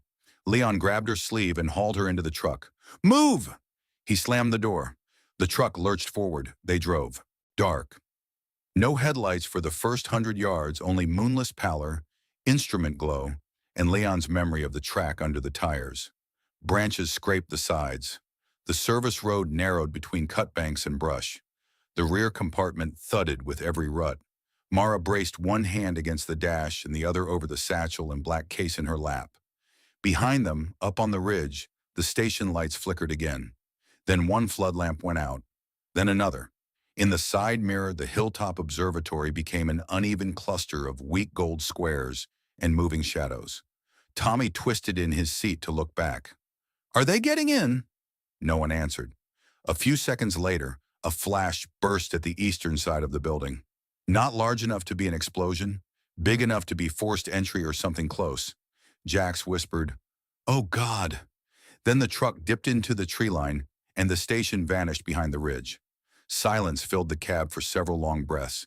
Only engine growl, suspension groan, loose tools rattling in a side compartment, Rena's careful breathing, Denny's quieter swearing, the radio on Leon's belt hissing static, and once, very faintly, someone shouting a name that might have been Matt or might have been meaningless through interference.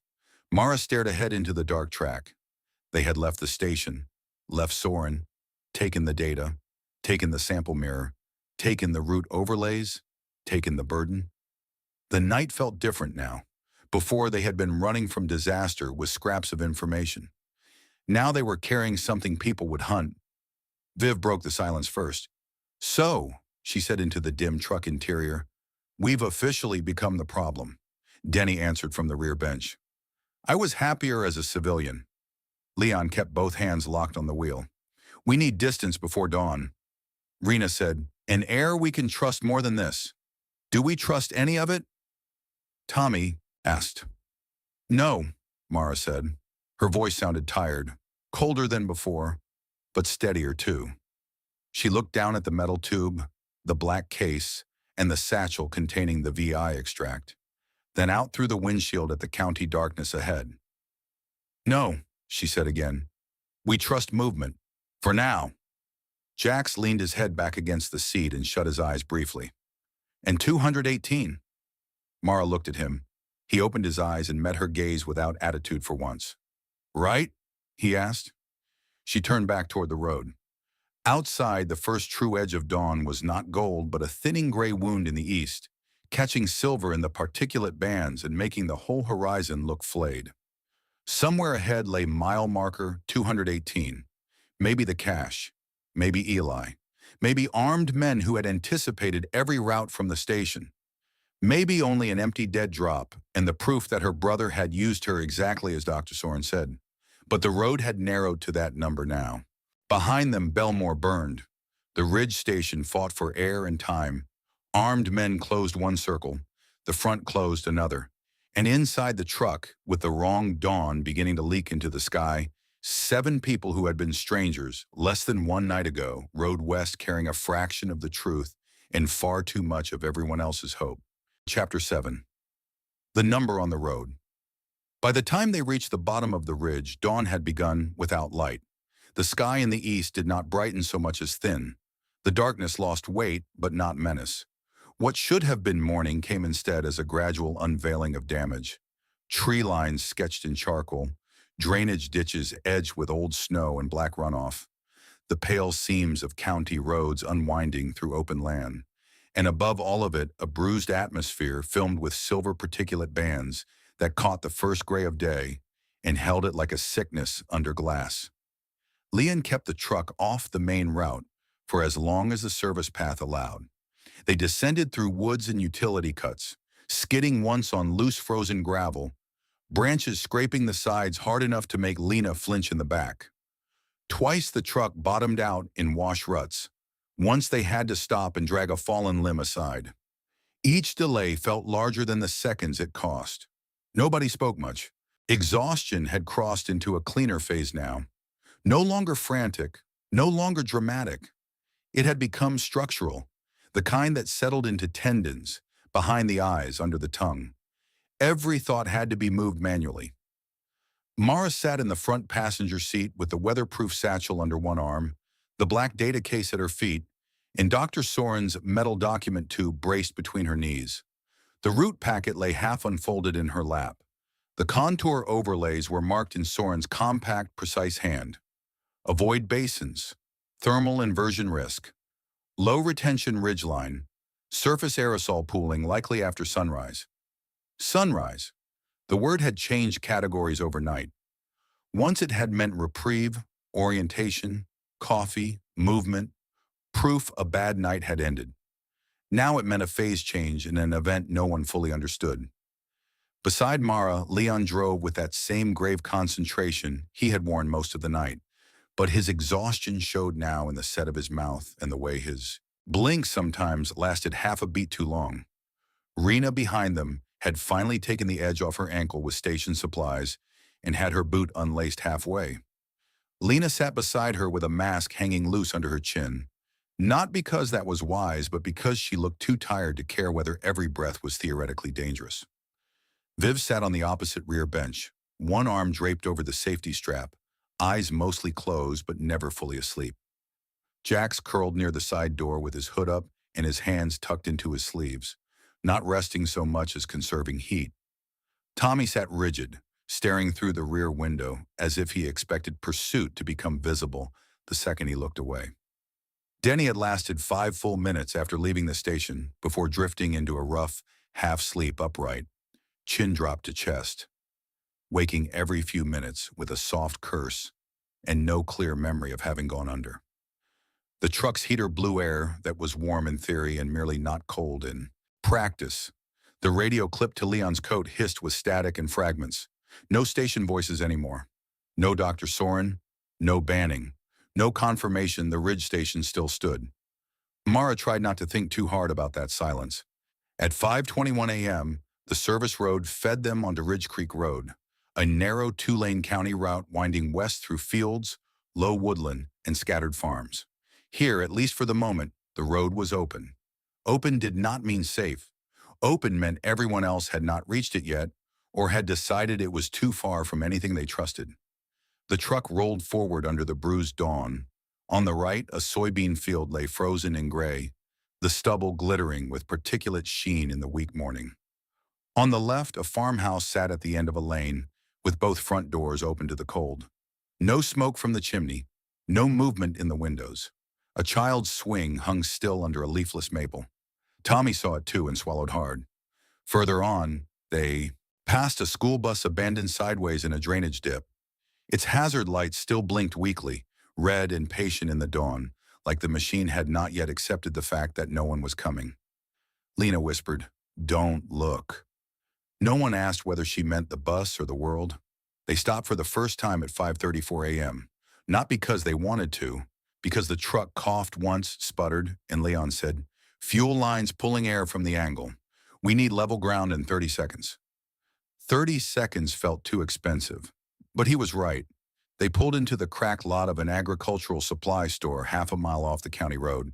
The store had been closed long enough before the disaster that faded sale posters still hung in the windows, advertising feed specials from October. A rusted seed spreader sat near the loading dock. The big roll-up door was chained shut. The lot itself sloped only slightly, enough for Leon to nose the truck level beside an old propane cage and kill the engine. Silence hit them hard. Outside, the dawn had the wrong smell. Cold dirt, diesel residue, old metal, and beneath it, faint but distinct, a dry sharpness in the air like static and stone rubbed together. Rena noticed Mara noticing it. "You smell that too?" Mara nodded. Rena leaned back and shut her eyes once, briefly. "Good. Good? If we both smell it, maybe it's real." Denny stirred awake with a startled grunt. "Did we crash?" "Not yet," Leon said. Tommy immediately craned toward the road. "Why are we stopping? We should keep moving." "We'll keep moving farther if the truck doesn't choke on a grade," Leon replied. Jax cracked open his door before anyone told him to wait. "Stay close," Mara said. He looked offended. "I wasn't going sightseeing." But he did stay close. They all stepped out except Denny, who declared that if death wanted him, it could come to the bench seat directly, and Lena, who remained in the truck sorting the med pack under Rena's instruction. Cold morning air hit them with a brittle edge. The wrong dawn made distances deceptive. The county looked both wider and flatter than it should have. The horizon washed in pearl gray where the particulate veils hung low. No bird song, no engine noise besides their own cooling truck. Somewhere far off, one dog barked and then went silent. Leon popped the hood, checked the fuel system, cursed softly and said, "We're fine for now." "Your voice says otherwise," Viv observed. My voice has earned that. Mara set the document tube and black case on the truck hood and looked west down the road. Still empty, for the moment. The back of her neck prickled anyway. Not fear exactly, not instinct alone. Something more specific, expectation. "Open it," Jack said. Everyone looked at him. He nodded toward the black case. "The mirror thing. We're carrying it. We should know what's in it." Rena stepped out of the truck carefully, favoring her ankle. "Roadside?" Viv folded her arms against the cold. "He's not wrong. Ignorance also has weight." Tommy looked appalled. "What if there's contamination in it?" "Sealed sample cartridges," Mara said. Soren said, "Yeah, and Soren also stayed behind in a bunker full of fans while we got promoted to courier." Denny had joined them by then, rubbing sleep from his face. "I vote yes, purely because if I'm risking my life for folder-based extinction, I'd like details." Leon shut the hood and looked at Mara. "Quick, and if anything feels wrong, reseal it." Mara hesitated only a second. Then she knelt by the hood, unlatched the case, and lifted the lid. Inside were three things: a shock-mounted data drive in a foam cradle, a sealed packet of printed sheets, and a row of transparent sample cartridges fitted into a hard insert, each cartridge containing a fine metallic silver, residue so subtle it was almost not there until the dawn light caught it. Even seeing that much made the air around them feel thinner. Lena looked up from inside the truck and said, "Close the sample side." Mara did. She removed only the printed packet and the drive. The top page bore the same header Soren had shown them earlier. Event 6/Extinction Analog. Redacted field extract below that. Typed in smaller letters, "For continuity use only, not for public dissemination." Denny leaned over Mara's shoulder. "That sentence keeps getting ruder." Mara skimmed, then read more slowly. The extract was not a single conclusion. It was worse than that. It was a stitched set of early findings, model caveats, and comparative notes from different teams. Rena moved to her side. "Read it out." Mara did. Not every line. Enough. "Observed particulate material displays non-standard electrostatic cohesion in stratified atmospheric bands. Behavior inconsistent with wildfire, volcanic ash, known industrial aerosol classes. Depositional interaction amplified in enclosed air systems, urban thermal basins, and low ventilation environments. Preliminary casualty modeling suggests layered mortality and behavioral destabilization under prolonged exposure. Broader ecological load remains unknown. Historical comparison language used internally only. Possible multi-phase biospheric stress analog." Tommy frowned. "Biospheric meaning what?" Rena answered without taking her eyes off the page. "Not just people." Mara turned the page. There were handwritten notes in at least two different inks. One line had been boxed twice. "If persistence exceeds current projection, event may transition from acute urban mortality scenario to distributed agricultural and water system pressure cascade." Denny went very still. Viv read over Mara's other shoulder. "Water systems. Crops," Lena said softly from the truck. "Livestock," Rena added. Jax looked from one face to another. "Meaning?" No one wanted to be the one to say it. Mara said it anyway. "Meaning, even if the first wave doesn't kill everyone directly, it can break what keeps people alive after." Silence. The wrong dawn widened over the county. At the edge of the supply lot, frost on a chain-link fence glittered with the same faint metallic sheen as the sample cartridges. Tommy backed one step away from the hood. "No." He wasn't arguing with them. He was arguing with scale. Rena took the pages from Mara and scanned faster. "There's more." She flipped deeper and found a page with route priorities, notations key to terrain, and one box paragraph. Secondary objective: preserve uncontaminated or low-load sample chains. Confirmation of origin remains disputed. Several analysts assert upper atmosphere debris interaction. Others reject due to incomplete retrieval. Public mention prohibited. Pending federal alignment. Jack squinted. "Upper atmosphere debris. The space thing." Denny threw up both hands. "There it is again. Fantastic." Leon had said nothing while the others read. Now he spoke quietly. Anything about why people get violent? Rena read the relevant section and frowned. Nothing definitive. It says behavioral effects may be linked to hypoxia, stress hormones, sensory disruption, panic clustering, pre-existing trauma load, or direct neuroinflammatory response. That's a lot of words for we don't know why some people become dangerous fast. Good, Viv said. Ambiguity is comforting. Mara turned one more page. This page was not scientific at all. It was a route memorandum. Someone had typed a simple instruction block and then annotated it by hand. Most of it concerned duplicate cache dispersal westbound. But near the bottom, one line had been circled. R40-218/Canyon, pull-off/maintenance marker/red steel post Mara felt. Her heart beat in her throat. Not because it answered everything, because it made the dead drop real in a way the number alone had not. Red steel post, canyon pull-off, maintenance marker, a physical place, a shape, something findable. Jack saw her face and leaned in. What? She turned the page so everyone could see. Leon nodded once. That's enough. Tommy stared at the notation. So we go there, grab the cash, and what? Become fugitives with homework? Maybe, Denny said. Viv looked at Mara. Or find your brother first. Mara shut the packet and slid it back into the case. The pages had sharpened the road. They had also made it darker. Event 6. Extinction analog. Water systems. Agricultural collapse. Canyon pull-off. And somewhere inside all of it, Eli still moved like a missing blade. Close it, Leon said. Mara resealed the case. When she straightened, she saw Jax no longer looking at the documents. He was looking toward the road. All right, he said. That's either wind or we've got company. Everyone turned. Far off, beyond the low rise east of the supply lot, movement flashed between utility poles. Not visible enough for certainty, but then came the sound half a second later. Engines, more than one. Leon moved first. In the truck. No one argued. They were back on Ridge Creek Road in under 90 seconds. Leon pushed the station truck harder now, not recklessly, but without the careful conservation he had shown on the descent. The engine responded with a heavier growl. Gravel spat from the tires. Behind them, the supply store vanished into the wash of the wrong dawn. Tommy kept watching the rear. How close? Can't see yet. But you heard them. Yes, Denny muttered. That's never encouraging. Rena rewrapped her ankle while the truck bounced. Lena clutched the edge of her seat with one hand and the med pack with the other, trying and failing to appear calm.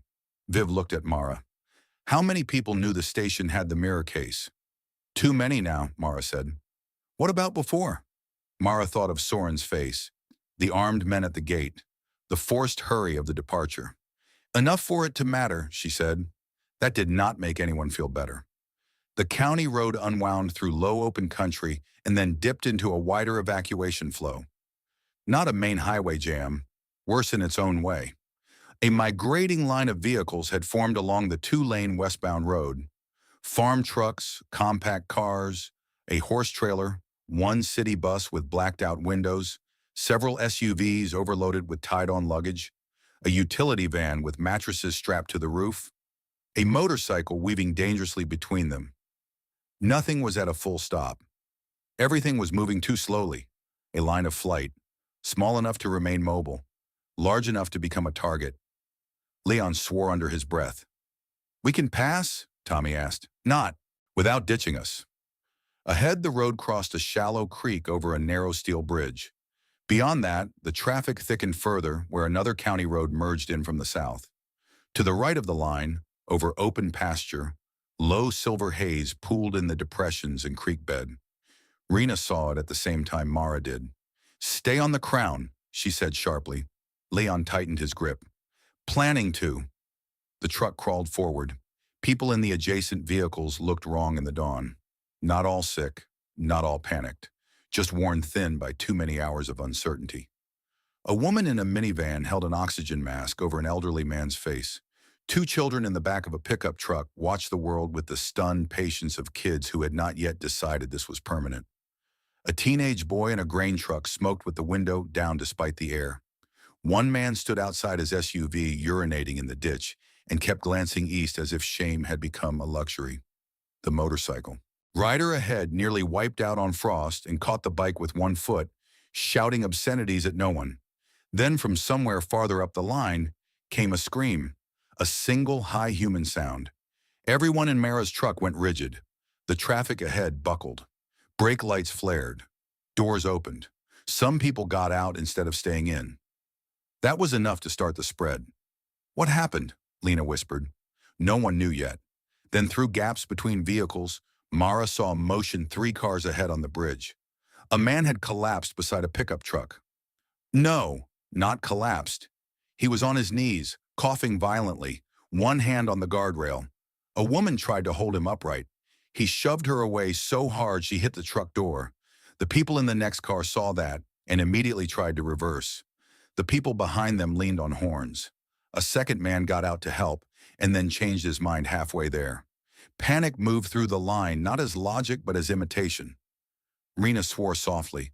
No, no crowding. The kneeling man on the bridge coughed again, harder, then lurched to his feet with the jerky, uncoordinated force Mara had seen at the maintenance yard. He turned not toward help, but toward the nearest moving body. The woman who had tried to steady him screamed and backed into the road. Leon made his choice instantly. He jerked the truck onto the narrow gravel shoulder, tires half sliding, and accelerated past the line. Horns erupted. Someone shouted. A side mirror clipped brush. The service truck fishtailed once and corrected. Mara grabbed the dash with both hands. They shot past the stalled vehicles as the bridge chaos grew behind them. The coughing man slammed into the hood of a sedan and then tried to claw through the open driver window. More screaming. A child crying. Someone firing a handgun into the air or at him. It was impossible to tell. Viv turned in her seat just long enough to see and then faced forward again. "Do not stop," she said. Leon did not. They bounced over the far lip of the bridge and back onto asphalt, leaving the line to knot behind them in horns, fear, and whatever contagion, chemical, neurological, social, or all three, was taking people apart. Tommy said in a strangled voice, "That's not panic." "No," Rena replied. "Not only panic." Lena was breathing too fast. Rena reached over, pressed 2 fingers briefly to the inside of her wrist, and said, "Match me." She demonstrated 1 slow inhale, 1 slow exhale. Lena followed on the second try. Jack sat utterly still, eyes too wide. Denny looked ill. "I was happier when this was theoretical science." "No, you weren't," Viv said. Denny considered that and gave a weak, miserable nod. "Fair." At 6:12 a.m., the engines appeared behind them. 2 vehicles this time, distinct in the mirror. 1 dark pickup, 1 pale SUV, fast. Tommy saw them first and twisted around. "They're coming." Leon checked the mirror only once. "Same ones?" "Maybe." Viv leaned slightly to see through the rear side window. "Confident enough to be the same kind?" Jax's voice flattened. "From the station, or from the supply lot, or from the wider rumor network, it scarcely mattered. Pursuit had become visible now. Leon looked at the map clipped to the dash. "How far to 40? Mara checked. "If we hold this road and cut north at Harrow Junction, we can intersect near 218 in maybe 25 minutes. "Maybe," Denny echoed. "Under ordinary collapse," Mara said. Tommy laughed too sharply. "Great." The pursuing vehicles gained. Not dramatically, steadily. The county road here ran through open grazing land with only scattered hedgerows and utility poles for cover. No side streets worth taking. No dense woods to vanish into. Just road, fences, shallow drainage cuts, and the expanding morning under its silver contamination sheen. Rena looked back once, and then forward again. "Can they shoot tires from that distance?" "Maybe badly," Leon said. Comforting. Jax's hand had gone to the hidden watch under his sleeve again, an old nervous tick. Mara noticed it because she was noticing everything now at the edge of threat. Leon drove faster. The truck shuddered but held. Ahead, a green highway service sign rose above a low embankment. Route 40, north/3 miles. Mara felt the number like an electric pulse through the chest. 3 miles. Then the interstate. Then 218. if the world permitted sequence any longer. The radio clipped to Leon's coat hissed once, and then, unexpectedly, cleared. Not static, not emergency traffic. A voice, male, hoarse, familiar enough to make Mara's entire body lock. Mara! No one in the truck misunderstood her expression. Her brother's voice, thin with interference, ragged with either exhaustion or injury, but unmistakably Eli's, filled the cab for the first time in 3 years. Leon looked at her and then at the radio. Mara, the voice said again, if that's you receiving, don't go straight to the marker. Listen to me carefully. They'll watch the road. The truck thundered west under the wrong dawn, pursued by armed vehicles and carrying extinction data, while Eli Vale's voice came through the hiss of a dying world and turned every person inside toward the same truth at once. The number on the road was never going to be simple. Chapter 8, The Dead Drop. For one full second after Eli's voice came through Leon's radio, Mara forgot the truck, the road, the armed vehicles behind them, the silver haze on the fields, the bridge chaos, the county, the front, the station on the ridge, and the fact that she had spent most of the last 3 years teaching herself not to imagine what her brother would sound like if he ever came back. He sounded alive. That was the first thing. Not safe, not calm, not untouched. Alive. And somehow that was worse than hearing a ghost would have been. Leon kept driving. The pursuing vehicles remained in the mirror, not yet close enough to fire confidently, but close enough that their persistence had become its own kind of message. They no longer needed to rush blindly. They knew the direction now. Route 40, mile marker 218. The same line of intent tightening around all of them. The radio crackled again. Mara, if you're there, answer once, then keep it short. His voice was thinner this time, eaten at the edges by static, but unmistakable. Eli still spoke like a man who considered every extra word suspect. The old restraint was there. So was strain. Mara grabbed the handset from Leon before she could think too long about what that meant. This is Mara. Behind her, the truck had gone silent except for engine and tires. Tommy stopped breathing audibly. Jack stared. Denny looked offended by the scale of family dysfunction arriving through public channels. Viv leaned slightly forward without seeming to move. Rena and Lena both watched Mara the way medics watched unstable patients, not because she was wounded, but because shock had many disguises. The reply came at once. Good, Eli said. The word hit her like a slap. Not I'm sorry. Not are you hurt.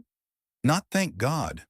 Good, useful, efficient, forward-facing, pure Eli. Something hard and bitter rose in Mara's throat. You don't get to sound relieved, she said. Leon gave her the briefest look that said, in other circumstances, perhaps now was not the moment. Eli either ignored the tone or had expected it. You're westbound? Yes. How close to 218?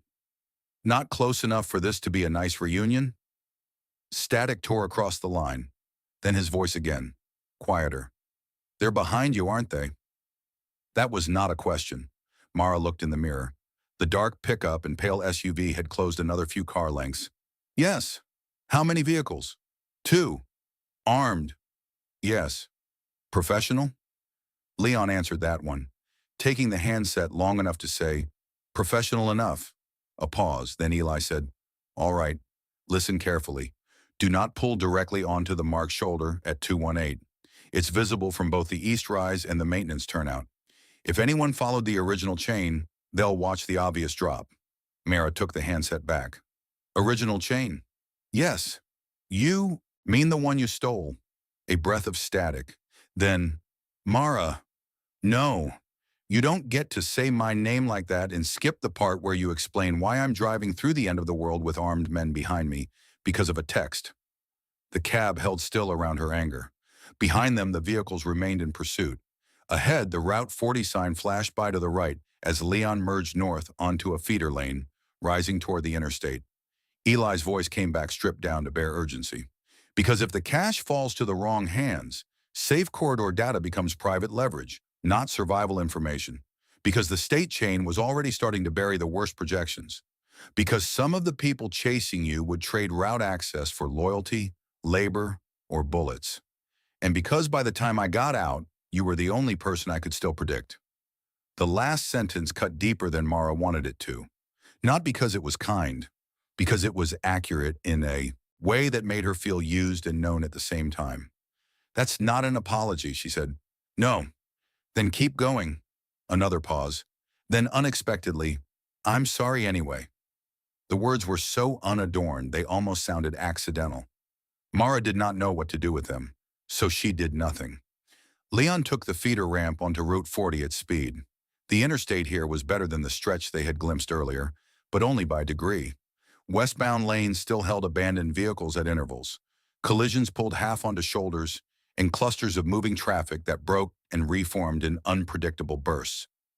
The silver haze lay lower in the ditches and medians, especially where the land dipped. Some sections of road were nearly empty.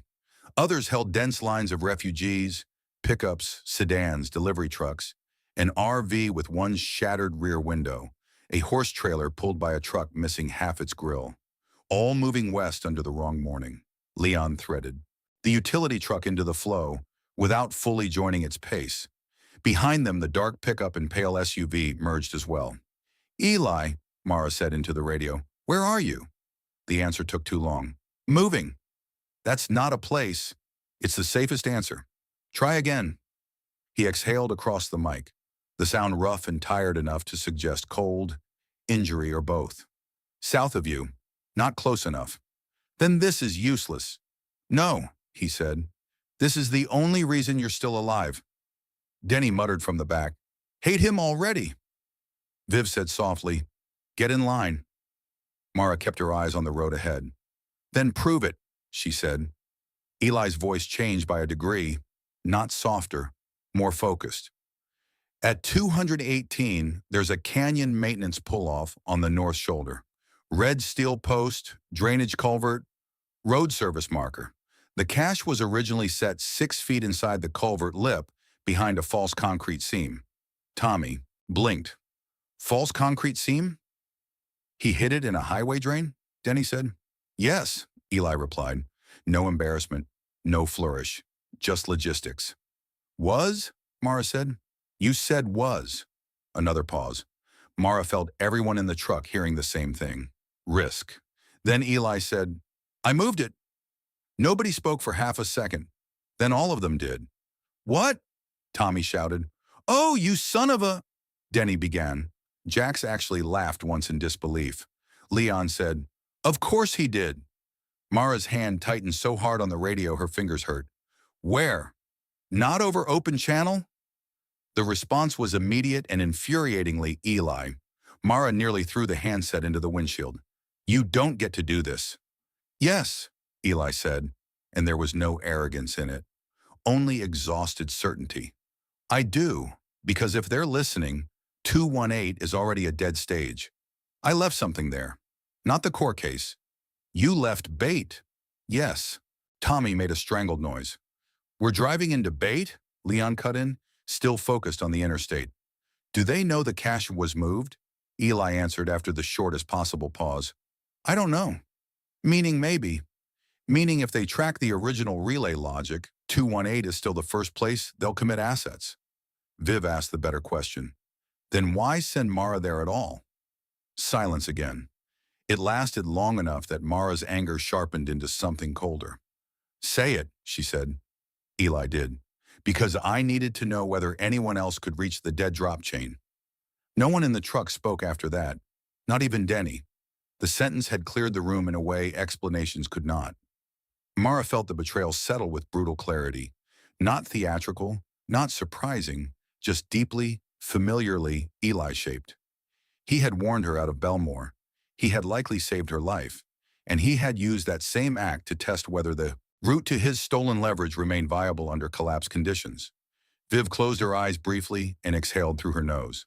There it is, she murmured. Tommy stared at Mara as though the answer somehow reflected on her. Jax looked almost impressed, which was somehow worse. Leon's face turned harder by the second. Mara spoke into the radio with perfect flatness. You tested me.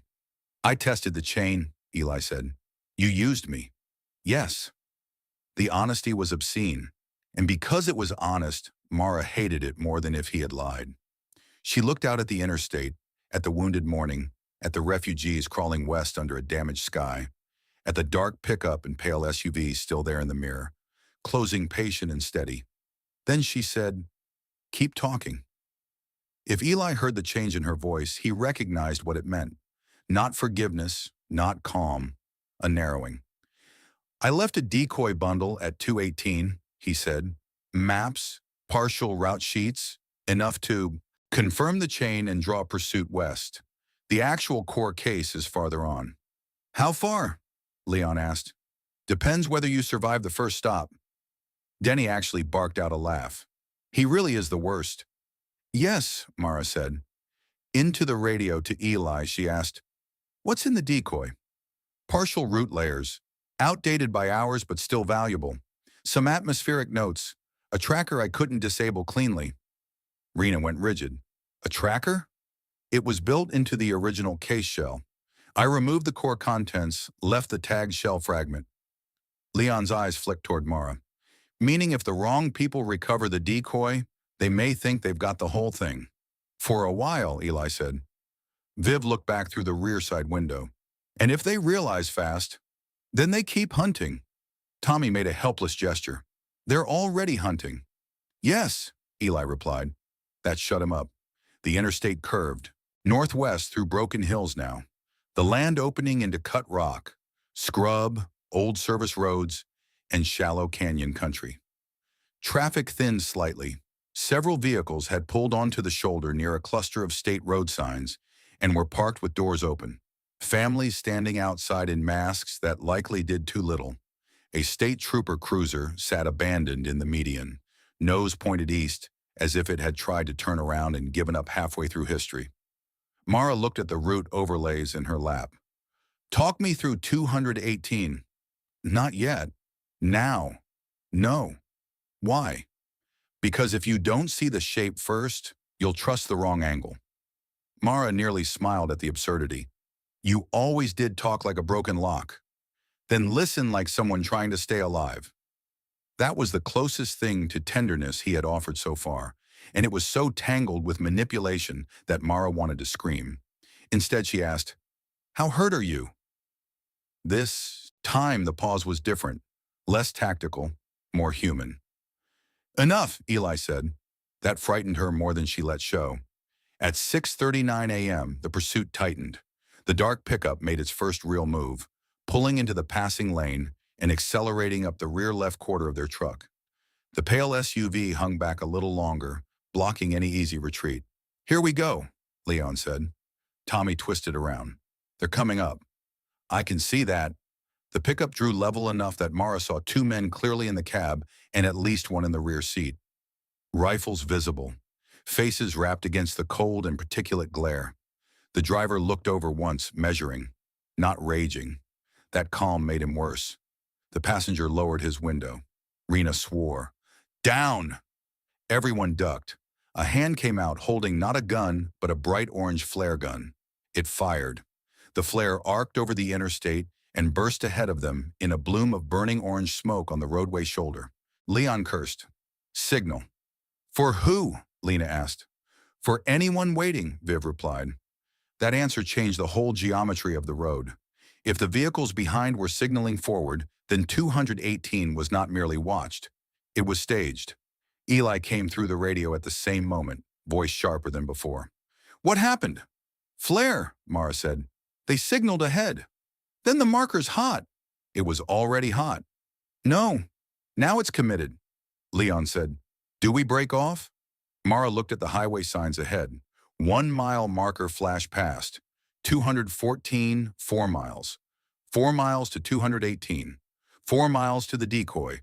4 miles to whatever waited in the canyon pull-off. 4 miles with armed pursuit behind and likely attention ahead. Eli's voice came low and quick through static. "There's a maintenance crossover half a mile east of the marker. South shoulder, then back under through drainage service. If it's not blocked, you can cut the approach and come at the culvert from the ravine side." Tommy stared at the radio as if willing it to become less insane. He knows secret highway tunnels now? Yes, Mara said. He does. Leon asked. Is that where the real case is? No, the real case isn't at 218. Then why risk it? Because if you don't see what's waiting there, you won't understand who else is in this. The sentence landed heavily. Not just armed contractors then, more, or worse. Denny groaned. I knew it. Every answer in this family is a hallway to another locked door. Mara looked at the mirror again. The dark pickup had dropped back after firing the flare, satisfied it had done its work. The pale SUV remained behind it, patient. Ahead, the road cut into low canyon walls, red-brown rock rising on both sides in broken shelves. Service fencing ran intermittently along the north edge. The median narrowed. The shoulder widened just enough in places for maintenance, pull-offs and disabled vehicles. And there, another marker passed. 215, 3 miles. Viv leaned forward. Whatever we do it before the bottleneck. If they box us in at the marker, we're inventory. Leon nodded once. Rena checked her med pack, then checked Lena's face, then handed her a mask and silently insisted until she put it on properly. Jax, low in his seat, said, Tell me when to move. No one asked him to clarify. They all knew what he meant. Fast hands, small body, ravine side, culvert, false seams, red steel post. He might be the one who could reach it quickest if reaching it became everything. Mara spoke into the radio. If I do this and it gets them killed, Eli cut in at once, then don't do it for me. The answer stunned her for a second, because it did not sound like strategy. It sounded tired, maybe even true. Then he added, do it because whoever owns Route Truth next decides what whole counties become. There was Eli. Again, humanity braided immediately back into leverage. Mara almost laughed from the cruelty of the design. At 6:44 a.m., mile marker 216 came into view.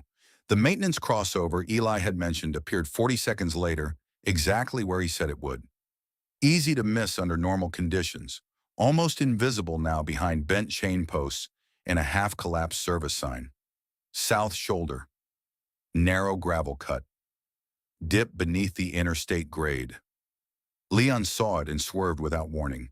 The utility truck lurched off the shoulder and onto the gravel access, with a violent jolt that threw Denny against the sidewall and slammed Tommy's shoulder into the door hard enough to make him cry out. Jax grinned once, pure adrenaline, then grabbed for a strap as they bounced downhill into the service cut. Behind them, horns blared from startled traffic. The dark pickup, overshot by half a second, forced to brake hard. The pale SUV followed too late and had to continue another 100 yards before finding space to turn. Leon drove under the roadbed through a narrow maintenance tunnel lined with wet concrete, old runoff stains, and a rank chemical earth smell. Water glimmered in shallow channels on both sides. The tunnel spat them out into a scrubby ravine north of the interstate grade. Rock, brush, service debris, and enough cover to break line of sight from the main road. Good, Eli said through static. Now listen exactly. Mara's pulse hammered. Above them, traffic thundered west. Ahead, the ravine bent toward the north shoulder area near the marker. The armed vehicles behind would need to reposition. Anyone already staged at 218 might still be looking east. Eli spoke quickly. There's a drainage culvert under the north shoulder just west of the red steel post. Decoy bundle should still be behind the seam unless somebody already pulled it. You send one in low from ravine side, not the road. No skylining, no standing on the shoulder. If the decoy's gone, you leave. If it's there, you take it only if you can do it in under 30 seconds. Leon said, and if there's someone waiting? Then they expect the shoulder approach, not the culvert mouth. Viv looked out through the ravine brush. How sure are you? I built it, Denny muttered. Naturally. Mara asked the real question. And after? The answer came with the briefest trace of hesitation. After you keep going west to the reservoir road outside Alder Basin. Not 218 then. Farther. Another layer. Another move beyond the move. Mara closed her eyes once, briefly, then opened them and looked at the others. Leon was already assessing the ravine. Viv the ridgeline, Rena the people, Lena her own breathing, Tommy the possibility of dying in a ditch for strangers and route data. Denny, the universe's personal grudge. Jax, the terrain like it was finally speaking his first language. No one wanted this. That no longer mattered. Mara said, "We do it fast." Tommy stared at her. "We do what?" "We check the drop." "That's insane." "Yes. We don't even know if the real case is there." "It isn't," Mara said. That somehow made it worse for him. Leon cut the engine. Silence rushed into the ravine under the roar of distant interstate traffic. Overhead, through the broken line of canyon rock, the silver-banded sky brightened by degrees into a day no one would ever mistake for normal again. Mile marker 218 was just ahead, above them, hidden from view by brush and road grade. The decoy might still be there. Armed men might already be closing. And Eli, somewhere south and injured and moving, had finally done what Mara had spent years half expecting and half dreading. He had pulled her all the way into the machinery of his choices. Leon looked at her once. "Who's going?" Mara answered before fear could submit alternate proposals. "Me and Jax." Rena said immediately, "No." Viv said at the same time, "Makes sense." Tommy looked horrified. "He's a kid." Jax drew himself up, offended. "I'm right here." "He's also the smallest," Leon said. "Fastest in a tight space." Denny pinched the bridge of his nose. "I hate that this is sound tactical reasoning." Rena shook her head. "If either of them gets hit, I can't reach them fast in that terrain." "That's why we do it in under 30, Mara said. Viv was already checking the line of brush. "I'll cover the ridge break from here," Leon nodded. "Tommy with me at the truck. Denny, rear watch. Rena, Lena ready if we have to run hurt. Jax." "I know," Jax said, suddenly all focus. "Low and fast." Mara took the radio handset once more. Into the static, into the cold channel that still carried her brother's breathing somewhere far off, she said, "If this goes wrong," Eli interrupted softly. "It already has." Then the line filled with static. No goodbye, no reassurance. Only the old truth of him, present, then gone, leaving action behind like an unpaid debt. Mara clipped the handset to her coat, crouched low, and started up through the ravine brush with Jax at her shoulder. Above them waited the marker, the culvert, the decoy, and whoever else had learned that in a dying country, the most valuable thing on the road was no longer gasoline or food. It was the map to the next breath. Chapter 9. The culvert at 218. The ravine was steeper than it had looked from the truck. That was the first thing Mara understood after the engine noise died behind them, and the world narrowed to brush, rock, cold air, and the roar of the interstate overhead. Distance on a map was one kind of truth. Distance on foot, in bad terrain, under pressure, with armed men somewhere behind and ahead, was another. She moved low through scrub oak and brittle winter grass, one gloved hand pushing aside thorn branches, the other keeping balance against the loose shale underfoot. The ground was damp in shaded pockets where old frost had melted and refrozen into slick black plates on the stone. Every few steps, her boots slid a fraction before catching again. The incline forced her sideways in places, crab walking around jutting roots and exposed rock shelves to keep from rising too high above the line of the brush. Jax moved beside and sometimes ahead of her, with an economy that would have looked graceful in another context. He had the compact, instinctive intelligence of someone used to fitting himself into spaces adults dismissed. He barely seemed to disturb the vegetation. His hands found holds before his eyes visibly registered them. When Mara slipped once on a patch of frozen dirt, he caught her sleeve without looking at her, then immediately let go as if embarrassed by the reflex. Neither of them spoke. Above, traffic on Route 40 rushed by in pulses. Not normal traffic. Not the even anonymous flow of ordinary interstate morning. This was jagged movement. Vehicles accelerating too hard, then slowing unpredictably. Horns blaring, engines straining, the occasional deep freight rattle of overloaded trucks. One prolonged screech of brakes that ended in a metallic impact, and then, after half a second, a chorus of horns and shouted voices carried away by the wind. The shoulder above them remained out of sight. That helped and hurt. It meant no one on the road. Could yet see them clearly from a distance if they stayed low. It also meant Mara had to trust Eli's description from memory and terrain alone. Red steel post, north shoulder, drainage culvert, false concrete seam. Such specific little words. So much blood in them already. She could feel the radio handset clipped inside her coat, pressing against her ribs with each careful step. Eli's last words still lingered there too, unwelcome and exact. It already has. The dry brutality of that answer had done something odd inside her. It had not increased her anger. The anger was already too old and too layered for growth. It had clarified it. That was worse. Anger, when fresh, often came with heat. Clarified anger was colder.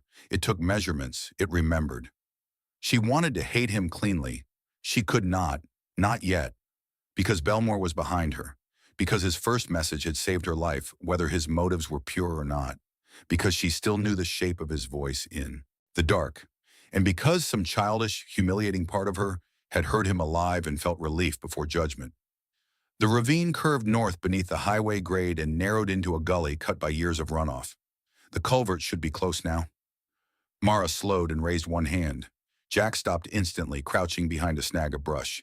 He looked at her. She pointed upward, then made a small circle with two fingers. Listen. They both held still. Wind through scrub, tire thunder overhead, a loose pebble clicking down the slope somewhere to the west. Then, faintly, human sound. Not voices carrying conversation, movement, a scrape, a boot knocking stone. Then silence again. Jack's eyes widened slightly, then flattened. He heard it too. Mara leaned close enough to whisper without lifting her voice above breath. Roadside? He tilted his head, listening harder, then nodded once. Someone up there. Maybe one. Maybe more. Maybe already waiting at the marker. Maybe just passing traffic forced onto the shoulder by panic or breakdown. Maybe armed men repositioning after the service cut. In a better world, uncertainty would have counseled retreat. In this one, uncertainty was constant background weather. Mara pointed downhill and then ahead, tracing the line she wanted. Stay low, angle under the grade. Approach from the culvert mouth rather than climb toward the shoulder. Jax nodded. They moved again. The gully deepened. Concrete appeared in fragments through the brush. Old runoff channels, broken retaining lip, a scatter of maintenance debris long half buried in dirt and snowmelt. The interstate embankment above them rose as a hard man-made slope faced with patched concrete and rockfill. Water trickled somewhere unseen. The air smelled wrong here, sharper than on the road, with the faint metallic dry scent Mara had noticed since dawn. And then she saw it, the red steel post. It stood above them on the north shoulder, half obscured by dead weeds and road grime, a maintenance marker no ordinary traveler would have noticed twice. Its paint had weathered into a dark rust red and peeled in long, vertical scales. At its base, the shoulder widened slightly into the pull-off Eli had described. A rough maintenance turnout cut into the grade, just enough for a utility truck or service pickup to stop out of the main lanes. No vehicle occupied it now. That did not mean it was empty. The culvert opened beneath the shoulder 10 yards west of the marker, a broad oval storm drain emerging from the embankment into the ravine, concrete mouth dark with damp. Metal grate long since removed or stolen. Low enough that Mara would need to crouch to enter, narrow enough that Jax could move through it faster. Water shivered in a shallow thread down the center. Jax glanced at Mara. She scanned the shoulder line again. Nothing visible. No boots at the edge. No rifle barrel. No obvious shadow. Only traffic above. Wrong dawn on canyon. Rock, and the silver particulate sheen, faintly catching on the weeds along the grade. She pointed at herself, then at the culvert mouth, then at him. Together. Jax leaned in and whispered, barely sound, 30 seconds. Mara nodded. They crept the last few yards. The cold at the culvert mouth felt different, damp and close, carrying the smell of algae, mud, old concrete, and that same faint metallic edge in the air. The concrete lip was stained dark where years of runoff had painted it. Mara crouched and ran one gloved hand along the inner left wall just beyond the opening. Smooth, pitted, cold. Then a seam, subtle enough that she would never have seen it by eye. a rectangular patch line almost flush with the surrounding concrete, disguised by mineral staining and mud. Someone had cut and reset part of the lining wall with extraordinary care. Eli, even his hiding places, had contempt for ordinary people. Jack saw the shift in her hand and moved closer. He took out the compact utility knife he had scavenged from the station and worked the blade carefully into the lower edge of the seam. Nothing. He tried again, farther left, then higher. The knife tip caught. A tiny click sounded. The slab shifted outward no more than half an inch. Jax looked up once, quick and fierce, almost pleased. Mara slid fingers into the gap and pulled. The false concrete panel came free with a soft, sucking scrape of damp grit. Behind it sat a narrow cavity. Inside the cavity was a weatherproof packet wrapped in gray polymer, one folded map sleeve, and a small black transmitter unit no bigger than a deck of cards secured with tape to the back wall. Tracker. Eli had told the truth about that much. For half a second, Mara just stared. The decoy was still here. That meant one of two things. No one had reached it yet, or someone had and left it in place deliberately. The second possibility hit hard enough that she nearly let the panel slip. Jax had the same thought at the same moment. His face changed. Not fear. Pattern recognition. He mouthed, "Trap." Mara nodded once. Then she heard it. Not above them. Behind them in the ravine.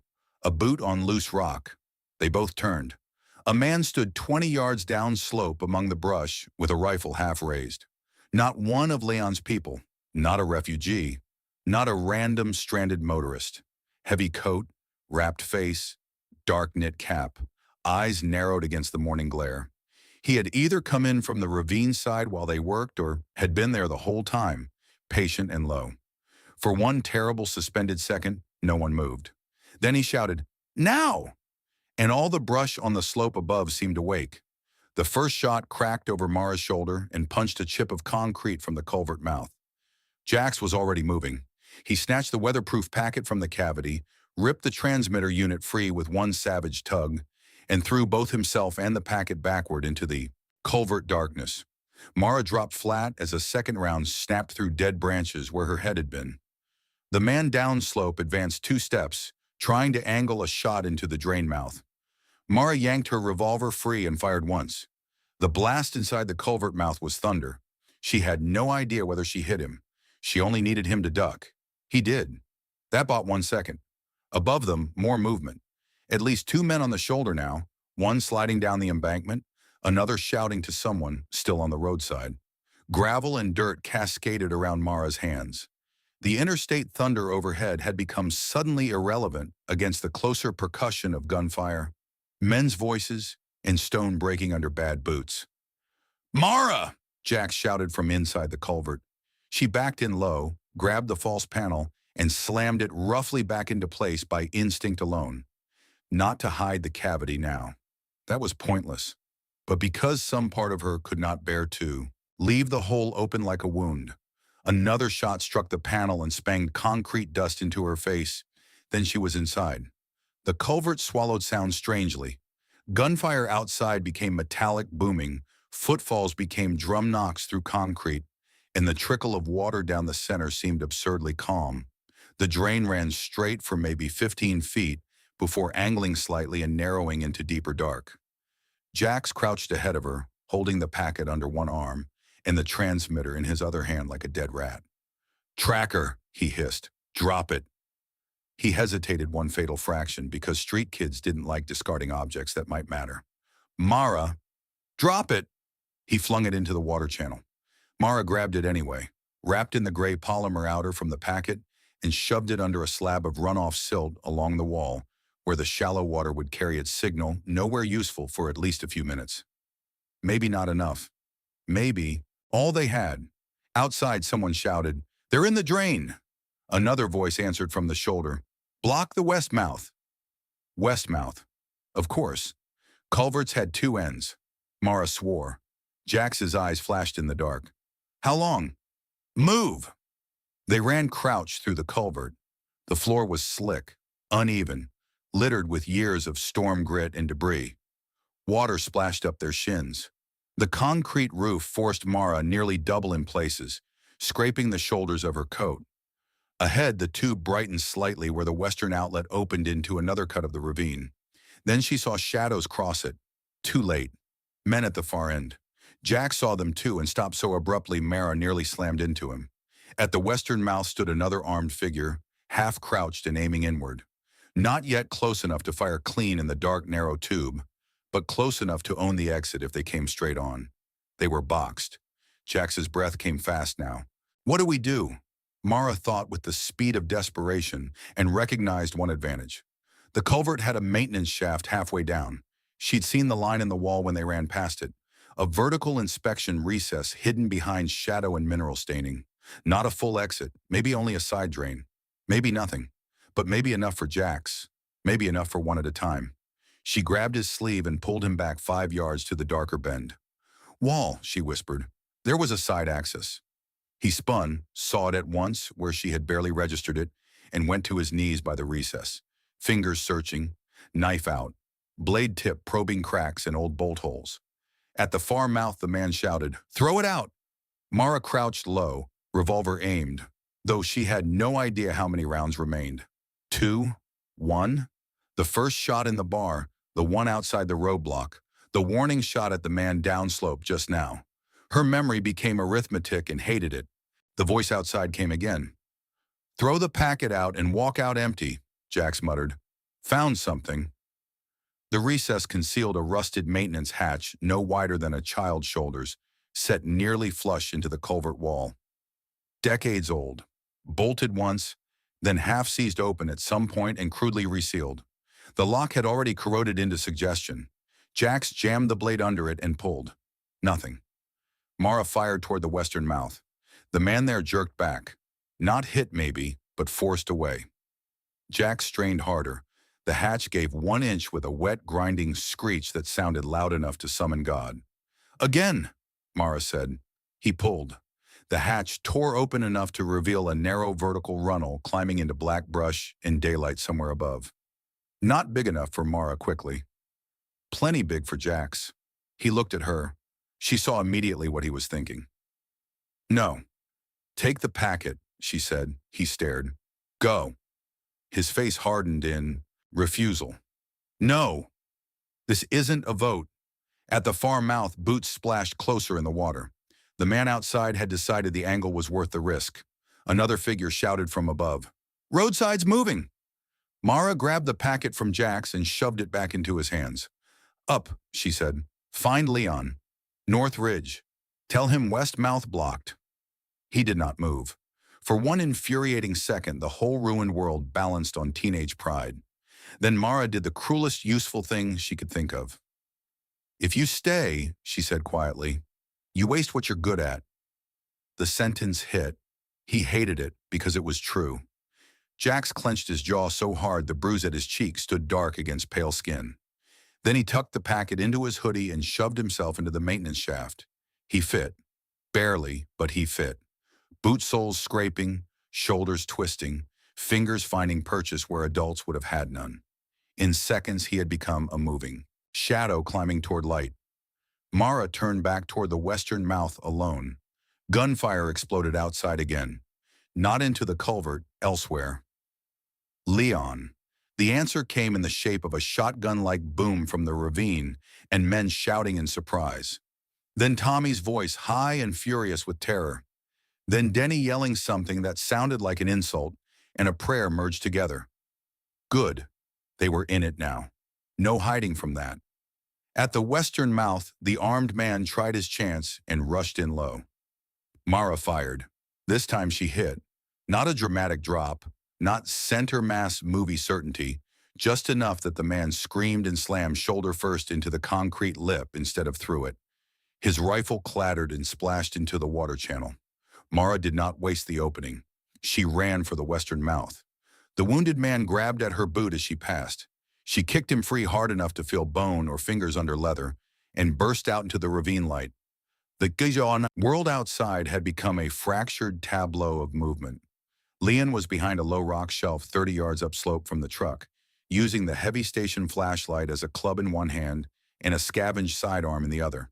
God knew from where, firing controlled shots toward the shoulder line above. Tommy lay behind the truck's front wheel with a road flare in one hand and a tire iron in the other, like he had become his own worst nightmare. Denny, impossibly, was crouched behind an open rear compartment door, hurling metal tool trays downslope every time a figure moved through the brush, swearing with operatic commitment. Viv was farther left on the ridgeline, low behind Scrub, aiming with one of the station rifles Soren's staff must have slipped into the loadout at the last second. Each shot from her was patient, deliberate, economical. She did not fire much. She did not miss often enough for comfort. Rena knelt behind a boulder with Lena pressed beside her, one hand keeping the younger woman down, the other working frantically over someone on the ground. No, not someone. One of the pursuers, hit, maybe by Leon or Viv, bleeding into the dirt while Rena, because she was still herself, had instinctively dragged him into cover before deciding whether saving him was tactically insane. Jax burst from the maintenance shaft 20 feet uphill from Mara, rolled once in gravel, then sprinted for the truck with the packet under his coat. A man on the shoulder saw him and shouted, "Kid's got it!" Everything moved toward that fact at once. Mara ran uphill and fired her last round at the shouting man. The revolver clicked empty after the shot. No time to confirm whether she hit. The man ducked anyway, and that gave Jax enough. He reached the truck. Leon saw him too and shouted, "Inside!" The dark pickup suddenly appeared on the interstate shoulder above, skidding half off the pavement into the pull-off as one of the armed teams tried to bring vehicle weight into the fight. Gravel sprayed over the embankment. Another man bailed out from the passenger side with a rifle and began sliding down toward the ravine. Too fast, too committed. Viv shot him before he found stable footing. He tumbled the rest of the way, cartwheeling through brush and rock until he hit the ravine floor hard and did not rise. Tommy made a shocked sound that might have been praise or horror. No one had time to parse it. The pale SUV reached the shoulder seconds later, blocking half the pull-off. More men. Too many now to count cleanly. "Move!" Leon shouted. Mara reached the truck just as Jax slammed the rear side door open. Leon covered her last few steps with 2 more shots. Denny threw something metallic that struck a rifleman in the face with a gratifying crack. Rena abandoned the wounded pursuer the moment his reaching hand closed around her sleeve, and she saw recognition, or hate, rather than plea in his eyes. Lena stumbled, caught herself, then dragged the medpack into the rear compartment by pure determination. Viv slid downslope in a controlled half-fall, reached the truck, and shoved Mara bodily toward the passenger side.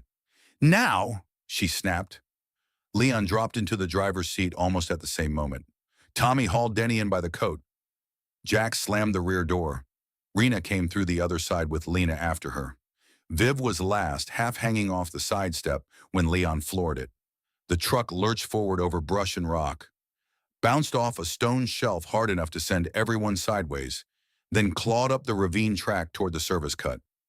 Gunfire chased them, rounds slapping dirt, one punching through the rear shell with a shriek of torn metal. Lena screamed. Denny shouted that he had been hit, then immediately corrected himself. "No, crate. They hit the crate.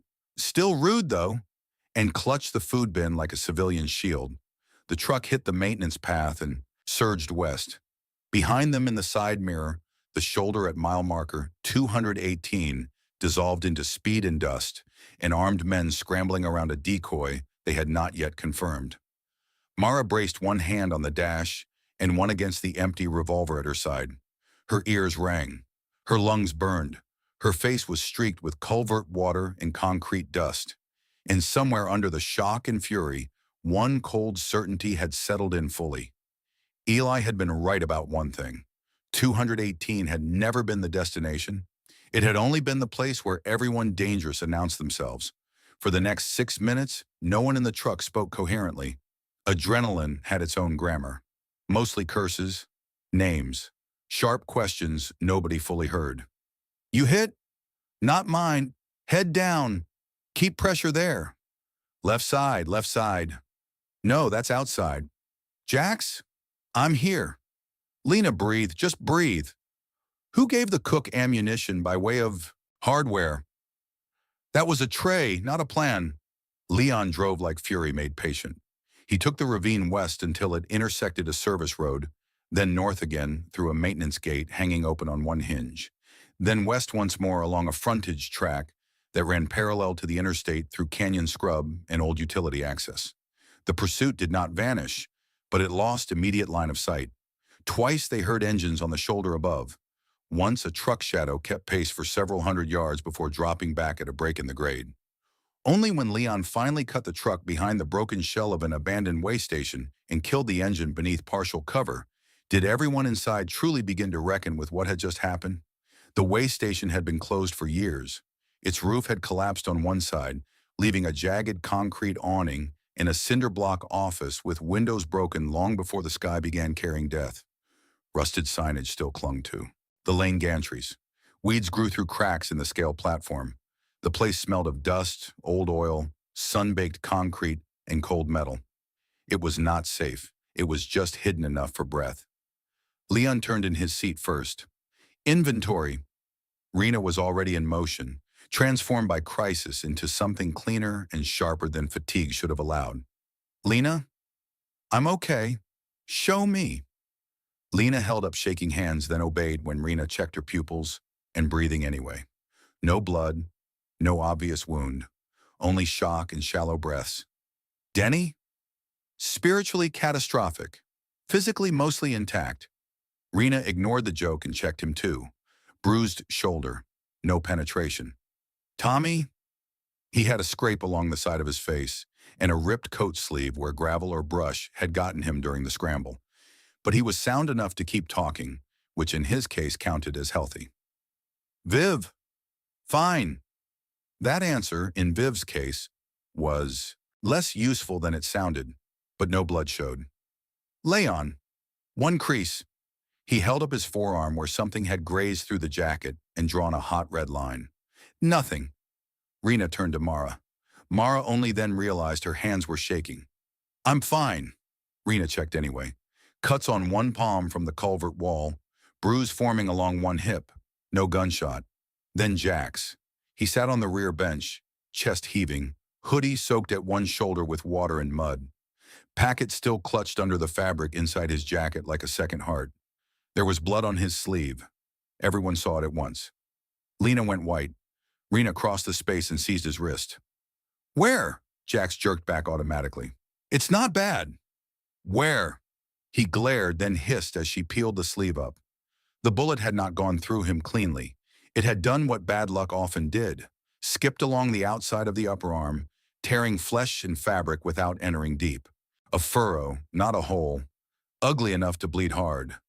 Lucky enough to keep the arm. Rena exhaled once through her nose, relieved despite herself. You stupid, fast little bastard.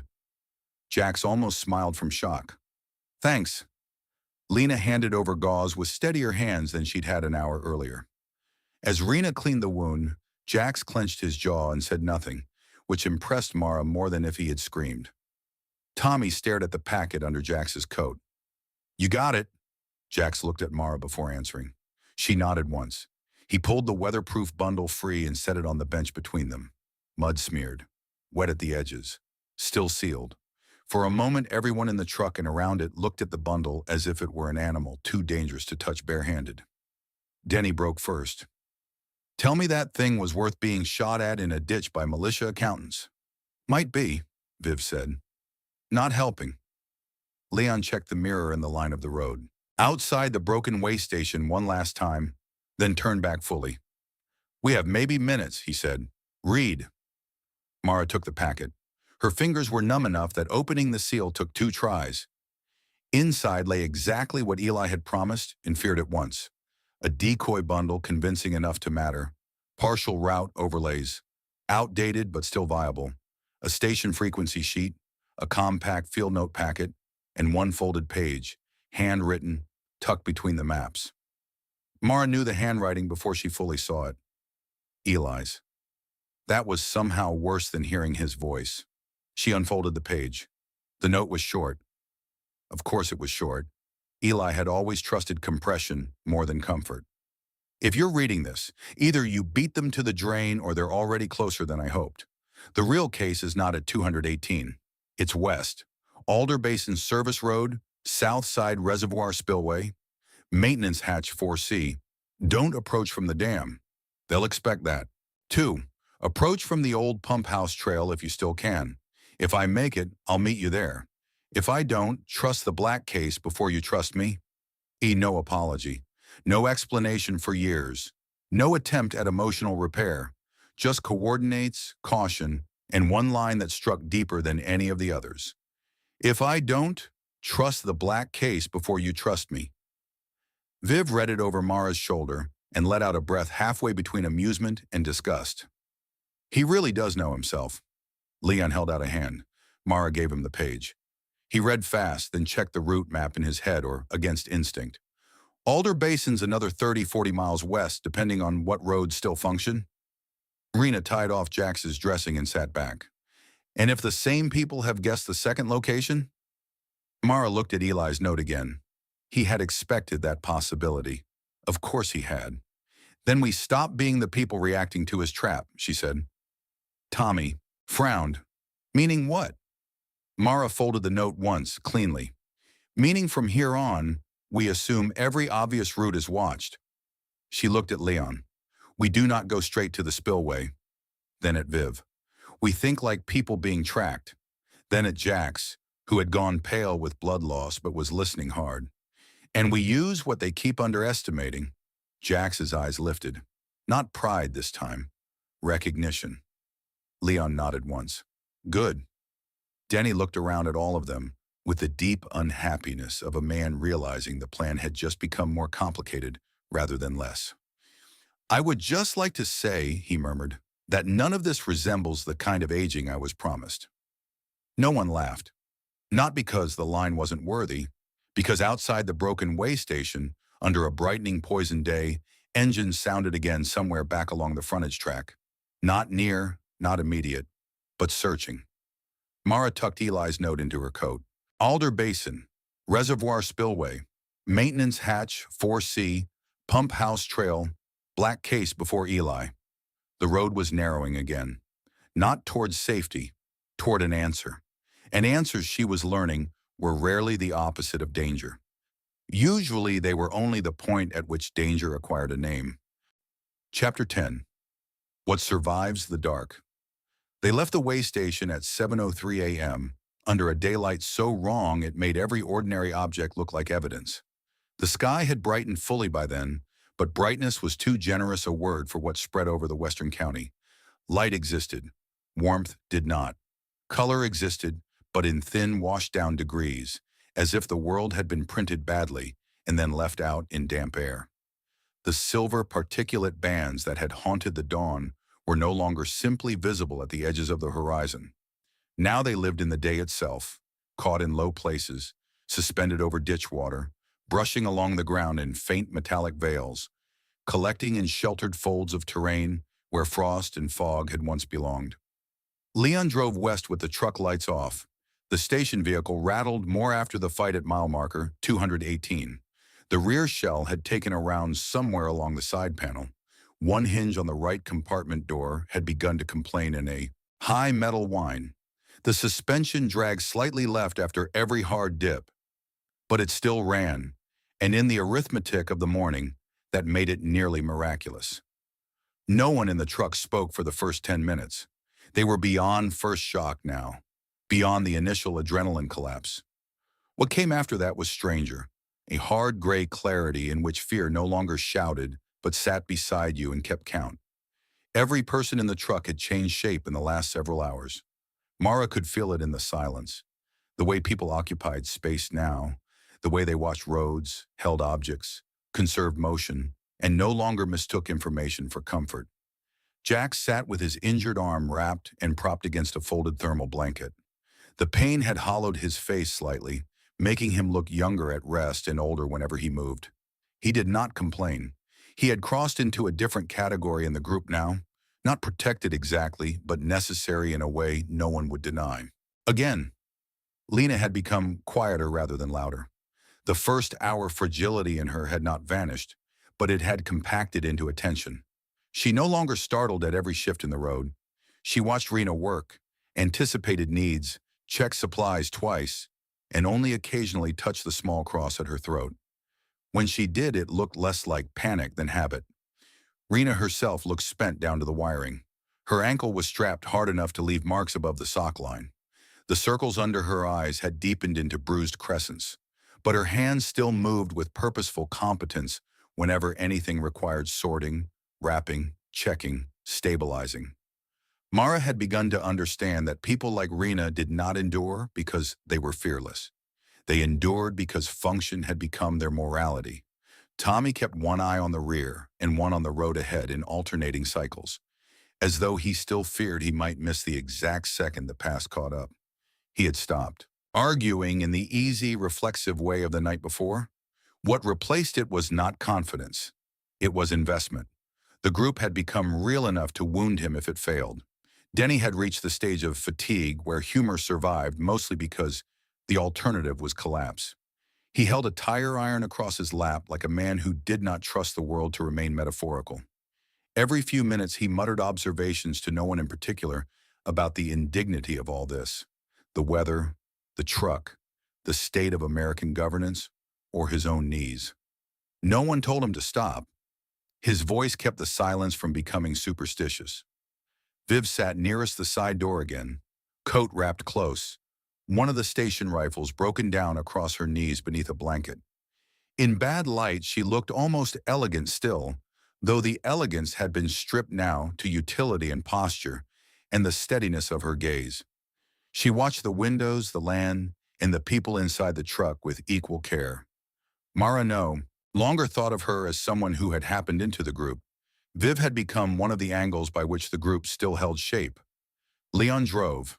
The road out of the way station led them along an old frontage route that paralleled Route 40 for several miles before bending southwest toward Alder Basin. Above and to the right, the interstate cut through the landscape on concrete embankments and low canyon bridges. Traffic still moved there in jagged waves. Too many vehicles heading west. Not enough order to call it evacuation. Too much order to call it collapse entirely. A stream of ordinary people in the worst possible arrangement. Visible, desperate, and concentrated. Now and then, the frontage road gave them glimpses of the world beyond movement. A cattle field where 24 animals stood clustered near a fence line, not grazing, simply standing and facing the same direction beneath the silver sky. A roadside diner with every window broken and handwritten signs taped inside. The glass in thick black marker. Water gone, and beneath it, keep moving. A church parking lot crowded with cars and one school bus, all motionless, while pale haze pooled in the drainage swale behind the building like some patient spill. A reservoir notice board riddled with bullet holes. A convenience mart burned out from within, leaving only a skeleton of roof beams and the plastic shape of melted coolers by the pumps. The country was not empty. It was worse than empty. It was occupied by aftermath. At 7:29 a.m., the first true sign for Alder Basin appeared. Alder Basin Reservoir, service access /11 miles. The green highway letters were peppered with particulate grime, giving the sign a grainy sheen in the bad light. Below it, somebody had spray-painted a single word in black. Lies. Denny read it aloud. Helpful? No, Viv said. Honest. Mara had Eli's note unfolded again in her lap, though by now she knew every line of it. Alder Basin Service Road. Southside Reservoir Spillway, Maintenance Hatch 4C. Don't approach from the dam. They'll expect that too. Approach from the old pump house trail if you still can. If I make it, I'll meet you there. If I don't, trust the black case before you trust me. The last line stayed under her skin. Black case before Eli.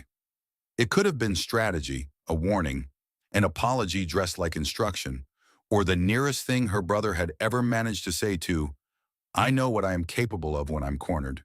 She did not know which possibility she preferred. Leon took the service road south just after 7:40.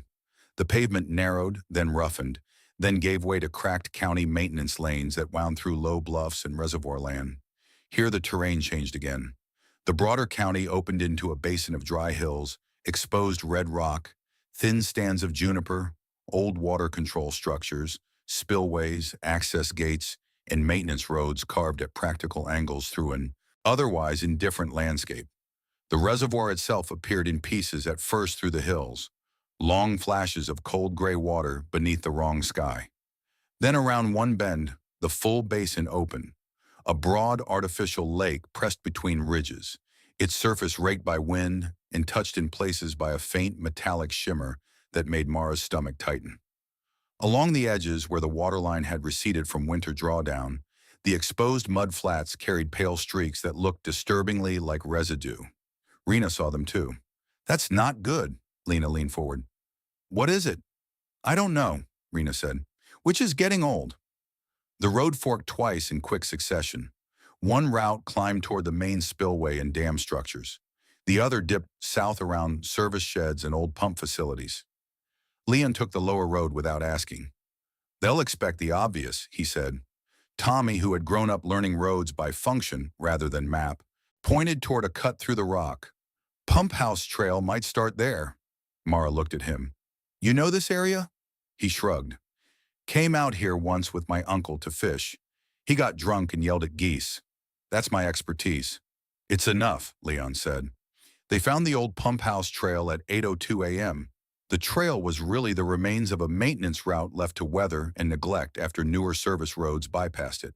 2 tire tracks cut through scrub, broken by rock outcrops and wash channels. A half-collapsed sign leaned nearby, once warning unauthorized personnel away from water control structures, now faded into near illegibility. The pump house itself sat partway down the slope, a squat concrete structure with boarded windows, rusted vents, and one steel door hanging open inward. No vehicle tracks fresh enough to reassure anyone. No visible movement. Leon stopped the truck behind a stand of scrub cedar and killed the engine. No one moved, at once. The stillness outside had changed. Not quiet exactly. More like a place that was listening. Mara looked at the others. "This is where we stop being a truck and become decisions." Denny sighed deeply. "I preferred being a truck." Leon checked the map once more, then Eli's note, then the slope below the pump house. "If Hatch 4C is where I think it is, it's tied to the lower spillway maintenance line. We go in on foot from here." Tommy peered out the windshield. "And if they're already there?" "Then we find out before they find us all at once," Viv said. Rena was already checking pack weight. "Jack stays with the truck." "No," Jack said immediately. "You took a round in the arm 3 hours ago." "I took a scrape." "You took damage." He glared. Rena glared back harder. Mara cut in before pride wasted more oxygen. "He stays until we know the terrain." Jax looked at her. She held his gaze and let him see that this was not softness. It was roll. For a second, he looked ready to push anyway. Then he sat back, jaw tight, and muttered, "Fine." Leon divided them fast. He, Mara, Viv, Tommy, and Rena would approach on foot. Lena would stay with Jax and Denny at the truck. Keep the engine ready, watch the ridge and the road. If they heard 3 quick shots, they left. If they heard 1 long flare, they moved downhill only if they saw a clear path. If nothing happened within 20 minutes, Leon wanted the truck repositioned farther east under heavier cover. Denny stared at him. "You have a lot of faith in my leadership under pressure." "I have faith in your survival instincts," Leon said. "That's somehow ruder." Rena tightened her ankle wrap, stood, and tested her weight. Pain flared visibly in her face, then disappeared behind Will.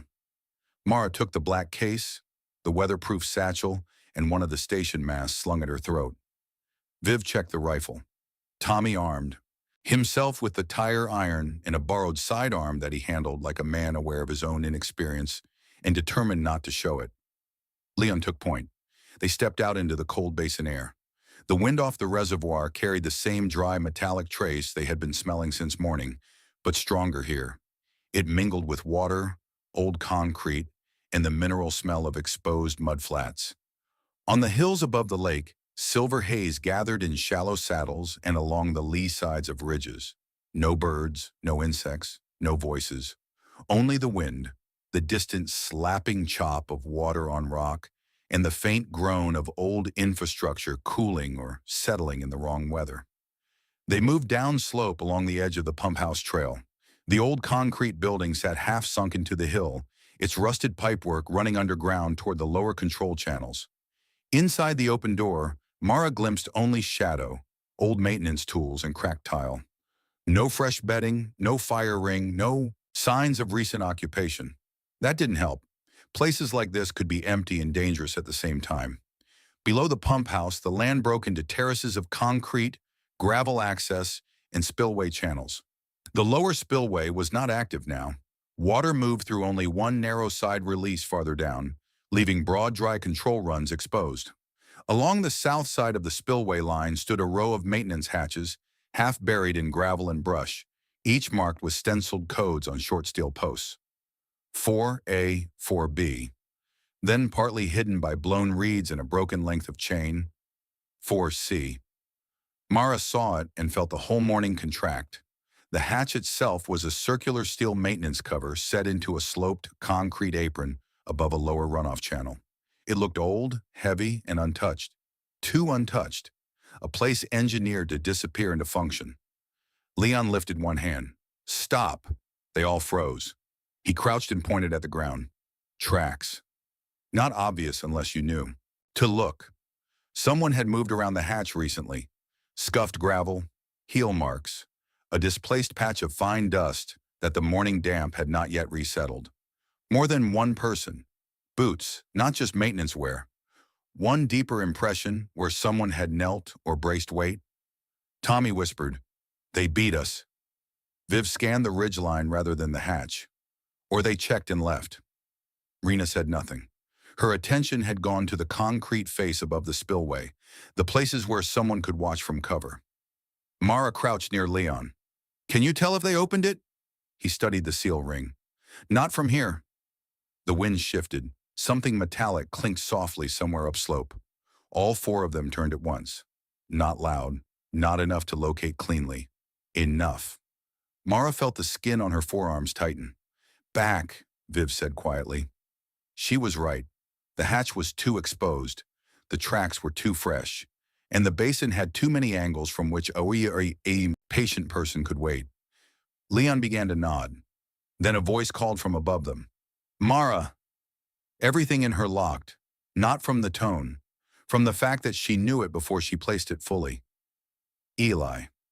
He stood halfway up the ridge above the spillway line, one hand braced against a rock outcrop, the other holding a compact radio. At first glance, he looked almost unchanged in the cruel shorthand of family recognition. Tall, dark coat, narrow face, the same stillness in the shoulders when he wanted to appear less hurt than he was. But then the details arrived all at once. Blood on one sleeve, a rip through the left side of his coat, a face several days too tired, stubble grown unevenly over a jaw clenched against pain, and eyes, still Eli's eyes, sharp and reading and withholding, but more raw around the edges than Mara had ever seen. For one impossible second, the whole basin disappeared. There was only the fact of him there in the daylight. Alive. Then Leon moved. Half a step in front of Mara without looking back, and the moment broke back into the world. "Alone?" Leon called. Eli's mouth twitched. Not quite a smile. "Wouldn't bet your life on anyone today."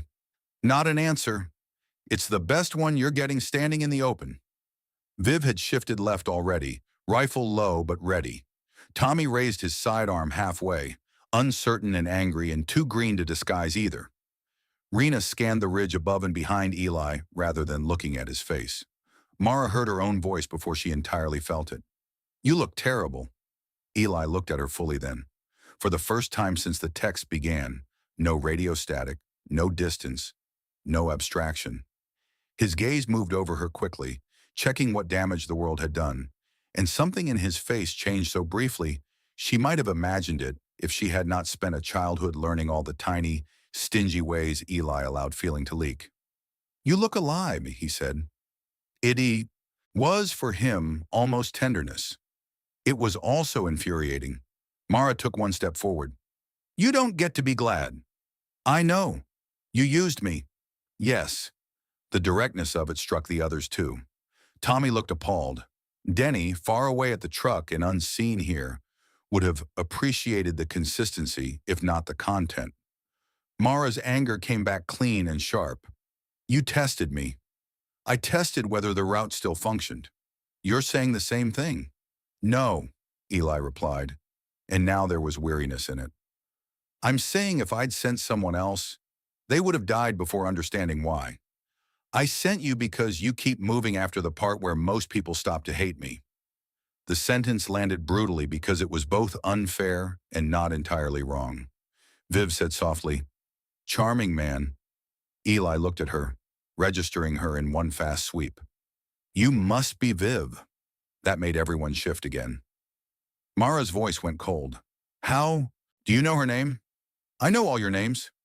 Nobody like that. Not one of them. Leon's face hardened into something older and more dangerous. "From where?" Eli ignored him and looked at the black case in Mara's hand. "You opened it." "Yes." "Good. You said trust it before I trust you." "Yes." "Should I?" A dry breath of something like laughter escaped him, pained and humorless. "Probably." The honesty hit harder in person. Mara took another step downslope toward the hatch line and realized Eli wasn't standing casually at all. He was keeping weight off his left leg. Blood had dried dark along the cuff of his coat. There was a stiffness to the way he held his ribs under one arm, subtle enough that a stranger might miss it. Obvious enough that Mara saw the boy he had once been after street fights, trying to look upright before their mother noticed. "You're hurt," she said. "Yes." "How bad?" He looked at her for a moment, then answered, "Bad enough to stop pretending there's more time than there is." The wind moved over the basin, lifting grit. Above the ridgeline behind Eli, the sky wore broader silver streaks now, and over the reservoir itself, the low haze had thickened along the water margins. Rena said, "Whatever this is, make it quick. The air's wrong here." Eli nodded once. "I know." Mara glanced toward hatch 4C. "Is the core case in there?" "No." Tommy nearly laughed in despair. "Of course not." Eli continued as if he had not heard him. "It was there for 20 minutes. Then I moved it when I realized I'd been followed earlier than planned." Leon's patience thinned audibly. "So where is it now?" Eli's eyes shifted once toward the reservoir's spillway structures, then back to Mara. "Below the hatch line," he said, "in the drainage service vault under the old pump intake tunnel. I couldn't carry it farther alone." That explained the wound. That explained the delay. That explained why he had risked meeting them in person. Mara understood then that Eli had done what he always did, divided danger into pieces and hoped motion would outrun consequence. This time the world was larger than his habits. Viv asked, "Why not say that over radio?" "Because if they were listening, they'd have had the vault before you got here." Leon said, "Who's they exactly?" Eli looked up the ridges once, then back. "Not just the station men. There's another team, private retrieval. Better trained, less patient. They know the cache mattered. They know 218 was dirty. And they know I came west whether I was carrying the core case or not." Mara felt the basin around them sharpen into threat. "How many?" "Last count? 5, maybe 6 still mobile." Tommy whispered, "Still?" Eli's gaze flicked to the blood on his own sleeve, as if that answered enough. Before anyone could ask, more, a single rifle shot cracked from the ridge beyond the pump house. Concrete sparked beside the hatch line. Everyone dropped at once. So much for time. The first shot had not been meant to hit. It had been meant to pin. Mara knew that instantly because the second came lower and closer, forcing them off the open apron and behind the shallow control wall that ran along the spillway edge. Leon hauled Tommy down by the collar before the younger man could freeze upright with his gun still half raised. Viv dropped flat behind a concrete support and swung the rifle upslope in one clean motion. Rena hit the gravel hard enough to swear as her ankle twisted beneath her again. Eli moved faster than his injuries should have allowed, sliding behind a rusted valve housing and dragging Mara with him by her sleeve. The third shot hit the rock where Eli had been standing a second earlier. Then the basin erupted. Voices from the ridges. At least 2 directions. One team high above the pump. House trail. Another somewhere east of the spillway line, using old service berms and scrub for cover. Leon shouted, "Truck team, down!" The answer came faintly from above. Denny yelling something obscene, followed by the cough of the truck engine starting. Good, they had heard enough. Viv fired first. Her shot cracked up the basin and was followed by a man's involuntary cry, not necessarily hit badly, but corrected enough. She moved immediately after firing, never lingering in the spot that had produced the sound. Eli glanced toward her with unwilling approval. "Who is she?" "Helpful," Mara snapped. He almost smiled despite blood and bullets. Another round struck the valve housing, showering them with rust flakes. Tommy, behind the control wall with Leon, finally found courage or fear enough to shoot back. The shot went wide, kicking dirt from a ridge face. Leon did not waste breath criticizing.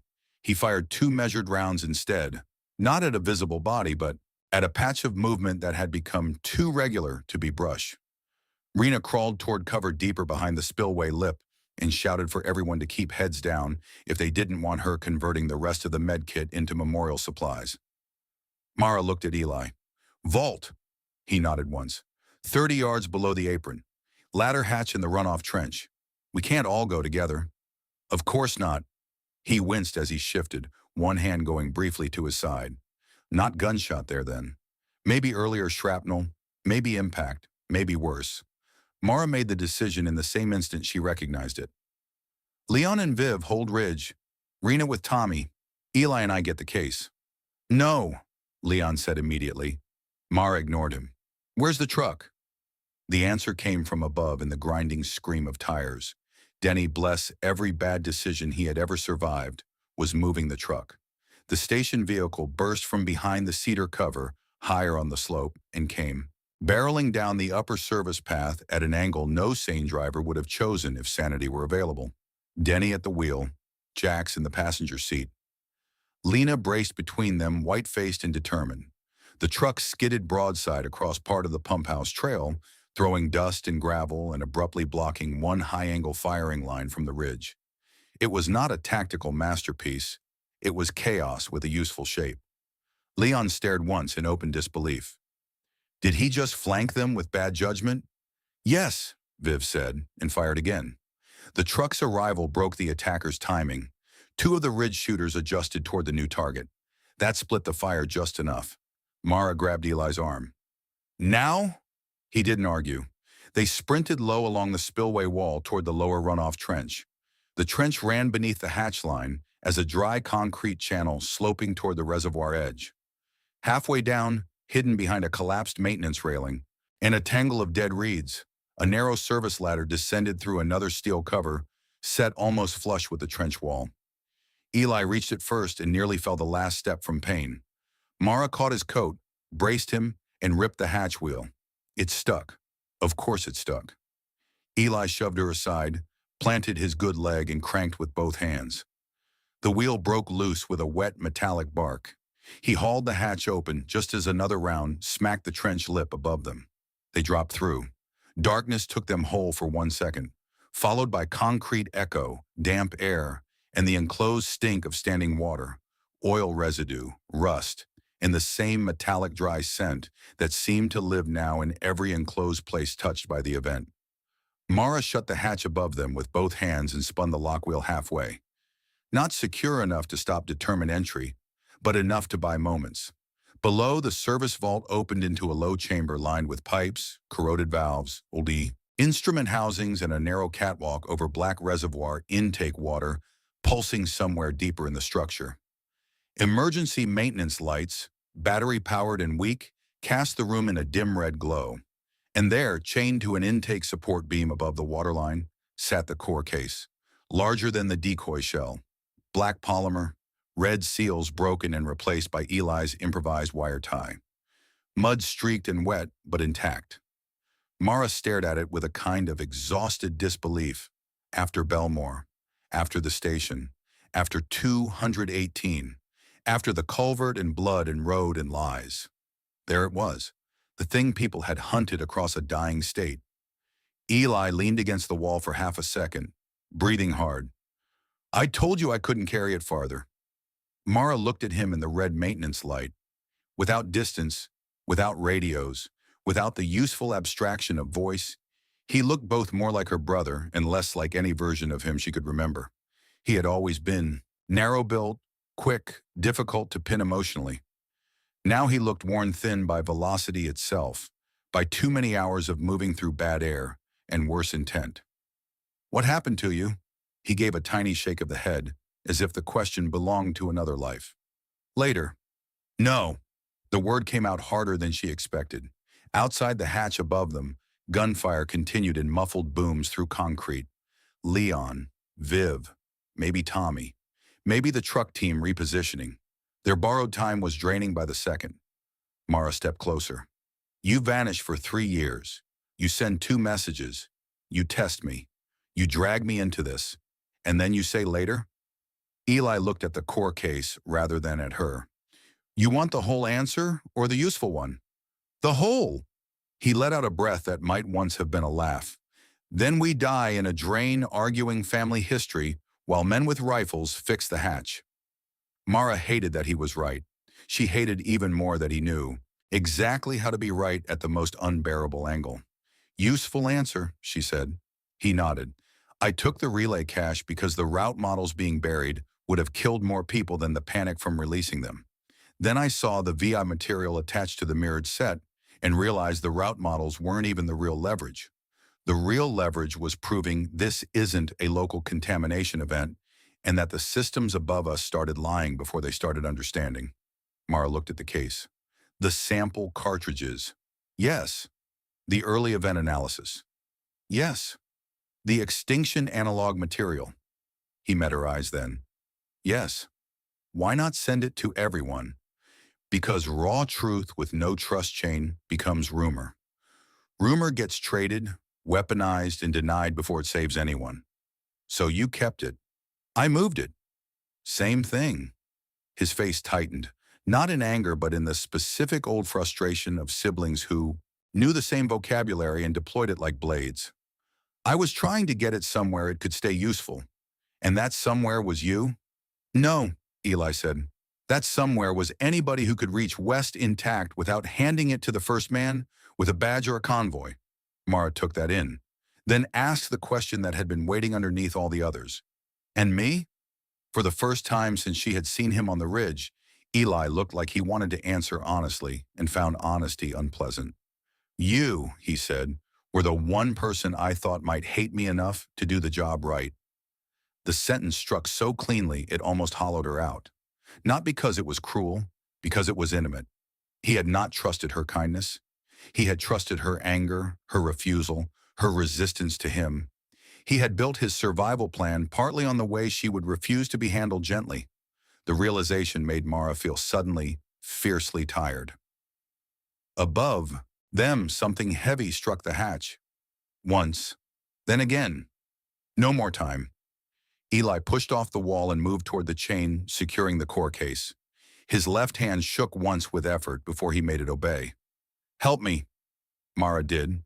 Together they unhooked the improvised wire tie, freed the case, and dragged it onto the catwalk. It was heavier than it looked, dense, awkward, weight of metal drive cores, sample housings, hard copy documentation, and everything else people kill to keep scarce. Another impact hit the hatch above.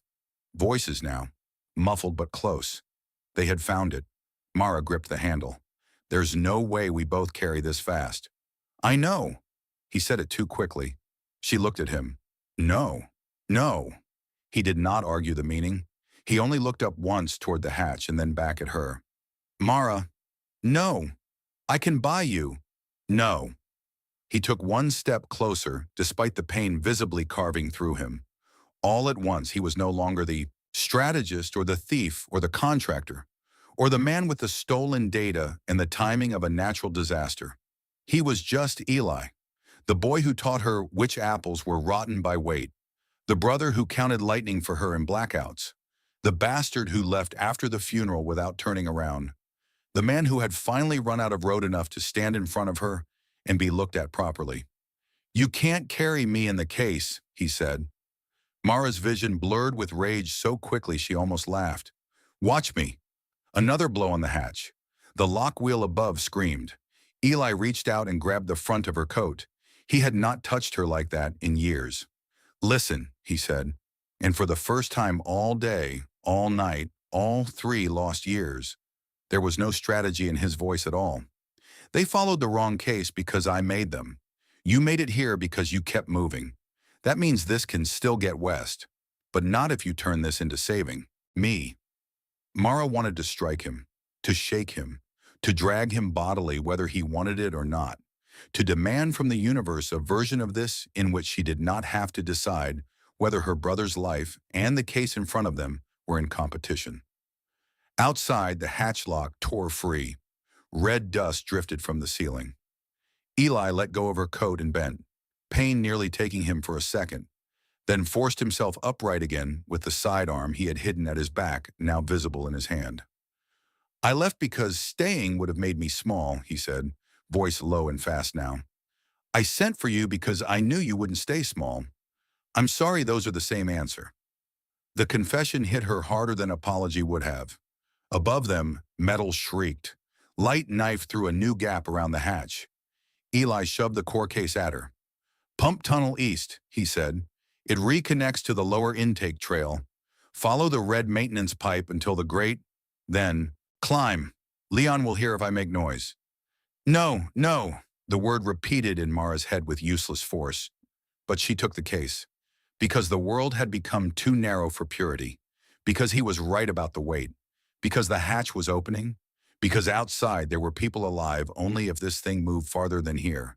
Her hands closed around the handle. Eli saw the moment she accepted the shape of the decision and nodded once. A motion so small it nearly broke her. Then he stepped back from her into the red maintenance light, raised the sidearm toward the hatch, and became, with terrible economy, exactly what he had always been best at. The man who stayed in the doorway while someone else ran. Mara turned and ran. The pump tunnel sloped east in darkness and iron smell. She carried the case with both hands, half running, half stumbling along the narrow maintenance walk, beneath a line of old red-painted service pipe bolted to the wall exactly as Eli had said. Behind her, the first shots inside the vault came like artillery in a box. Deafening, close, impossible to parse by count or winner. Then shouting. Then another shot. Then the echoing violence of bodies moving in too little space. Mara did not look back. Not because she was brave, because if she looked back, she might choose wrong. The tunnel narrowed, turned, widened briefly around an intake valve assembly, then climbed toward a steel grate through which daylight leaked in thin blades. The case dragged at her shoulders and wrists until every tendon in her forearms burned. She nearly dropped it twice. The metallic dry air seemed worse in the enclosed sections, enough that by the time she reached the grate, her lungs felt raw and her vision pulsed at the edges. She found the latch, forced it, shouldered through. Daylight struck her hard. She emerged onto a lower maintenance ledge along the reservoir intake slope, half hidden below the main spillway line and screened by rock and brush from the hatch area above. Wind hit her face. Water struck concrete somewhere below. The silver-banded sky looked impossibly wide after the red vault dark. Above and west, gunfire still cracked through the basin. She could not tell which side any of it belonged to now. Mara! Leon's voice. To her left. She turned. Leon was descending the intake trail with Viv and Tommy behind him. Rena farther back, moving as fast as the ankle allowed. Lena and Jax visible higher on the service road near the truck. All of them alive, for the moment. Leon saw the case and understood everything he needed to understand from the fact that she carried it alone. He did not ask the question immediately. He took the case from her first with one hand, steadying her by the shoulder with the other. Move, he said. Mara looked back once toward the hidden tunnel mouth. No Eli. Only gunfire still snapping through the spillway structures, and one harsh male shout from the hatch line. Then another burst of shots that might have been cover fire, execution, or chaos. Viv saw where Mara was looking, her face altered by almost nothing. Don't, she said, not coldly, not kindly, correctly. Tommy took one look at Mara's face and stopped asking whatever had been rising in him. Rena reached them and checked Mara's eyes with a medic's reflex, even while breathing hard herself. Can you walk? Yes. That answer was true only because there was no category available for the alternative. They moved, up the lower intake trail, across loose gravel, past a line of valve housings and rusted rail, back toward the truck under a sky brightening into wrongness. No one said Eli's name, not because it didn't matter, because it mattered too much, and the road still demanded speed. The truck was already running when they reached it. Denny had the rear doors open. Jax was pale with pain and readiness, both. Lena took one look at Mara and stepped aside, without a word, making room for the case as if instinct understood hierarchy before grief did. Leon hauled the core case into the rear compartment and slammed it shut. Viv climbed in, Tommy after her. Rena pushed Mara up into the front bench like a medic loading a casualty, and then came herself. Denny got the wheel only long enough to jump out of it when Leon shoved him sideways and reclaimed the driver's seat. The truck tore away from Alder Basin just as more engines sounded above the spillway road. Behind them, the reservoir, pump house, hatch line, and whatever remained of Eli's stand vanished piece by piece behind rises of red earth and silver haze. Mara sat in the passenger seat with both hands empty for the first time in hours. Empty hands felt wrong.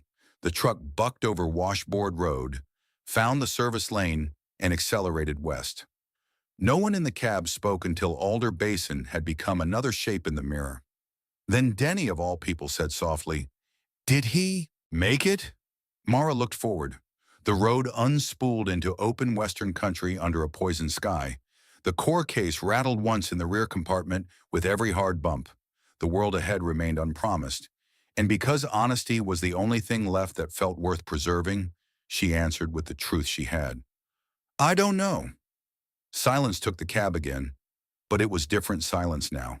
Heavier, more final, and threaded through with something that had not been there when the night began. They had the case.